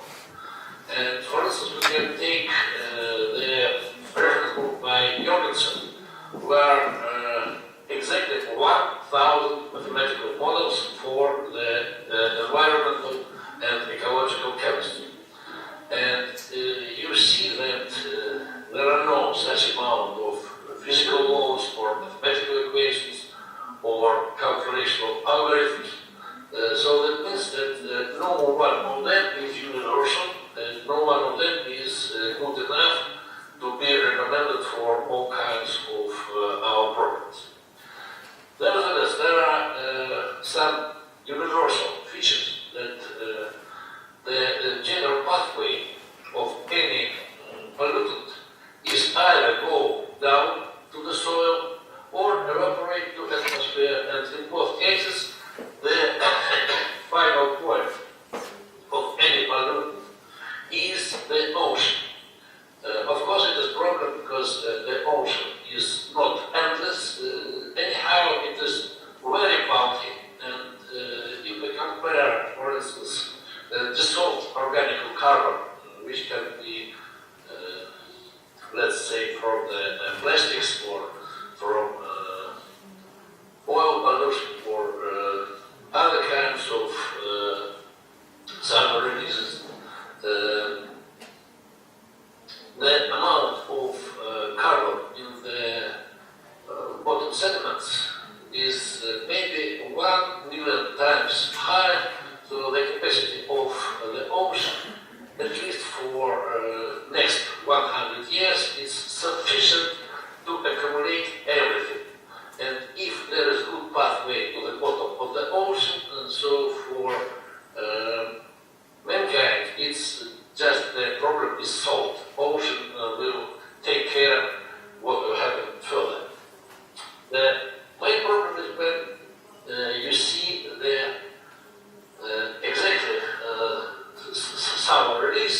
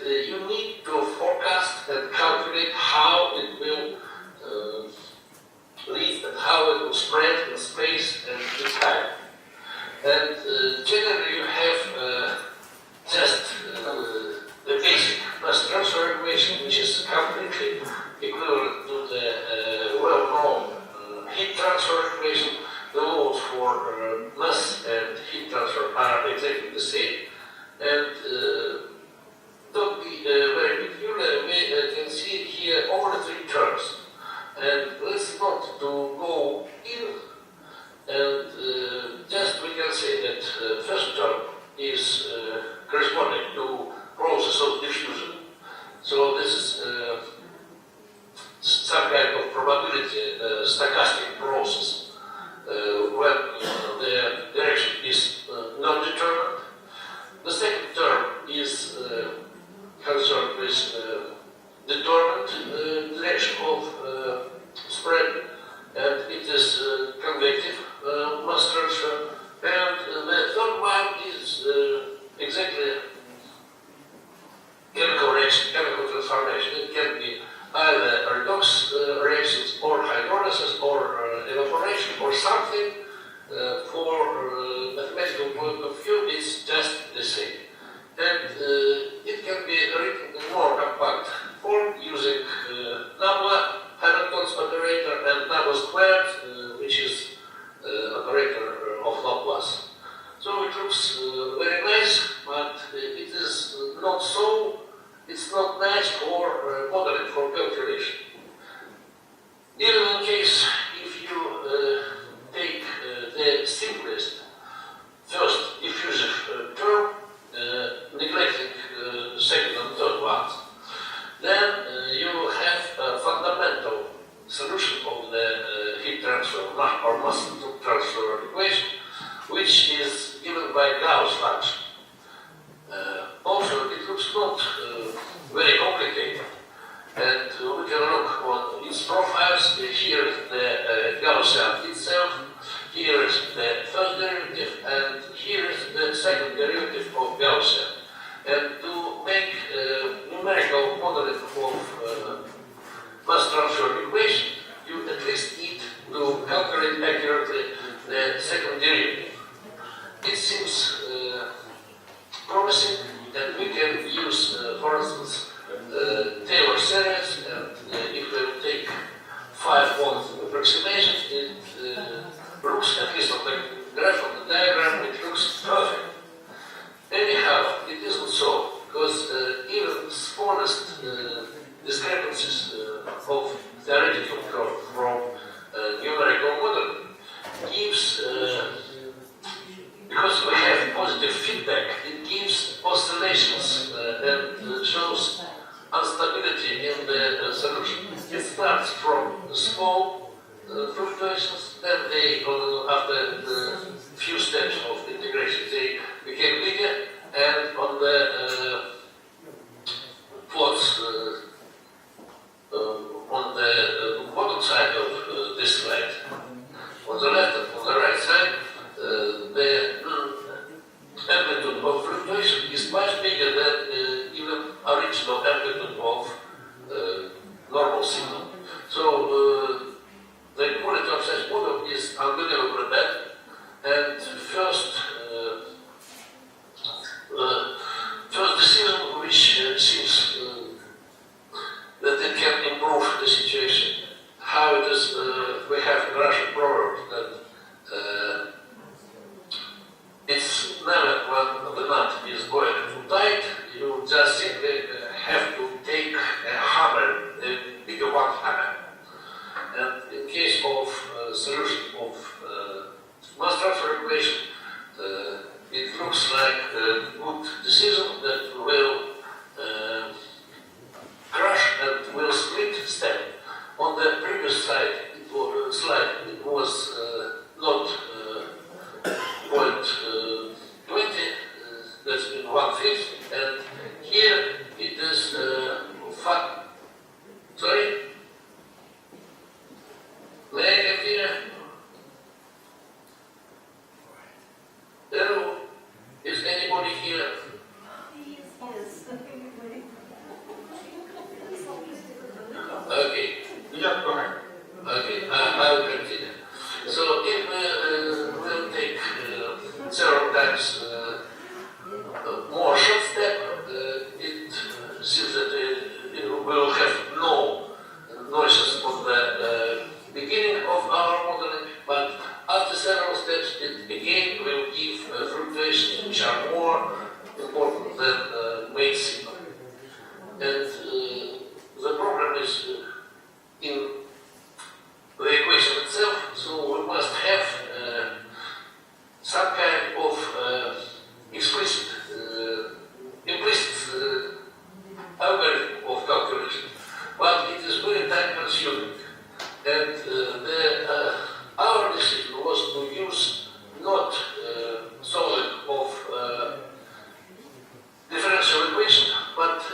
focus direct modeling by the method by Monte Carlo.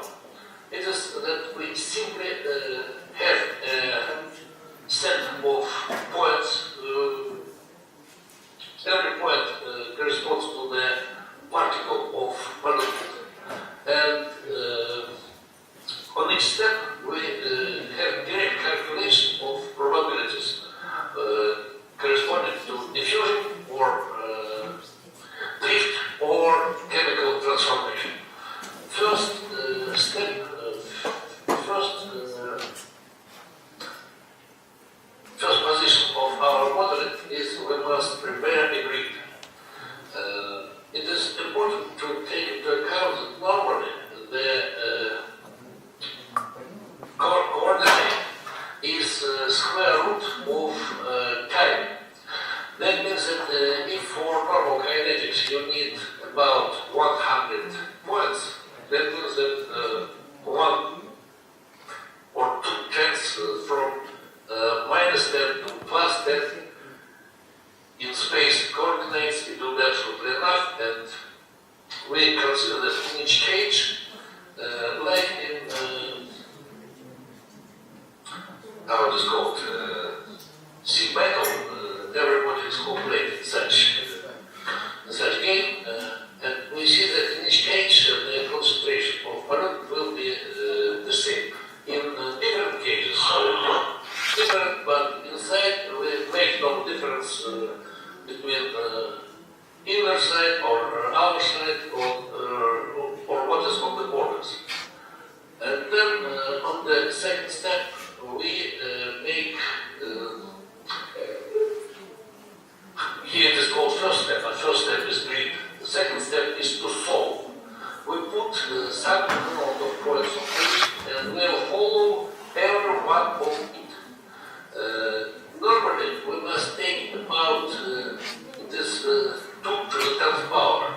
We must take about 1,000 points, or a little bit more, and it will be enough for very good presentation of this model, because this gives the accuracy about 3%, and normally it is more than enough for ecological modeling. Here we can see the same spot of pollution, but in two-dimensional presentation. We neglect the third coordinate because normally, even in case of nuclear waste, we can calculate a plane model without vertical coordinate. For instance, if we look on radioactive waste from nuclear plants, the altitude will be about a couple of 100 meters, and the horizontal coordinates will be about a couple of 100 kilometers. For instance, if we look on oil waste, normally it goes to the soil on depth like 20 centimeters, and the size of the spot can be 20 kilometers. So the plane model, two-dimensional model, it will be absolutely enough for the vast majority of predictions. Then, next step, we must determine the field of velocities. It can look like this, like that, or it can be sometimes very tricky. But for the most important tasks, there are absolutely enough simplest models with constant field or with, here we can see water handle in case we have river, with vertical in sense of this diagram, that means from south to north, vertical transfer of pollution, and there will be horizontal flows which corresponds for transfer of, let's say, agricultural pollution.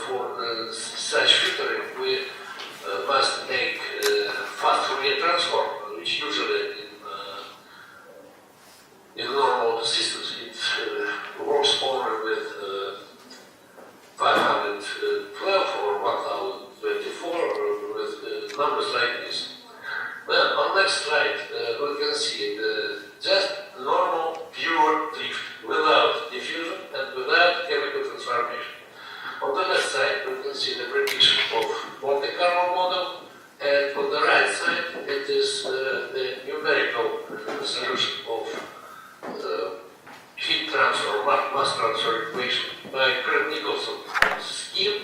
It is one of very powerful variants of implicit scheme of modeling.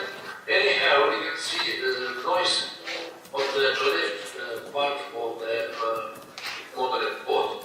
Here we have no such distortions due to positive feedback. So Monte Carlo approach is more powerful and more peculiar, more exact than direct solution of set of differential equations. Next case, this is just pure degradation, without drift, without diffusion. We start from the high level of pollution and in time it goes down. This is just chemical degradation. Next case, this is pure diffusion. It is the most interesting slide because we can start, for instance, with rectangular distribution. And this demonstrates that Gaussian is not occasionally the fundamental solution of this equation. We can start from rectangle, triangle, any kind of distribution. After a few steps, it will become Gaussian.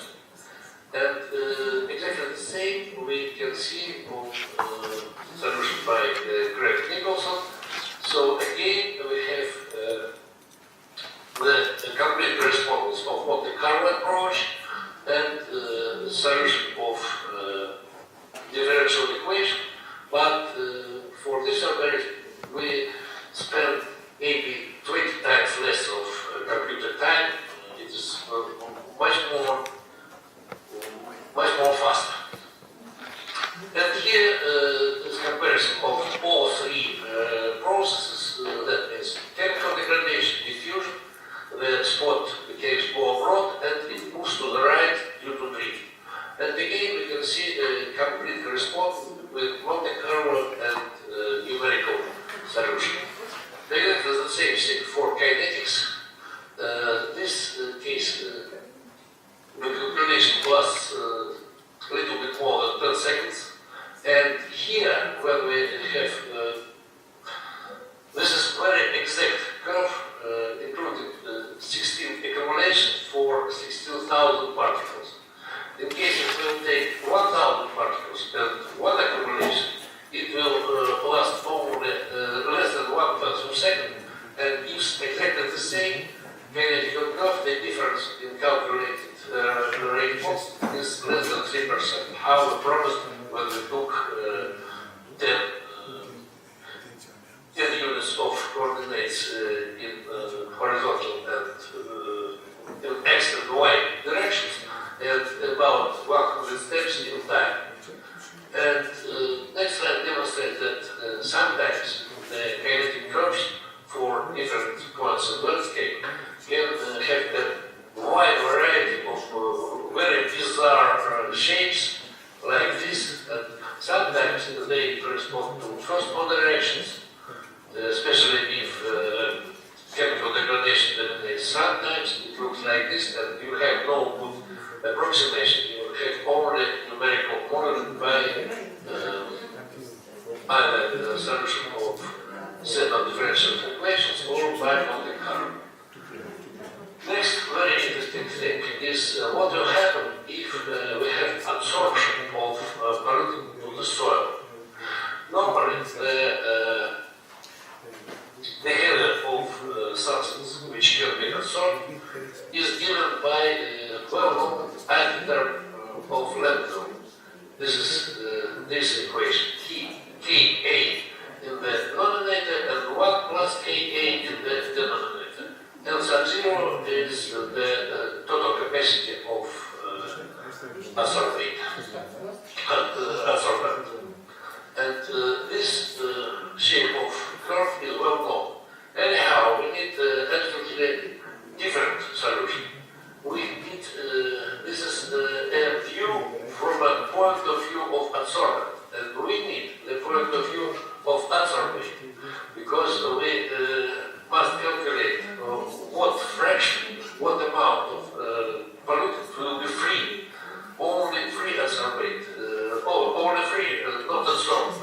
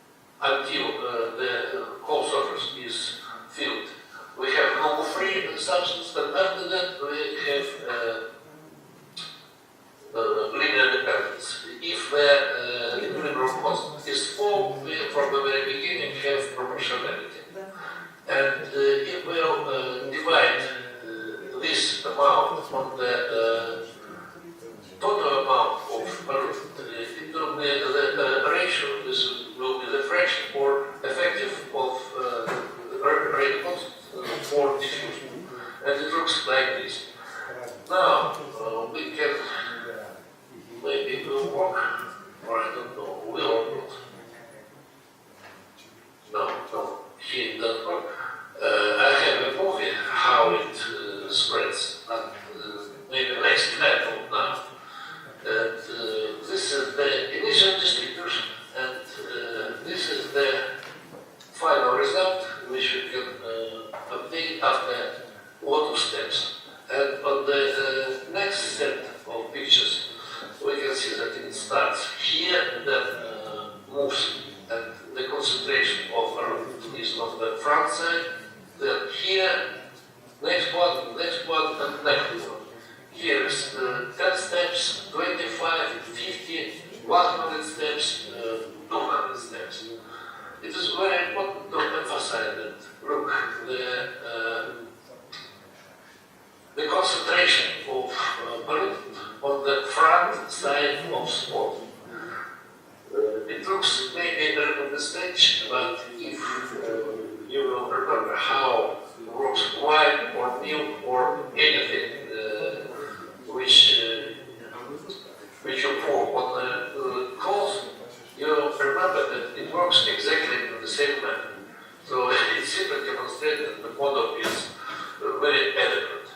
And here are the one-dimensional and two-dimensional profile of pollution distribution. As you can see that really it has the maximum concentration on the front side of the spool.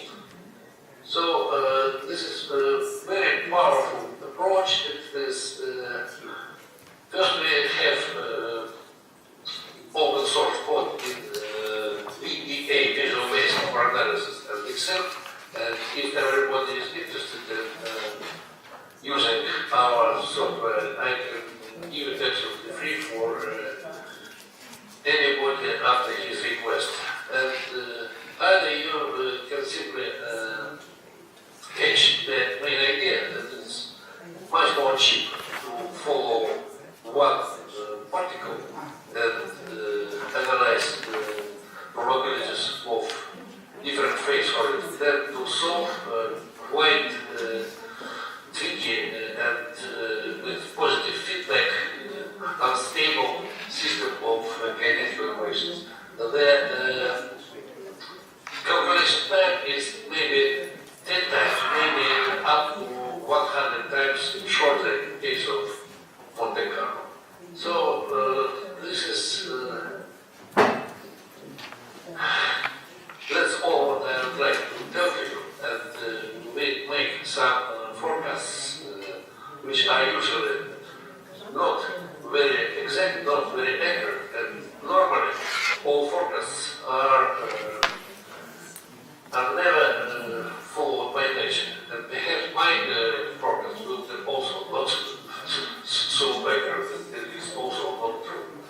Thank you very much. That's all what I had to say. All right, Sakir, thank you for your wonderful presentation. Forecasts obviously are forecasts by definition. They may or may not be true.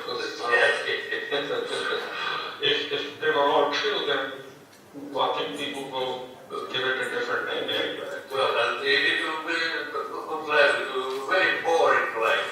Of course, right, because then it becomes predictable. So, with that, let me open the floor for questions. If someone has a question, I see there is a question.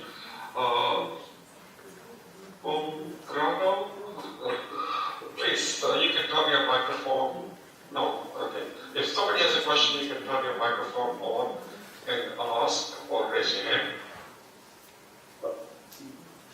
But just for myself, I think since you mentioned that all the codes are in ADA, that's very encouraging to know. I thought maybe you were using some specialized software for Monte Carlo, but you said that they are in ADA, so that's interesting to note. Well, this is the very simple answer for if it's just a question. It is not just sentence. Why we prefer VBA plus Excel? Because normally we can make the same program on C++ or C# or on Python or on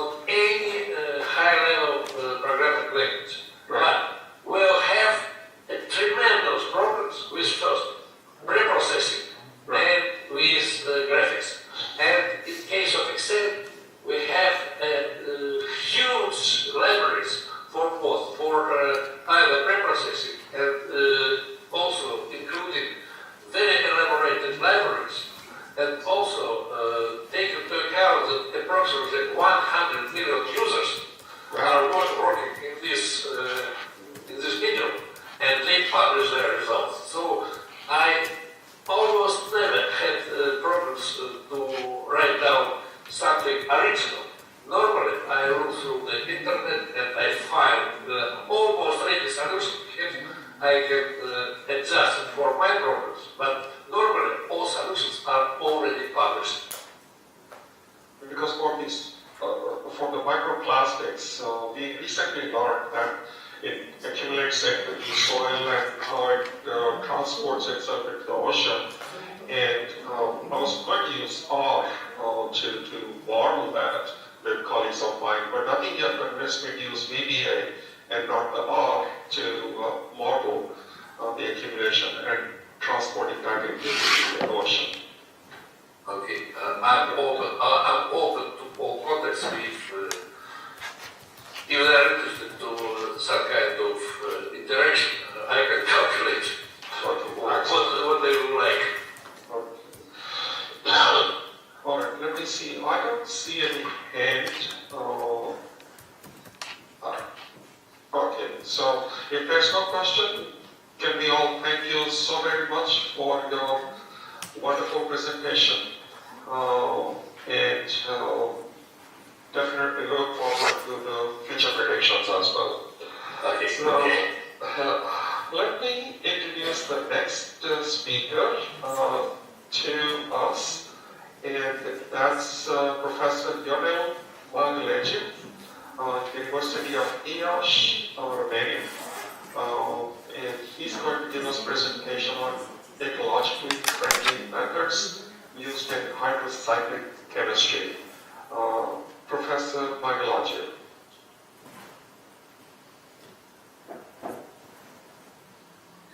Thank you very much. Did you see my screen? Not yet. We can see you, but not the screen and not the presentation. Just yet. Okay, so I will just share the screen. And did you see it now? Not yet. Not yet. I really don't know how to do it in this case. So share the screen, yes. Share. Green button, yes. Okay, green button. The green button to the right. Right now it's okay? Yes, we can see the screen. It's almost okay, but it's not full screen. Oh. Okay. Perhaps. Anyhow, I presume that you see it. Right? Okay, perhaps it's enough. Yeah, okay. Sorry. Okay. So, first of all, hello to everybody, and allow me to say Professor DUCA in my double quality as a friend of him and as a vice rector of Alexandria University of Iași, the best wishes of happiness, good health, and continuously fruitful career in all his entire life. And finally, happy birthday la mulți ani, domnule profesor DUCA, din partea mea și a Universității Alexandru Ioan Cuza. Now, I will come to my presentation. In my presentation, I will try to touch the ecological problems from a particular point of view, more specifically the influence of microwave and ultrasounds concerning green chemistry. How could these two tools, use it rationally in heterocyclic chemistry and in chemistry generally, could solve some problems related to the green chemistry and ecological problems. So, in my team, we are focused in the area of heterocyclic chemistry, mostly in the nitrogen heterocyclic chemistry, but I will not go in detail concerning this. Before I start, I wish to present you only two slides, one concerning ultrasound and one concerning a microwave. Most of you are relatively familiar with the ultrasound And you know very well that ultrasound irradiation is a very powerful tool that could be used in chemistry. Why is that? Because it could increase the reactivity on chemical reaction by nearly 1 million-fold. So how it is doing this? Right now the mechanism it's quite well known. So it's related to the compression of the bubble and to the cavitation phenomena. The bubble increase and to a moment collapse, and then they release a lot of energy. And in this way, they could produce a lot of heat and accelerate the reactions. In the case of microwave, there are several theories that explain the effect of microwave radiation in chemistry. There are mostly accepted that the electromagnetic, the electric component of the magnetic, of the electromagnetic wave cause the heating in the chemical reaction by two mechanisms: bipolar polarization mechanism and ionic conduction mechanism. In the first one, the dipoles are involved, and in the second one, the ions are involved. However, it seems that the contribution of the ionic conduction mechanism is determinate and much powerful. During the time, and even now, it was taught about some specific effect of microwave.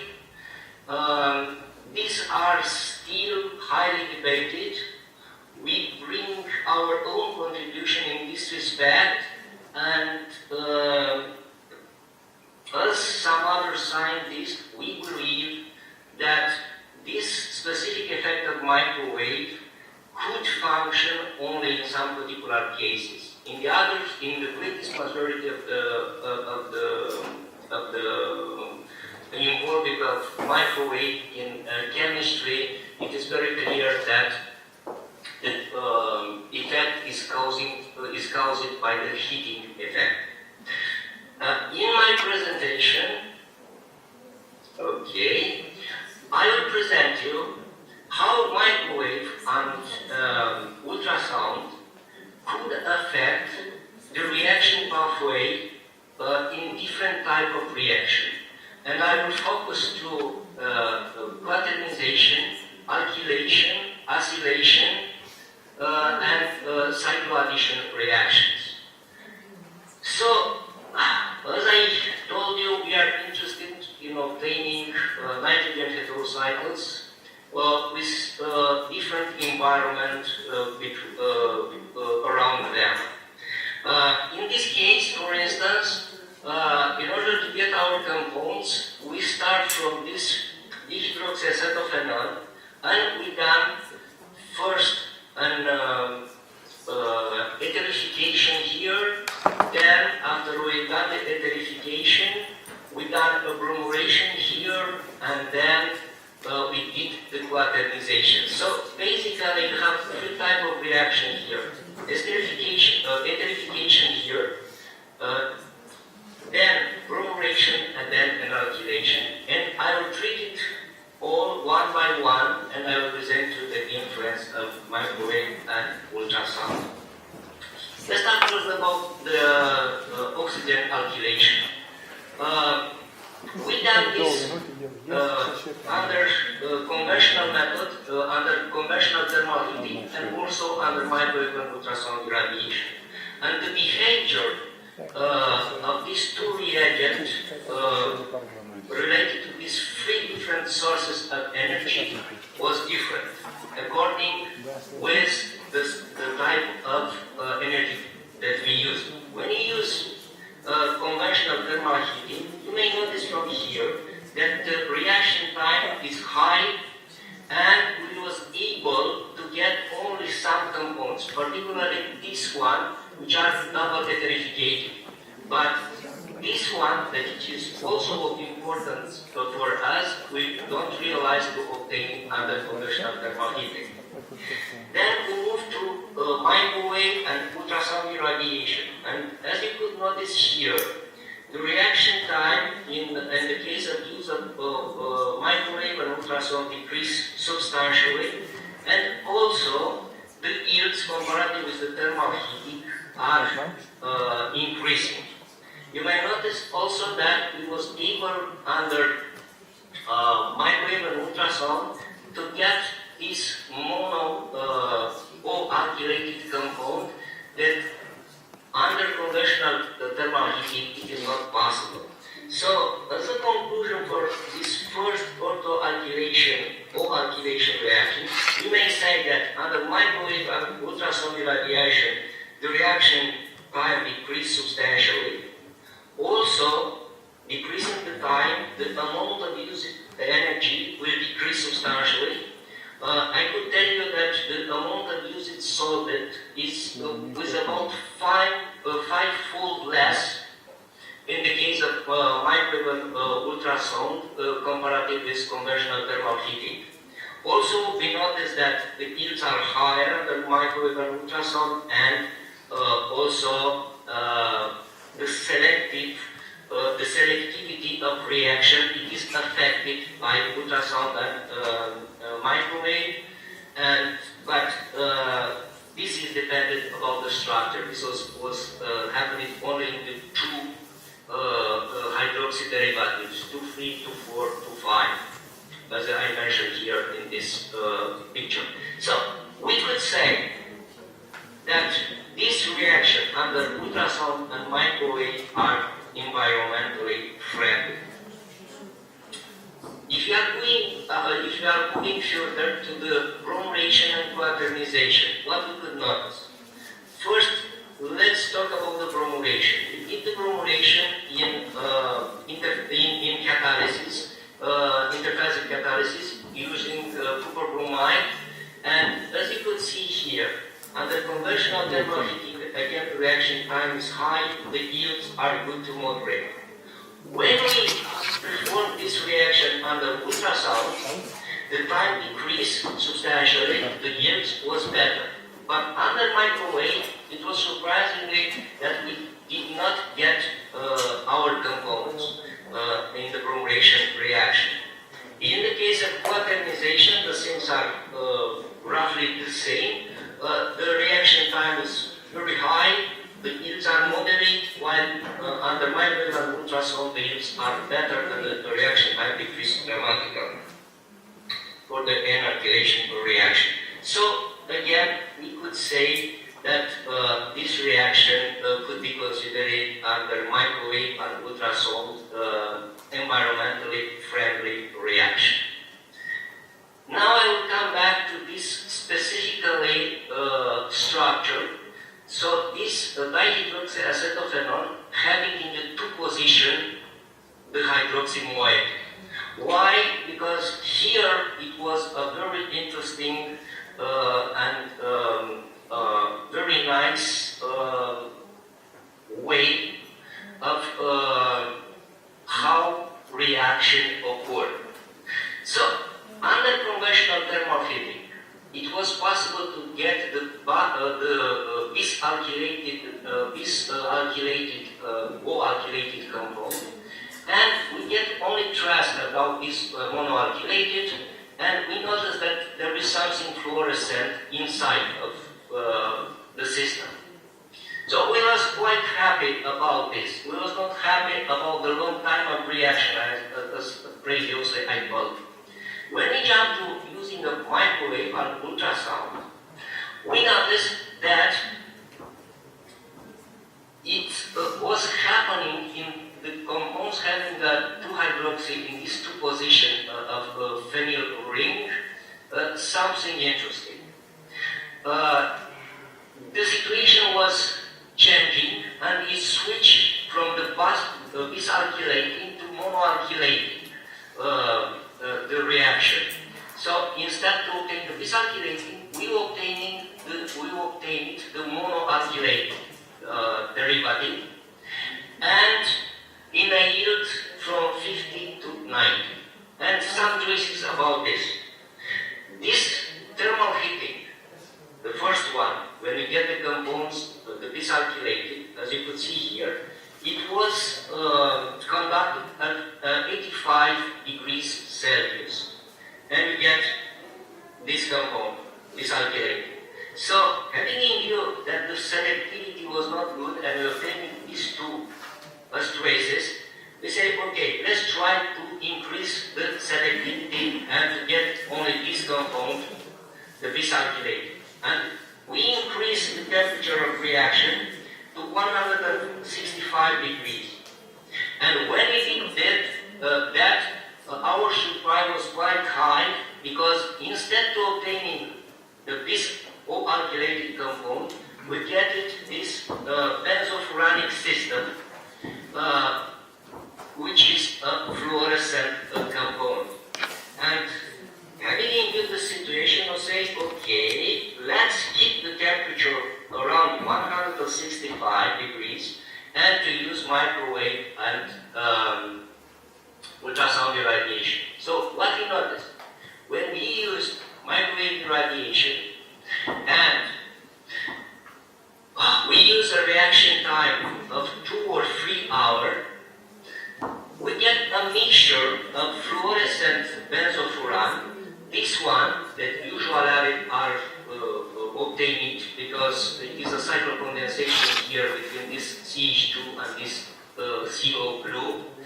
And another one, another benzofuran that it is obtaining from this one by decarboxylation.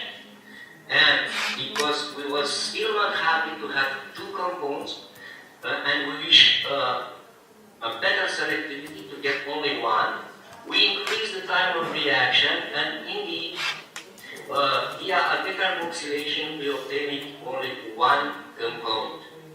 So, altogether, if you are studying this big picture under thermal conventional heating, under ultrasound or microwave irradiation, in the O-alkylation of this 2, 4, 5, 6 dihydroxyacetophenone, we may notice something, that under ultrasound and microwave irradiation, the reaction could be conducted selectively, obtaining this compound monoalkylated. Under microwave irradiation, again, we could modify the selectivity, and to get these fluorescent compounds, as I write it here, I depict it here, moreover, we could, according with the time we use it, we could get only one compound, namely this one, without esteric group from here. Again, it was decreasing in reaction time and also decreasing in energy, and under microwave radiation, the amount of solvent was less. So, the reactions are environmentally friendly again, and we notice that microwave irradiation could induce in this reaction pathway the property to obtain new chemical entities, otherwise extremely difficult to be obtained. So this benzofuranic, this fluorescence benzofuranic compounds. So we move it then further to another type of N-alkylation process, because we was interested to introduce here to this nitrogen an alkylic chain. And in this respect, we did two types of reaction. Alkylation with this alpha-bromo esters, alpha-bromo esters, and with this chloro derivatives, in which this alkylic chain is an alkenic double bond or alkenic triple bond. And because both types of compounds are interesting from applications point of view. So what we did notice, that when we did the reaction under conventional thermal heating, the 48 hours until 62 hours. And when we jump under ultrasound irradiation, the reaction time decreased to minutes, 65 minutes, 60 to 90 minutes in some cases. 10 to 5 minutes according with the compound that we use it to alkylation. These are the yields that I was talking. So the reaction time decreased from 2 days roughly to 5 minutes or to 10 minutes, which is quite a good achievement. Also, you may notice if you compare the yields in these two type of reaction, so that means the alkylation using the bromine derivatives, you could notice that the yields are quite good, better than this one under conventional thermal heating. They are 2 or 3 times more, much higher compared with conventional thermal heating. Also, in the reaction, we noticed that under ultrasound irradiation, the amount of used solvent is 3 to 5-fold less.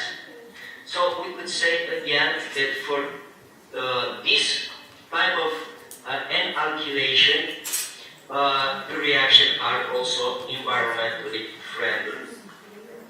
We move it then to another type of heterocycle. That means the 5-member being other heterocycles. And here we have a particularly type of alkylation, call it Michael addition, because it is used as an alkene derivative for alkylation process. And we studied the reaction under conventional thermal heating and also under ultrasound irradiation. What you could notice that the reaction time in the case of conventional thermal heating is about 20 to 35 hours, while under ultrasound only 2 hours. The yields are comparable for one type of compounds. I am talking the imidazolic system, but in the case of benzimidazole, we have had a surprise under ultrasound irradiation, the reaction doesn't take place.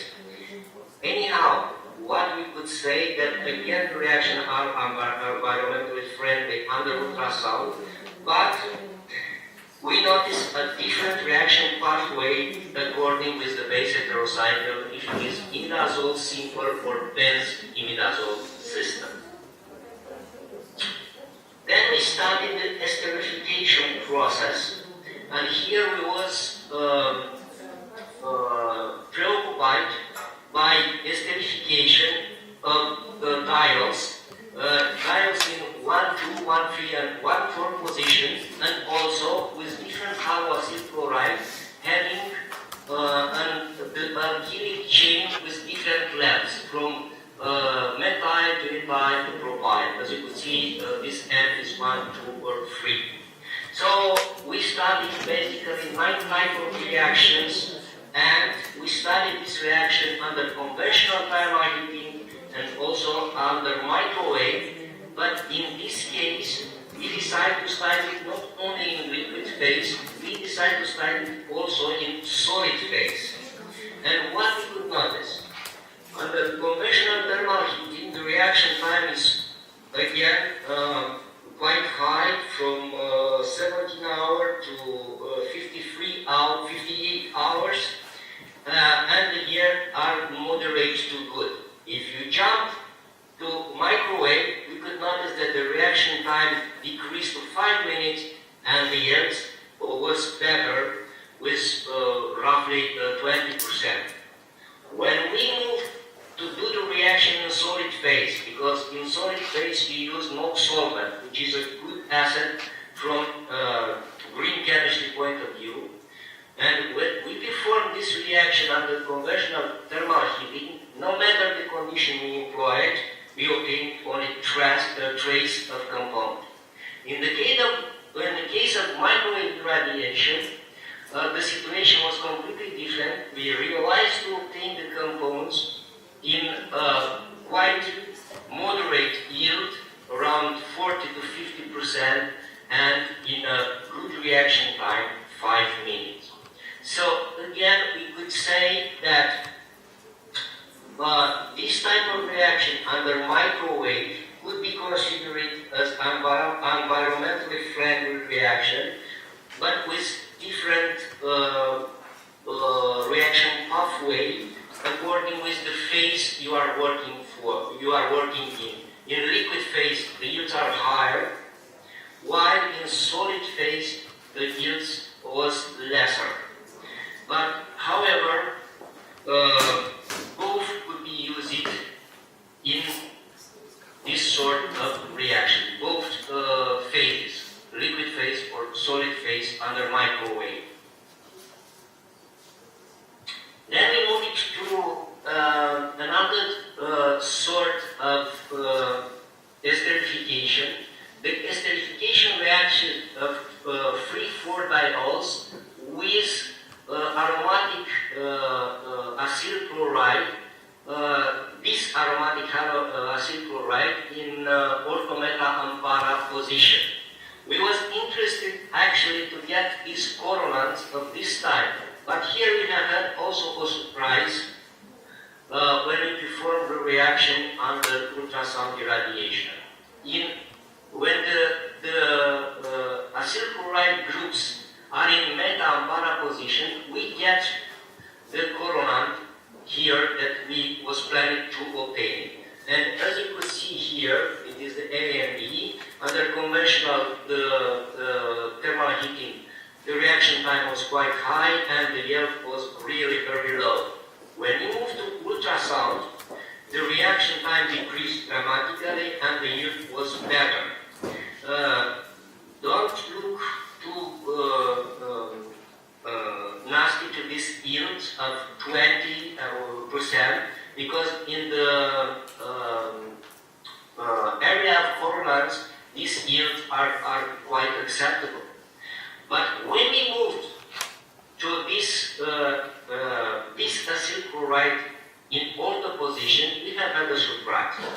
So, according with the source of energy that we obtain it, we use it, we get either this coronant of this type when we use conventional thermal heating, but when we jump to ultrasound, we get this spiroheterocycle derivatives, which is quite a very nice and interesting new class of compounds that could have a lot of application, especially in asymmetric catalysis, as literature described.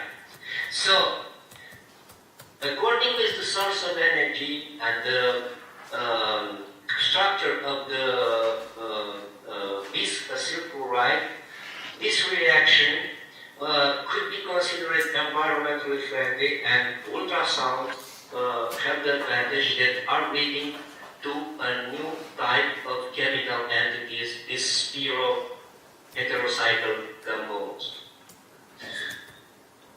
We move then to another type of reaction that we have had to study. I'm talking about cycloaddition reaction.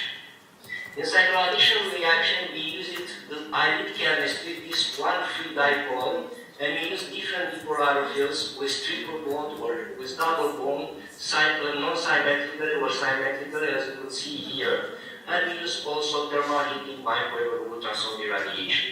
And for instance, in the case of these phalazinic derivatives, what we could notice that under conventional thermal heating, the cycloaddition reaction occurs in a very long time, 360 minutes to 1 week, and the yields was moderate.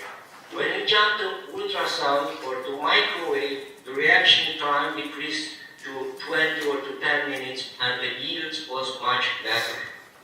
Again, the amount of used solvent was less, and again, the conclusion is that this reaction of cycloadditions to a phthalazinic system are environmentally friendly.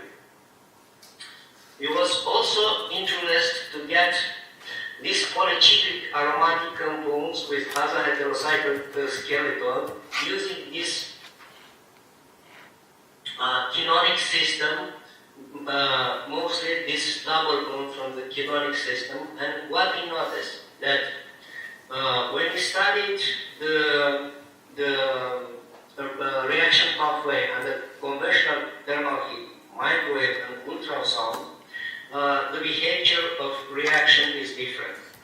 Again, we may notice that reaction time decrease substantially in the case of microwave and ultrasound.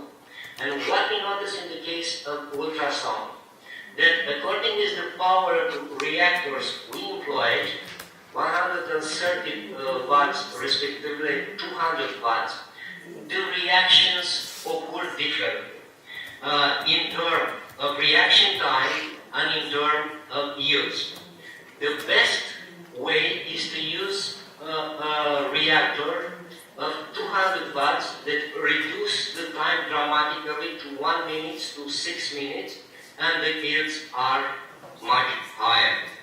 So again, under microwave and especially under ultrasound irradiation of 200 watts, this reaction could be considered environmentally friendly. I wish to mention this time that we studied different power of reaction. Here we see 130 and 200. The next one is 500. But to 500 watts, already the starting material decompose, and you don't get the right product. So the power of the reactors under ultrasound should be under 200 watts, 200 or under 200. So it is important the instrument to use it.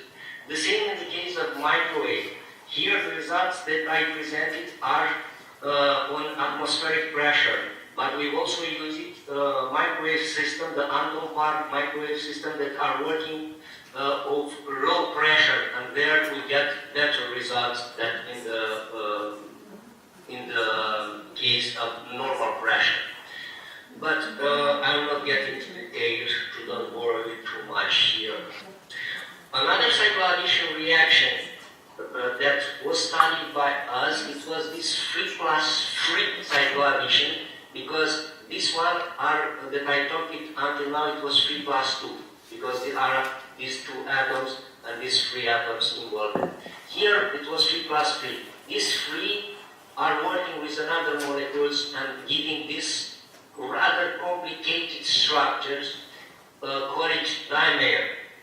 And we study because this is the nightmare of the people that are working in the area of cycloammonium relays. These are undesirable products, and we was trying to get rid of them, but in the same time to find them an application. And in order to find them an application, you have to obtain a very good yield.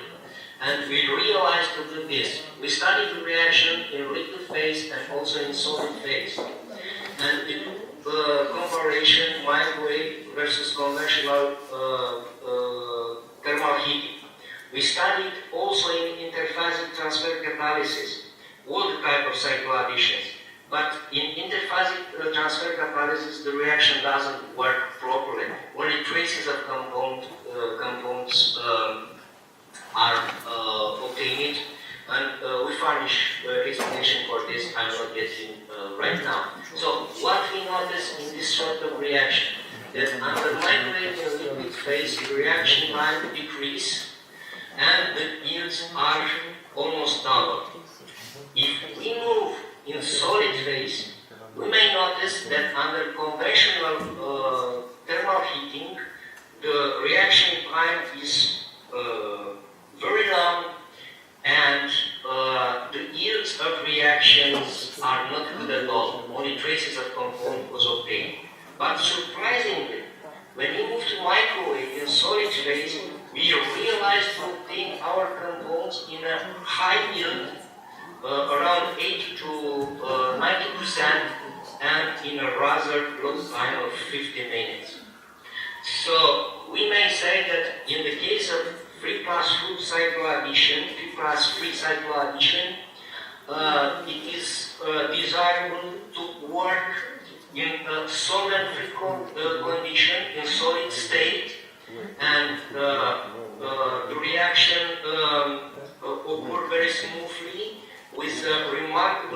acceleration for reaction. You notice that the time is about 15 minutes.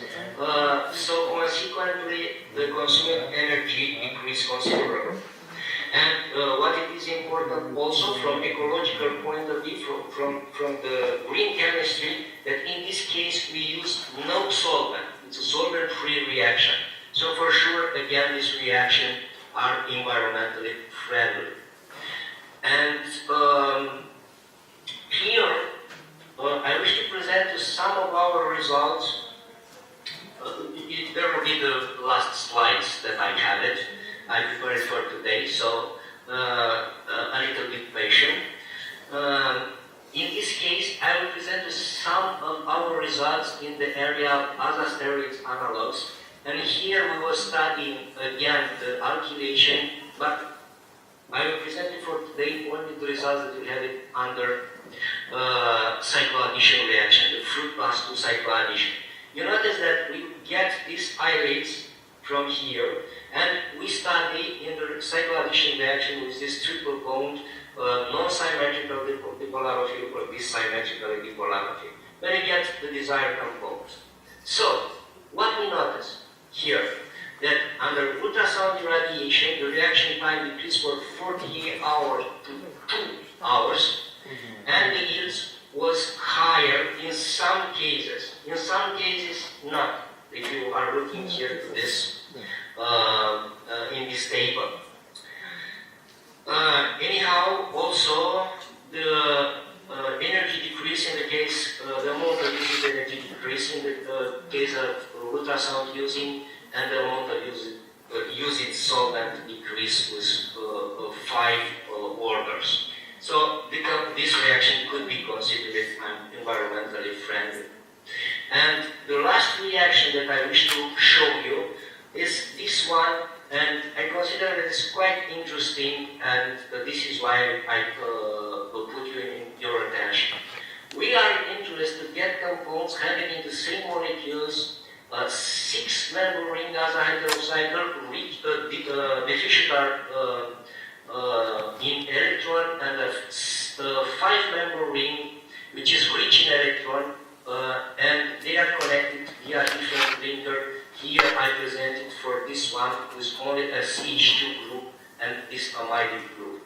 And we did the reaction with different reagents, and we get this first class of compounds, and then we studied the cycloaddition reaction of this cycloimmonoids that I presented here. You have here the dipole with this acetylene carboxylate derivative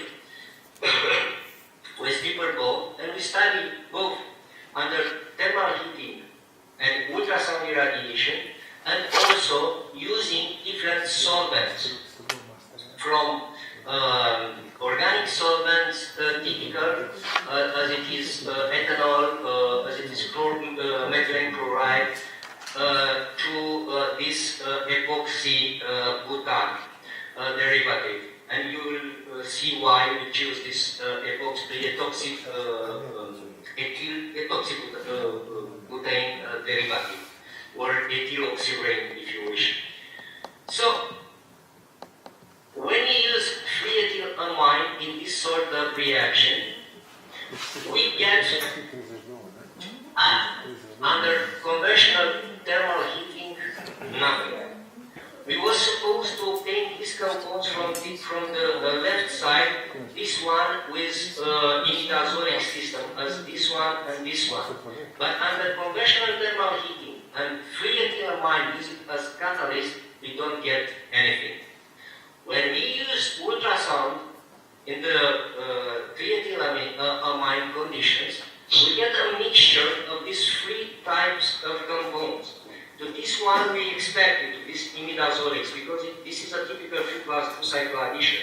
But to this one is 1,4-diazinic system, we did not expect it, and this was a new class of compounds that could be obtained through this sort of reaction under ultrasound irradiation. The point is that when we use the free ethylamine, the yields in this compound are quite low, and of course it a mixture of these three compounds, and it is quite difficult to separate. We realized to separate it, but we was not happy about this. So we change the conditions, and we use, in this case, we choose the solvent. We choose this non-toxic solvent, this epoxy butane that I presented here, and we did the reaction in two ways, under ultrasound or conventional thermal heating, and also under ultrasound and conventional thermal heating, but using a catalyst. And what we get, when we use it, this condition without the catalyst, we get a mixture of this pyrrolate azoleic system, fully aromatized or partially aromatized, but anyhow with good yields. And when we introduced a catalyst, we realized to obtain only one compound, this one, which is fully aromatized, and also with good yield, as you could see here. So what we may notice that under conventional thermal heating, the time of reaction decreased substantially. In order to obtain the best yields and also the compounds that we wish it is better to use a non-toxic solvent, that it is epoxybutane, and also we discover a selective pathway in order to obtain only one type of compound, either this one with pyrrolate azoleic system or either the others that I presented previously. So this reaction are also environmentally friendly. So, are microwave and ultrasound environmentally friendly methods in organic chemistry? Our answer is yes, because from the 12th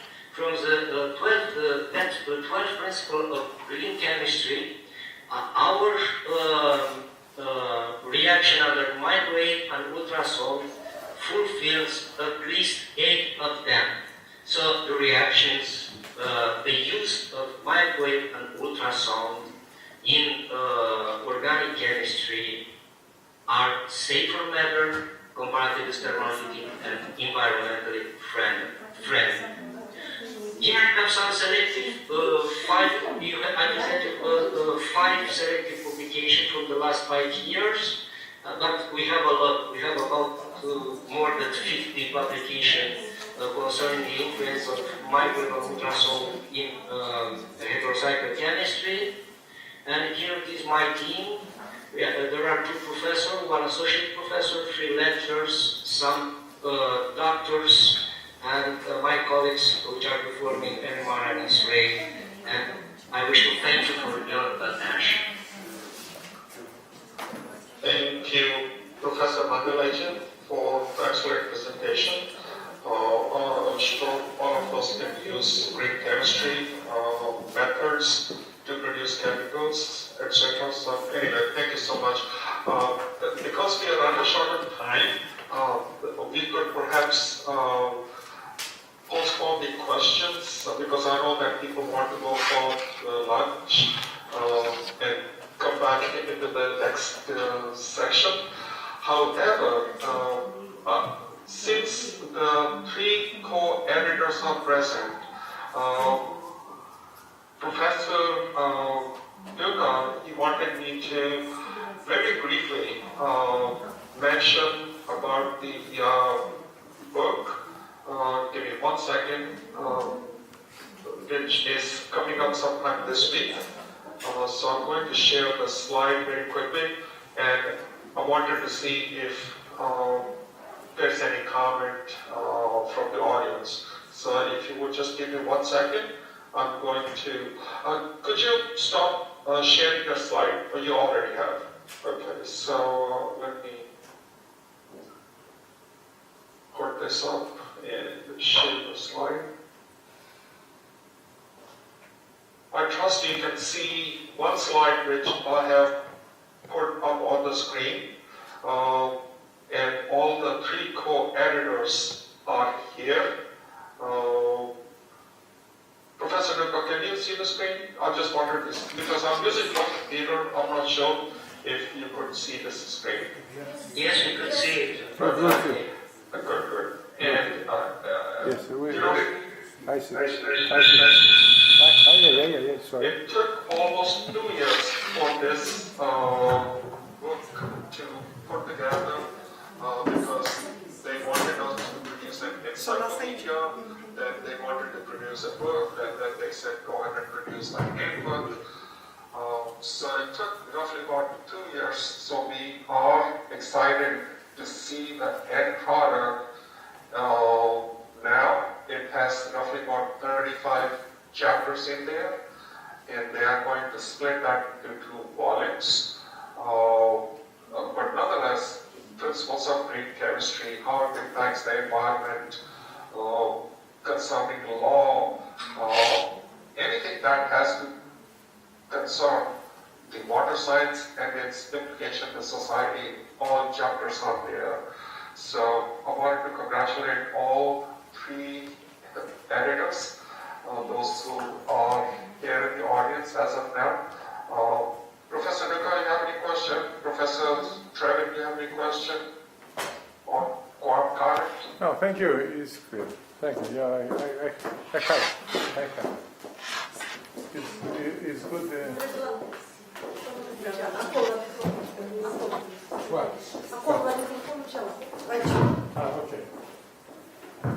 Okay. Thank you, Professor Ashok.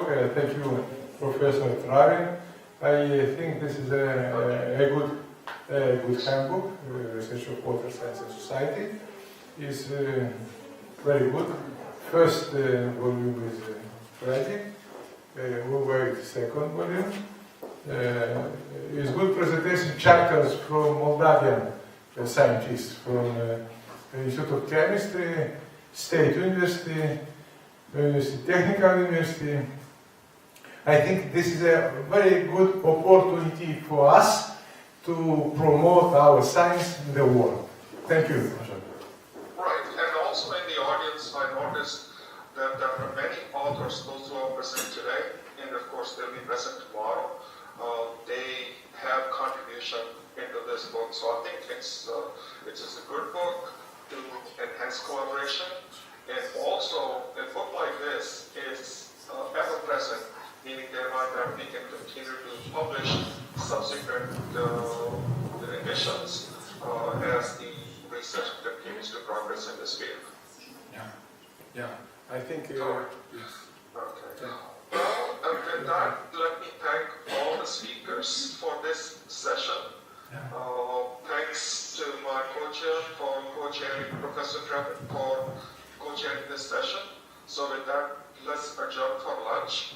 And I'm sure there are sessions after lunch, and then there are co-chairs for that. So with that, thank you so much. Thank you. Thank you, Professor Vasashta, for good moderation. Now we will have a break for lunch till 14:30. 14:30. After lunch break, I asked Professor Mangaladiu and Professor Pascual to moderate the afternoon session. We will have 3 plenary presentations in afternoon plenary session. Professor Pascual from Italy, Professor Janusz Lipkowski from Poland, and Professor Momir Djurovic from Montenegro. And thank you, dear director. I invite all person who is here physically and who is online to drink one toast for ecological chemistry. Moldavian, I propose Moldavian wine and Moldavian cognac.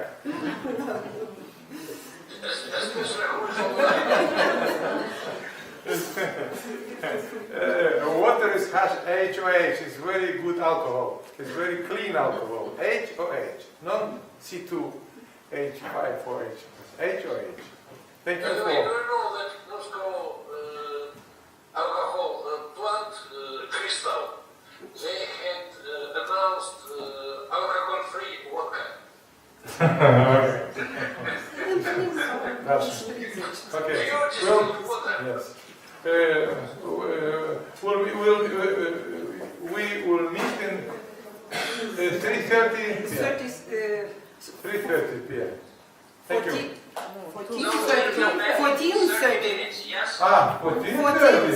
Okay. 14:30. I mistake. 14:30. I invite one person. Thank you. 14.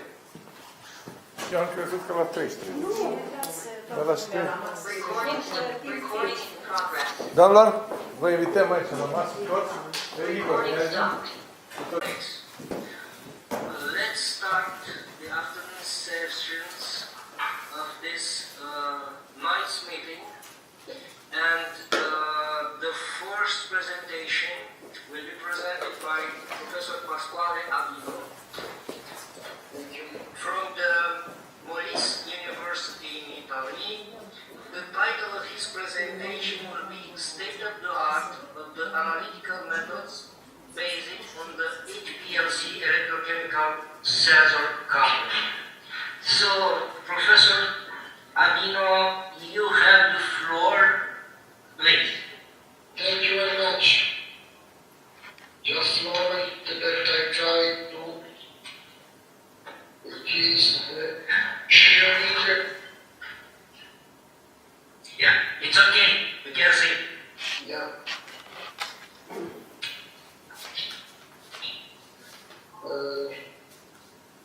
I just put in the.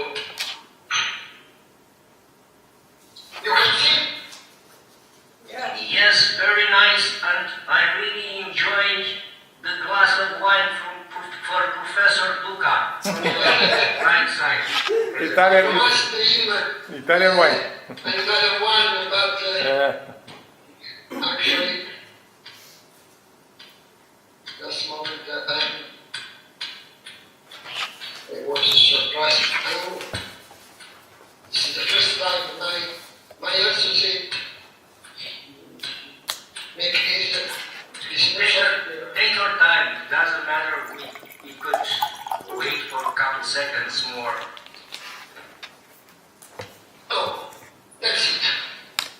I'm sorry, and good afternoon, everybody. Thank you very much for this invitation. I was very happy when Professor DUCA called me, and I was really happy to come to Moldova. And unfortunately, it was impossible at the moment, but I promised to come as possible. And congratulations to Professor DUCA. And I have no words to thank for this occasion. And this occasion is also very important for me because I started this new research line in my laboratory. We were born as analytical chemistry group. You see, this is the upcoming web address of our group. It's just during these hours, this our website. And we were born as a chromatographer, like a chromatography, mass chromatography, HPLC, GC, and so on. And this is the first time that we deal this coupling, this particular coupling with the electrochemical detection. For us, it's very strange. It's very difficult. It's different. It's very difficult. We have not too much experience with the electrochemical detection, but we would like to grow up because we believe that this coupling is really important. These two fields. I mean, environmental fields and the food science. In these two fields, this coupling could play an important role. And this is confirmed also by the growing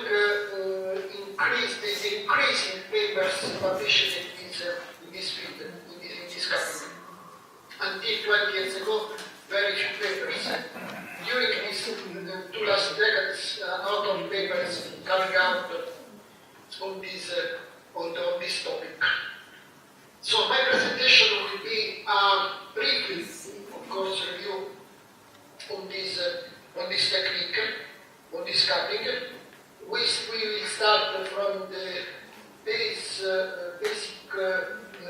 argument about the electrochemical detection. What is a chemical sensor? What is the chemical sensor classification? And after we get this cupping, how we can do this cupping, and what the main papers published in this field. We have divided this field according to different food. There are meat, oil, fruits, beverage, honey, which is very important, aromatic plants. And after we focused our attention on a particular compound that will play an important role worldwide in the food science, the glyphosate. This is a very important different topics problems, and this is really important. In all these things, we can see that this cupping plays an important role, and the main problem for the HPLC detection regards, of course, the detection. We see that the detectors play an important role. We can have different detection, of course. We have the ultraviolet visible, we have mass detection, we have the fluorescence, and so on. We can see and we have different detection with different level of detection and level of quantification. This coupling with the electrochemical detection maybe can increase this sensitivity, the accuracy and the precision of the measurements, and we can have a very interesting logs and logs. So it seems a good idea to have this electrochemical detection. We can see on the right side of this slide good sensitivity, high selectivity, depending on what kind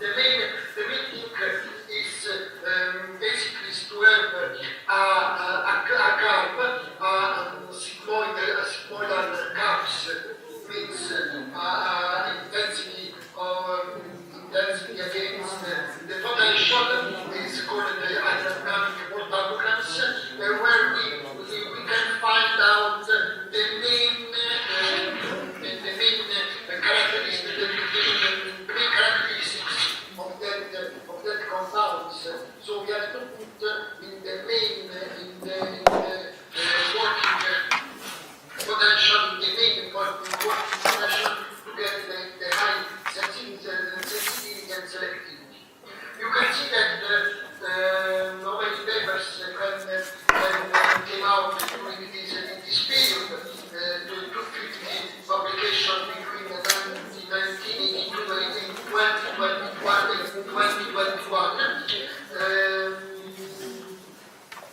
If we can check the different keywords, HPLC, EEC, food and environment, we see that we have more than 20 papers, and this number is increasing year by year, especially during these recent years.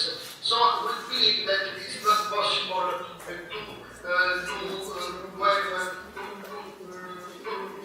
not consider these techniques. What is a chemical sensor? Because we know very well what is the HPLC, what it works. Sometimes it's not so common to use chemical sensors. We have different definition about this. We believe that it is definition by Warheads in 1990, which could be considered the best. It means chemical sensor that is a minimal united device is capable of continuously and reversibly providing the measurement of a chemical concentration by means of a recognition element, a transducer, and a signal processor. It means it's a very easy instrument. This is the main goal, and this is the large advantage of this detection systems. It's very easy. You can see this slide. We have the receptor. It can be different. What can be inorganic, organic, biological receptor. A transducer. It means it is able to transform to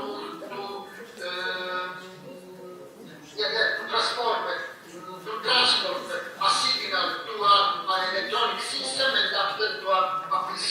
Receptor, you see that it's a site in which the chemical reaction gives rise to a form of energy that can be measured by a transducer. It means, so substantially, we have the transformation of this signal by a receptor, and that signal can be read by a computer.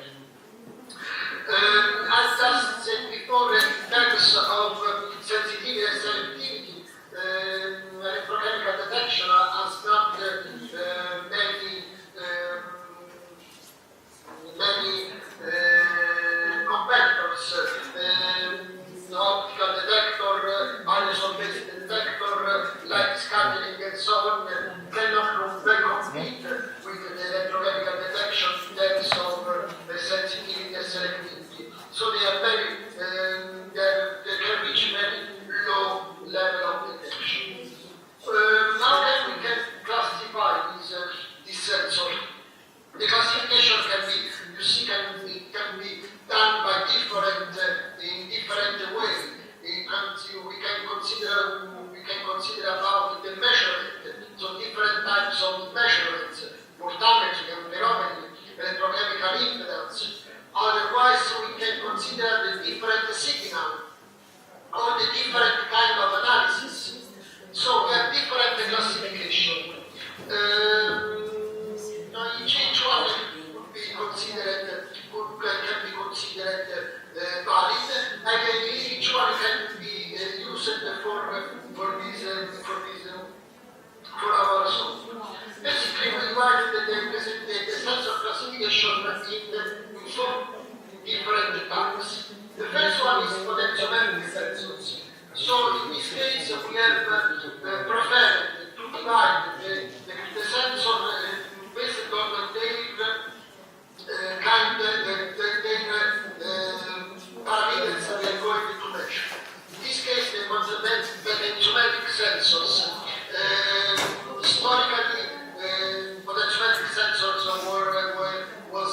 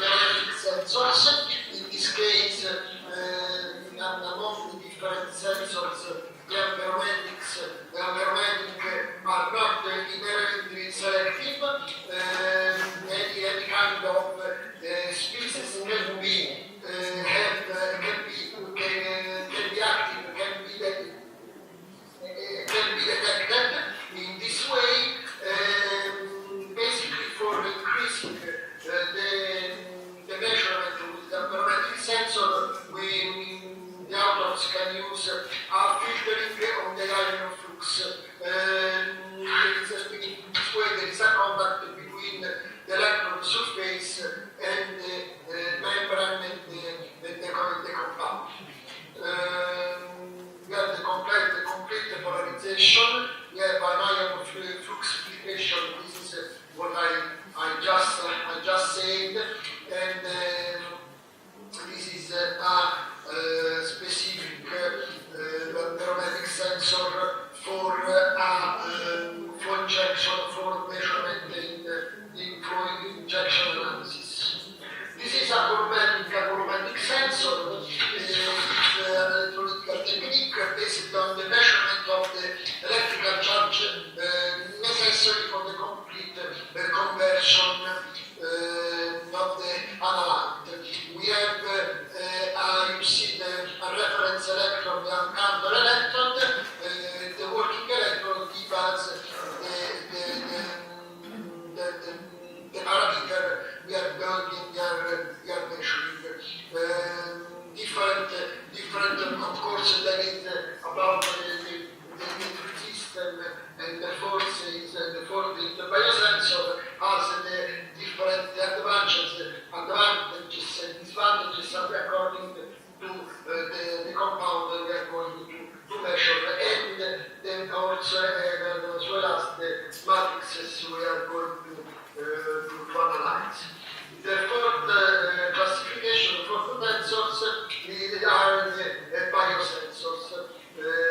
Biosensors are very it's not a new device. It's well done. It's well studied. They are well investigated. Different types of receptors. The biosensor is a combination of a sensor, electrochemical sensor, and a biological system. At the beginning, the biosensor was called the bioselective sensor for this reason. The electrochemical biosensor are a class of biosensors that function using an electrochemical transducer, different kind of sensors. In this moment, for example, the molecular encrypted polymers, MIP, are really important for measuring different kinds of organic compounds, especially, for example, the toxins. They are very specific, they are very selective, and in this case, the sensitivity is really high because they are selective. So, for concluding this first part, this is we have the coupling between our HPLC system, classic system, column, we are column, HPLC column, whatever we need, the injection system, of course, and after we have the electrochemical detection. This electrochemical detection can be different, of course, the profile, the layout according to the detection we are going to consider, but this is basically the profile, the layout. Very, very easy, but very effective from another point of view. So, starting from our matrices, we can say, when the different analyzing substances in different products, then we start with the cereal, rice, and wheat. Different matrices, but the same, we can say the same time. Different, of course, different levels. We concentrated and we focused our attention on some, so on few papers, of course, because the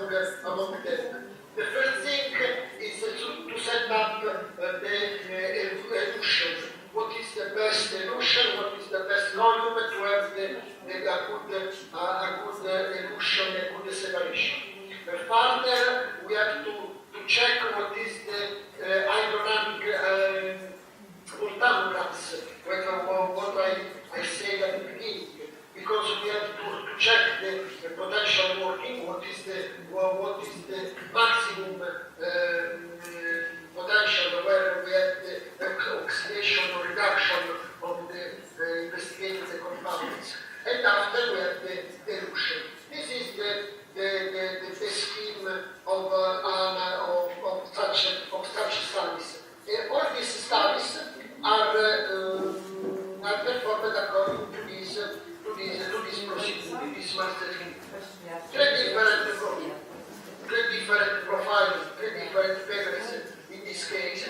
In the first paper by Visconti et al., they analyzed the toxins, some kinds of different toxins in a fungus. This fungus is Alternaria alternata. In this case, they did not use gradient elution, just a isocratic elution, and they analyzed with the dual serial electrode detection, dual series electrodes detections. They reached a very interesting LOD of detection. We are talking about sub-ppm levels, 30 picograms with a very good RSD around below 60%. So they reach a very high performance of the system. And we worked in the redox mode. It means the electrode was, the indicator electrode was set up at minus 0.1 volt, whereas the generated electrode was at 1.0 volt. And another paper was in 2001 was by Novo et al. According to, for determining the nitrophenols, the non-phenols, but in rice, in cooked rice, or in this case, they used the colorimetric electrode detection, and they determined the potential working at 70 milliwatt for the potential working. We believe the time is that they started the seedling, this particular compound, in the wind. This slide, the next slide, reported all the analytical parameters determined by the author. The main parameters. This is the most important column, which is the potential working for the potential of the working electrode. Meat are two different matrices where the HPLC elution is largely applied. Basically, this detection is made of UV detection or mass spectrometry, but there are some papers reporting this definition with the electrochemical detection. We just focused our attention on four different kinds of compound: thiamine, ortho-metal-tyrosine, electro-heterocyclic aromatic amines that are very important from the toxicological point of view. Heterocyclic aromatic amines are considered probable carcinogens, group 2A or 2B, so they are very important from this point of view. And the rosmarinic acid, which is like a phenolic compound, you use it with the electrochromatic detection with different kind of detector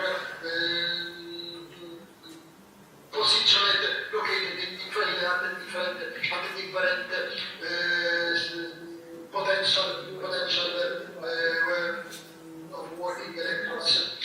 This is the different mathematics, the different analytic considered, the column and the field of detection reached. We see nanograms, grams, ppb, picograms, microliters, so very low field of detection with very good recoveries and very low relative standard deviation, minus 4%. Very good, avoiding different complex system,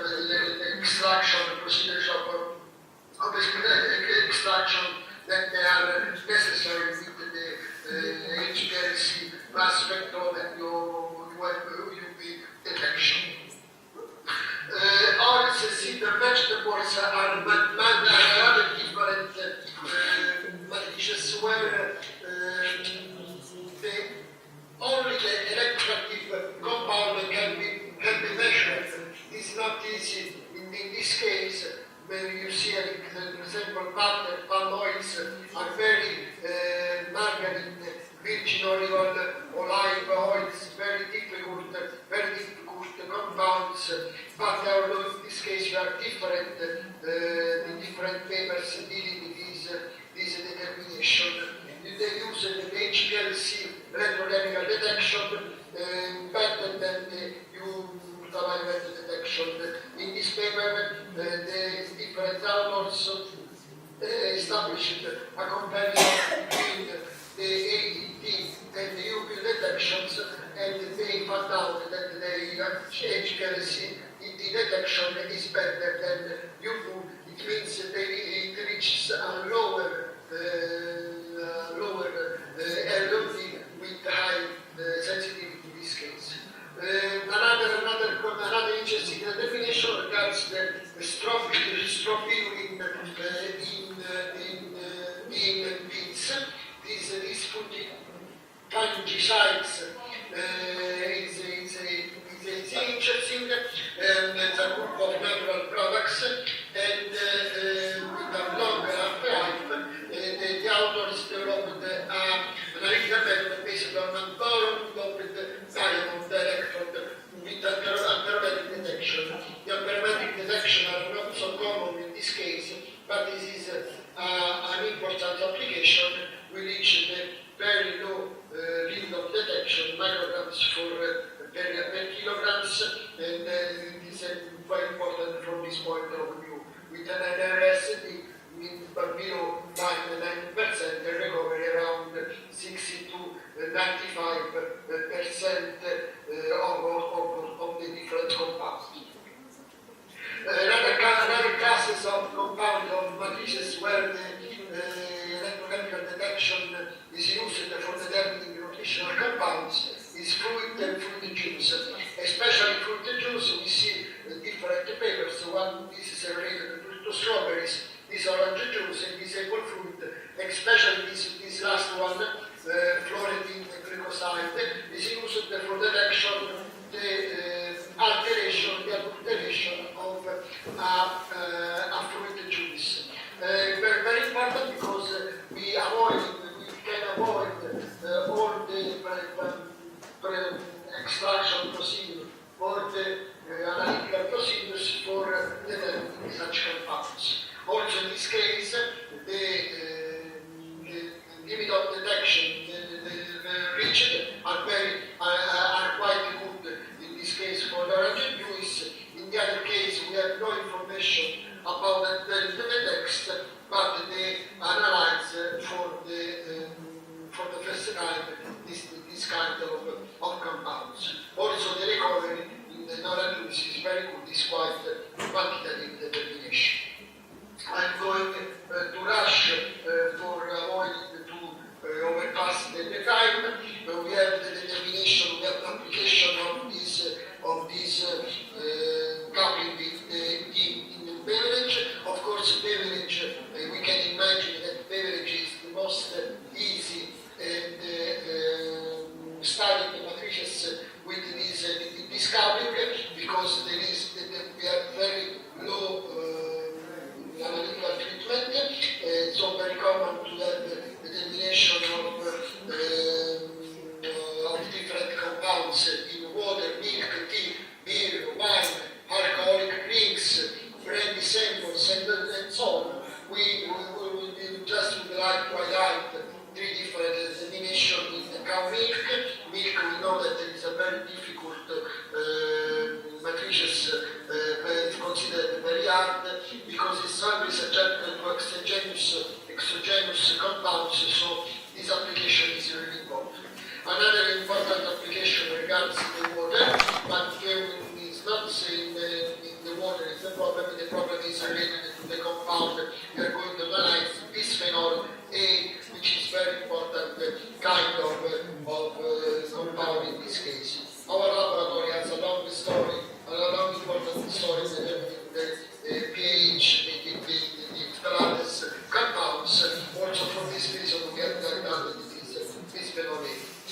deviation in water, such as phenolic compound in water, for the different kind of limit of detection and the different manages. We are going to rush to any HPLC and decoupling is important also in the honey determination, different phenolic compounds or anti-insecticide, thiametossan residues in honey, we provide a cooler ray detection. In aromatic plants, we can see that this is important. Just one moment on this slide, and then we rush. We have the different compounds, one is Gheorghe or carbachol and thymol. We have different load, not according to UV, chromatic detection. We see that this detection is still decreasing, and with chromatic we have to reach these nanograms, of course, and I didn't say this. And these nanograms is very low detection, very chromatic detection. Particular compound is glyphosate. The glyphosate this metabolite AMPA. This is the determination of tomato juice and the water. We see the very low detection limit that they are capable to determine according to the So what is the conclusion? High sensitivity for the electrochemical detection unit is not so used worldwide. Less matrix interference. Of course, they are very selective. Minimization of the sample preparation in up to 2 years. Numerous analyses in succession, and the cost effectiveness of the instrumentation is very low. Thank you very much for your kind attention, and once again, thank you very much for the invitation. Thank you very much, Professor Avino, for this interesting and nice presentation. We are out of time, but anyhow, if there is one present question, please do it.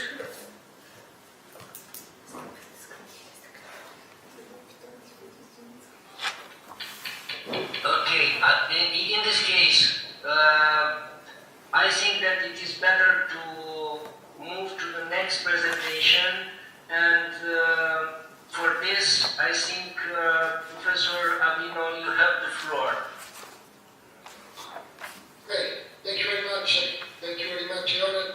The next presentation will be by Professor Gheorghe from the Cardinal Stefan Wyszyński University in Warsaw, Poland. The gaseous world of Damocles.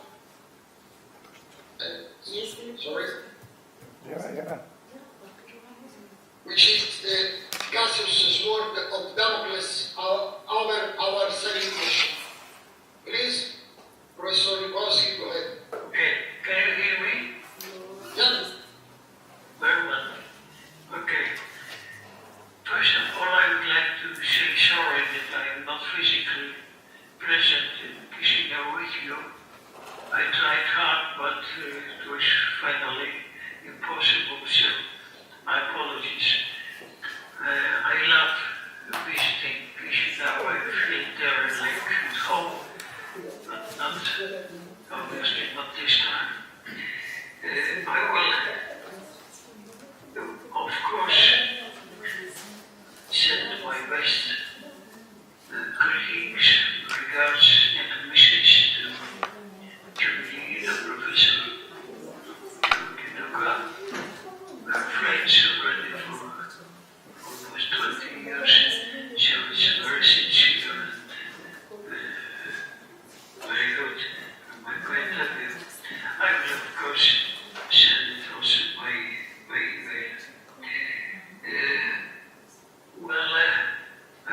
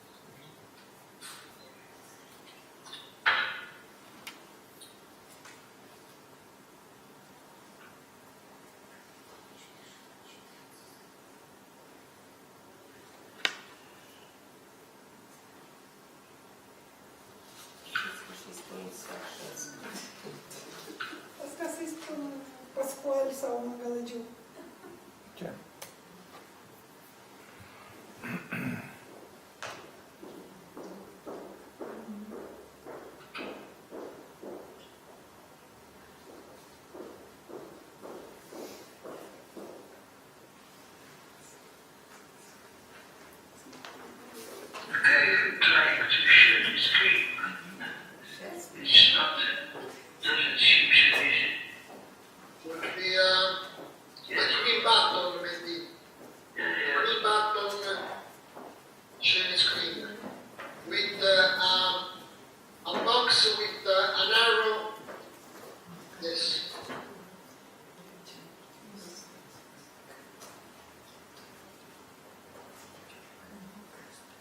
Can you see the title?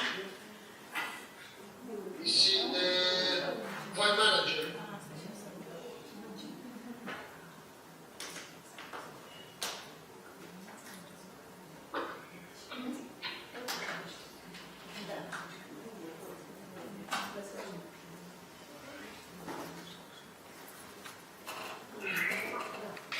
Mr. Gheorghe, click to your presentation.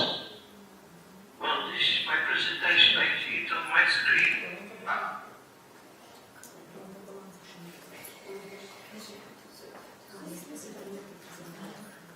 And in my screen I see it's already. Sure. Maybe you should. Okay.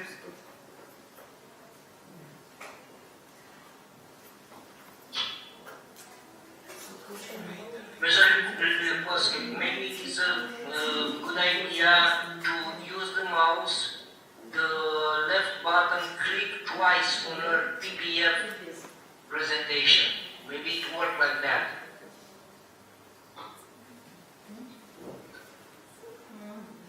Okay, Oh, nice. nice. Can you see it? Yes? Yes. Nice. Very well, thank you very much. Well, as you can see, I slightly changed the title of my presentation. I will explain it during the presentation where it's shown. It's simply, I believe it will be impolite to speak about Damocles' sword at this meeting, so I will try to be slightly more optimistic than the original ground.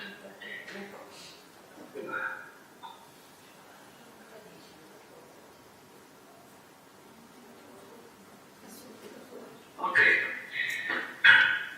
First of all, I would like to say that water is a mysterious substance. It is a compound, apparently very simple, but can form very interesting structures.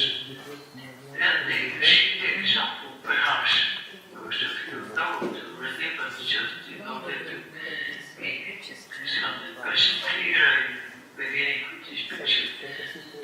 The red balls are oxygen from water molecules. White balls, small balls are hydrogen atoms. And inside these molecules, these 20 molecules of water, form a kind of cavity, which inside can accommodate different chemical species. One of those is methane, CH4. And so it is bonded quite strongly inside, and is bonded as long as this cavity is stable. This cavity is a sort of this compound, is a sort of snow ice, if you like. It melts at slightly higher temperature than the ordinary convection. It's temperature conditions. So, if we melt the structure, if we decompose the structure, methane goes out. But as long as the structure is stable, it sits there.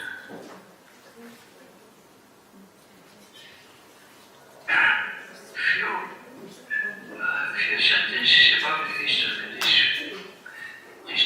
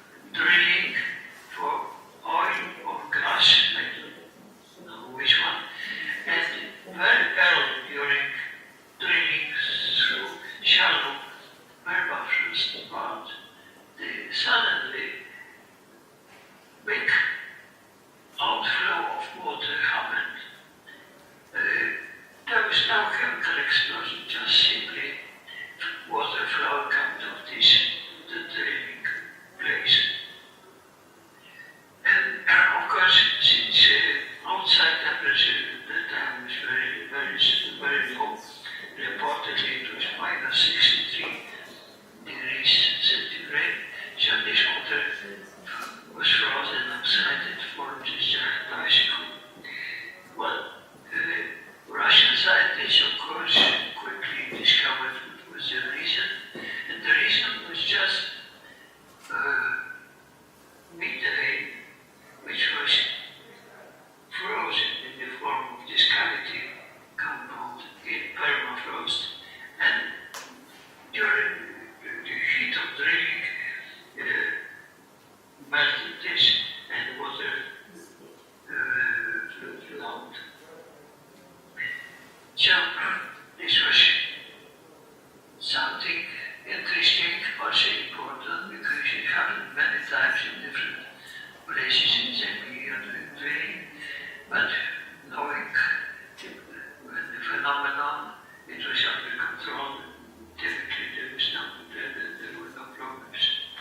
But I will show you another example, which already points, the extreme importance of this phenomenon.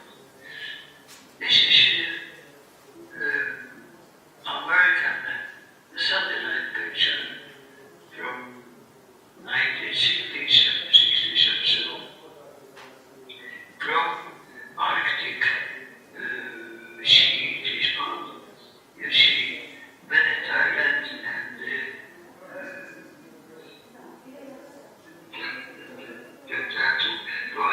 what is important? You see, this banana shaped white field, this one, it is 130 kilometers long and about 30 kilometers wide, and it was, according to investigation, it was methane, enormous amount of methane. The reason and the secret was in this part of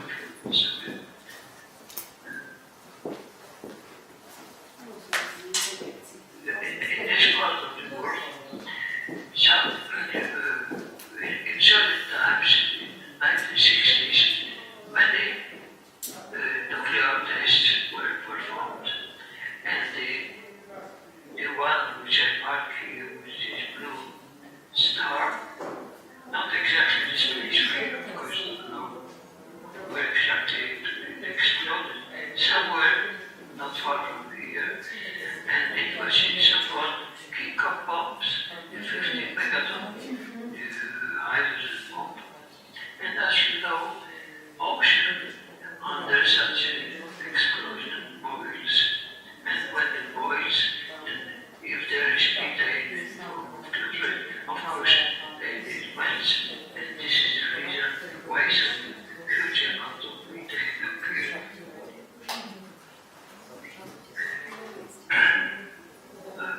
Well, I'm not sure if you can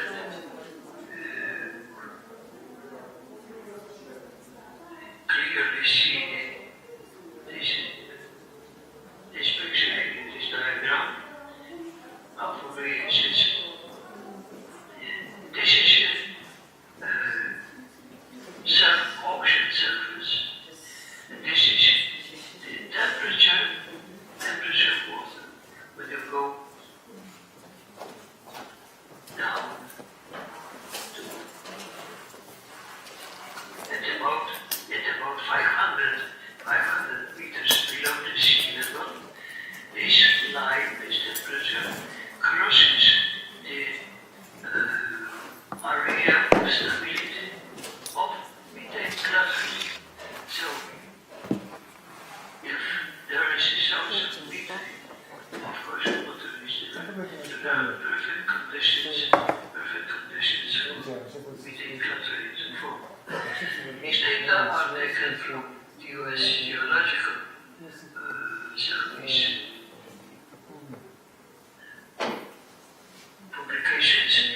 I'm frankly taken it from the German popular journal Spectral Wissenschaft, which published these beautiful pictures. Also the picture of this boat for scientific investigation. This is a sample of snow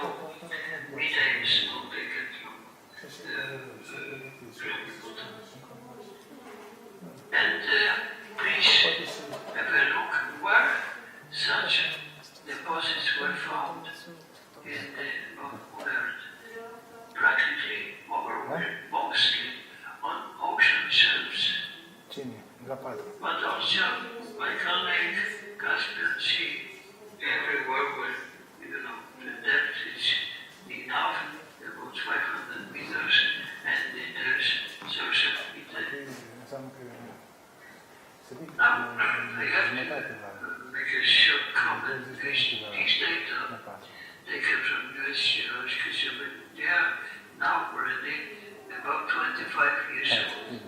So,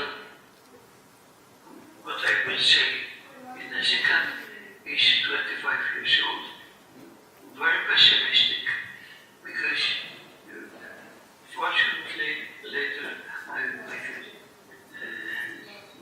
little less pessimistic than now. This black part is the amount of, on Earth, it's globally the amount of organic, so-called organic carbon in the form of methane.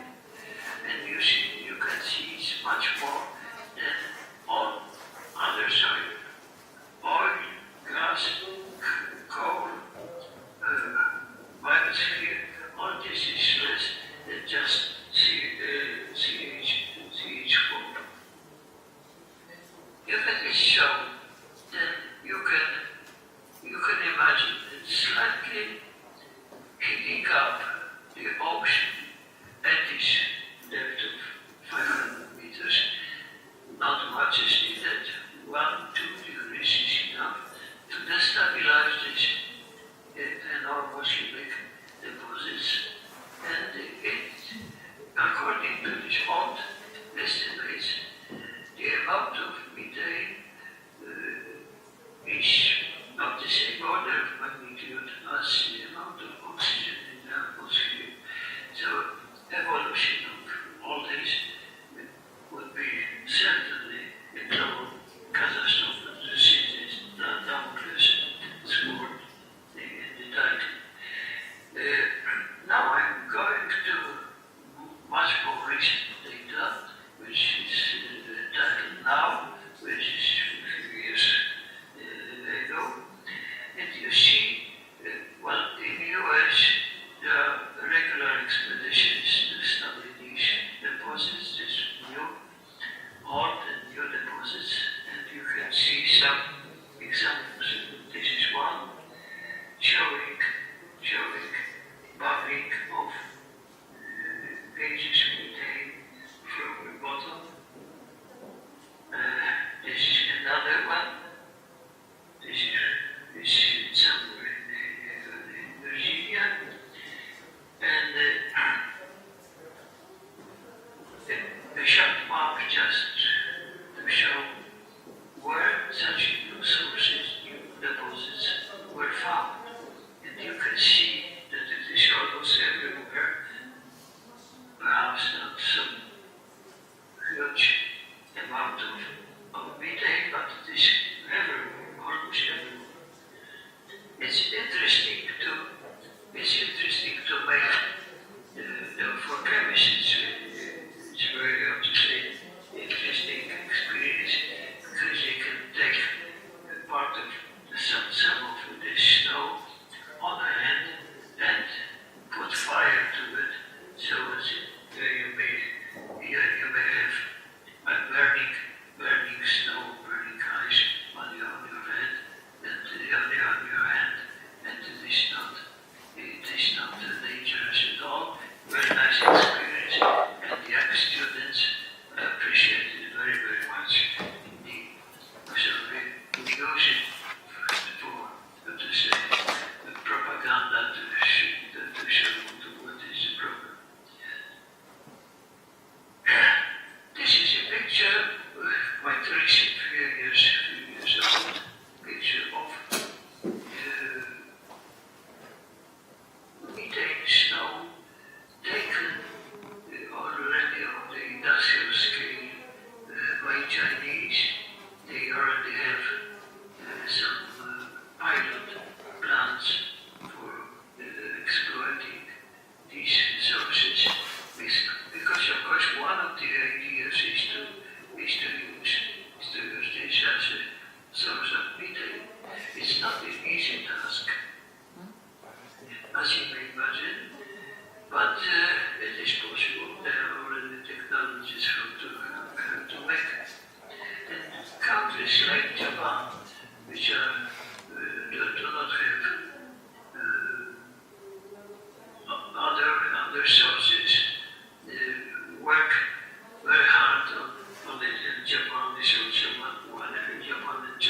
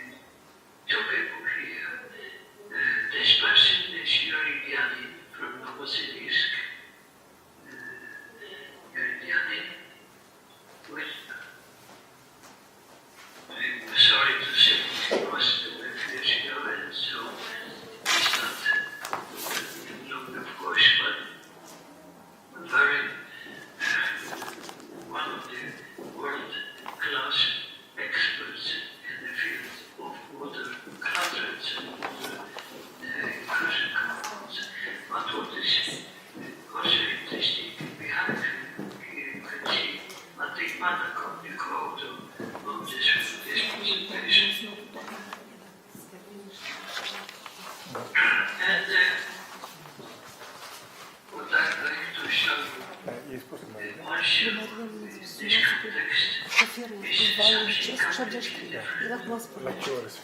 Water, of course, host material to close methane, close many other compounds I mentioned that were working on it, were long time. Of course, we have no time to discuss it in detail. But water can be also trapped in a special chemical species like metal organic frameworks or covalent organic frameworks.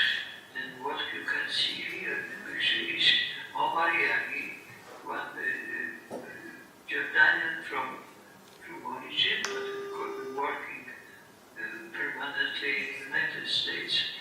And what he did was to construct special metal organic framework able to entrap water molecules and with very high affinity to it. So, for example, if you take this material to Sahara desert, so at night where temperature is very low, even 10 or 15% humidity is enough to fill these cavities with water. And then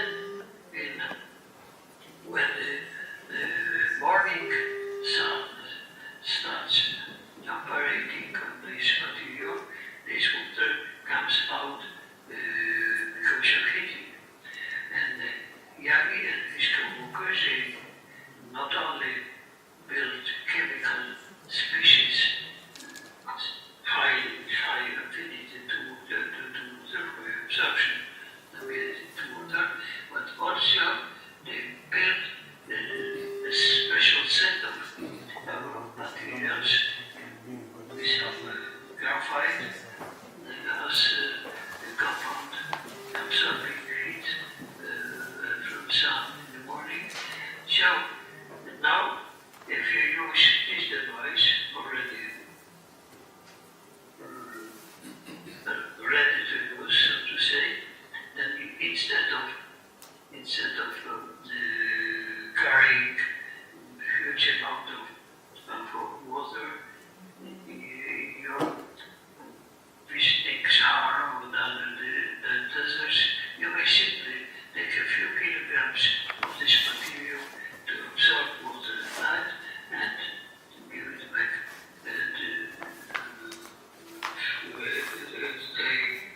daytime.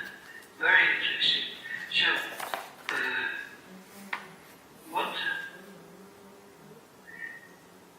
what I wanted to say, and of course, but this is the reference to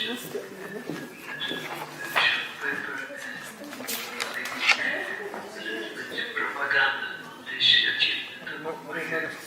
What I would like to say is that methane from outside is a very interesting source of material. Methane is, of course, valuable stuff for chemistry technology. So if you are able, like China and Japan, to exploit such sources, it is of high values. As far as exploiting permafrost places, it is already known by the Siberian people, by Russians, it's already known for decades how to use it. And it's economically okay. Some 4 or 5% of energy of this methane accumulated in this methane snow ice is enough to keep the process going. So for permafrost regions, no problem at all.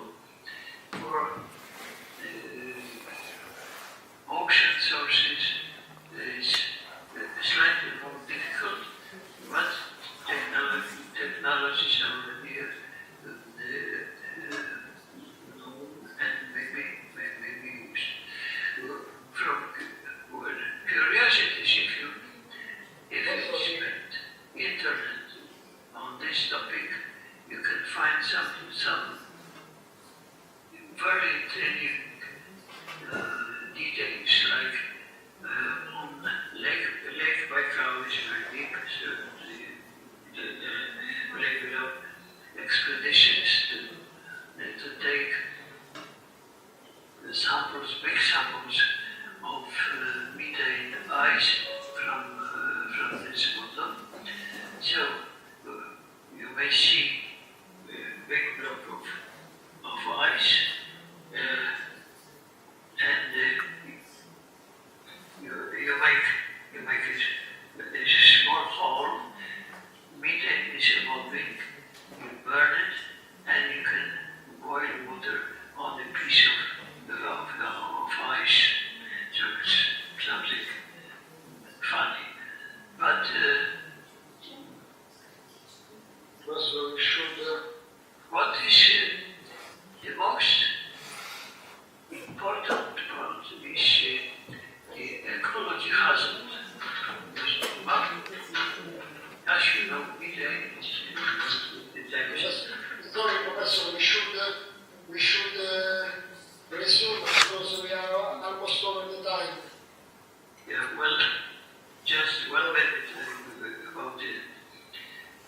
I just have to say that the traffic news all sources from 25 years ago, the evolving all this methane to atmosphere would mean the complete catastrophe, ecological catastrophe. But what I need to say is that according to US sources, this amount is slightly less than perhaps the catastrophe. Dramatic as this, as I said before, and what I would like to add details of it, the description will be given in the book edited by Professor Ashna and Professor DUCA. So you may find all the details in there. Thank you very much. Thank you very much, Professor Gheorghe. Thank you very much for this interesting review of this topic. There is a time for just one question, if there is a question.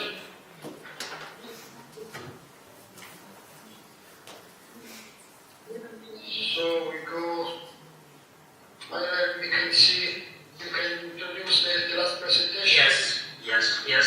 Thank you very much, Pasquale.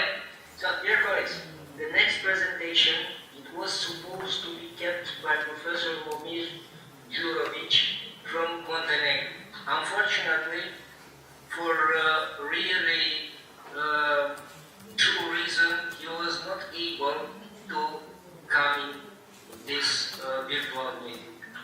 So I believe that this afternoon session is already coming to an end.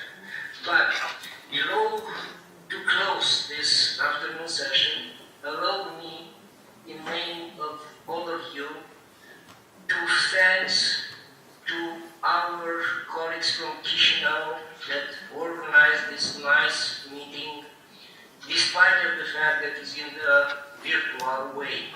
Of course, as all the other colleagues, speakers said, I would prefer to be in Chisinau and to talk each other in front. Unfortunately, because of the mad Putin and his Kamarila imperialists that attacked Ukraine and Ukrainian people, we was not able to come there. But I hope that this war will come soon to an end, and peace will come again, and then we could meet again in Chisinau or everywhere around this world. So, Abrina and the organizer from Chisinau, thanks again, and you have the floor. Thank you, Professor Mangaladiu. Thank you, Professor. Really underline all the words by Ireland.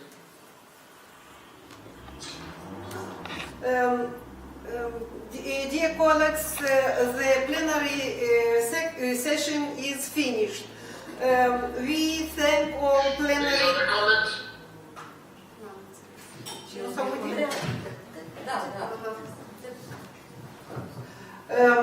Dear colleagues, the plenary session is finished.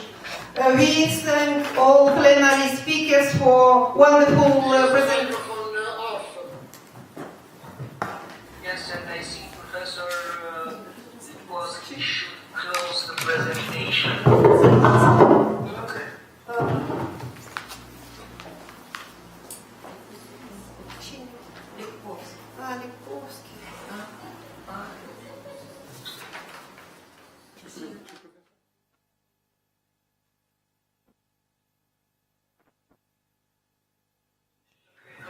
Yes, thank you very much.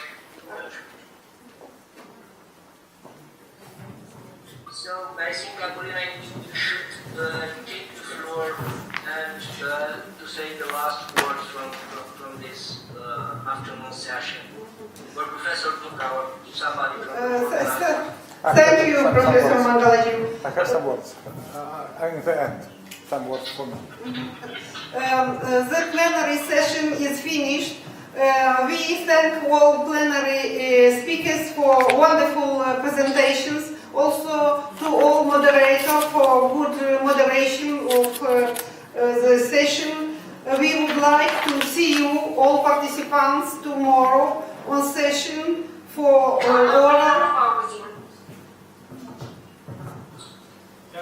Я închis microfonul. Pentru că atingi cu...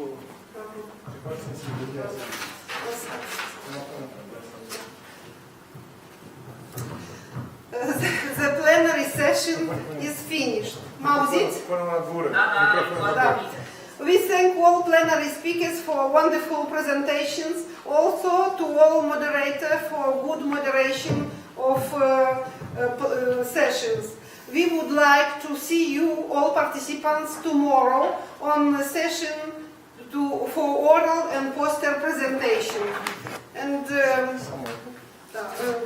Professor DUCA, please. Yes. Thank you so much for very good moderator, Ms. Director, Professor Academician. Thank you also for moderator of welcome session and the first and second session and the plenary session. Thank you for all persons who congratulate me of this my jubilee, and I especially want to thank my colleagues who presented today very good allocation.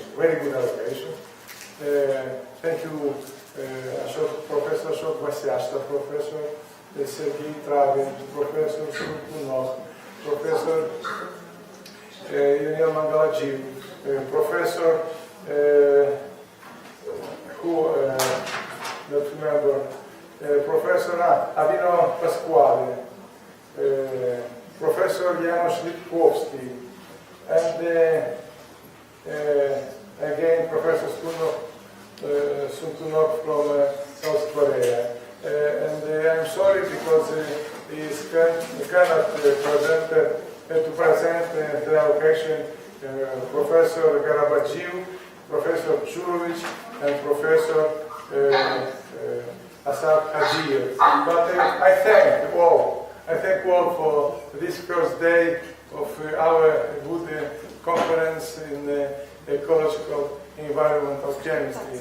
I like the intention of my colleagues, like Garabajiu, who intend to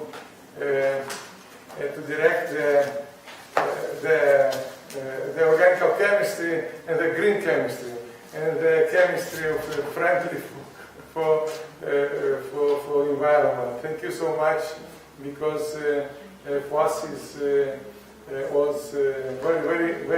was very interesting and very important.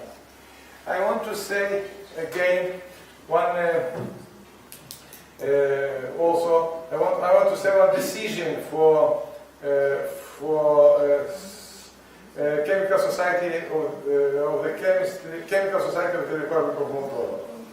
Decision of the Board of the Chemical Society of the Republic of Moldova for the contribution to the development of the ecological chemistry. The medal of the Chemical Society of Moldova in ecological chemistry is awarded to Gonța Maria, Lupașcu Tudor, Romanciuc Lidia, Gheorghe Viorica, Aricu Aculina, Bonduc Elena, Sturza Radica, Subotin Iurie, Kovaliova Olga, Nastas Raisa, Ashok Baseashta, Kuno Sun, Lipkovski Janusz, Mangalajiu Ionel, Albino Pasquale. Also Professor Sergei Travin. Thank you so much and my congratulations. Thank you very much. Thank you very much. Yes. For bringing this medal is necessary to come in Moldova. I come. I invite you. We prepare wine, cognac, good food, good hospitality, good disposition, and health and peace. Thank you so much for first day of our conference. I invite you today to come with us in the underground winery to test Moldovan wine. Okay. And tomorrow start 9 o'clock. Yes, tomorrow to work in the section. Section. And 9:30 a.m. Our 5 sections. Thank you so much for today. Thank you so much. Thank you. Bye bye. Bye bye. See you tomorrow. See you tomorrow. No, see you in underground winery. I remember you recording that. Avino. Sorry because can't come in Moldova. Moldova is a very good country. Moldova is Latin country. It's the confine of the Romanian Imperium. Imperium Romano. Absolutely. We are Latin. We are Roman Latin. Our language a close of Italian English. You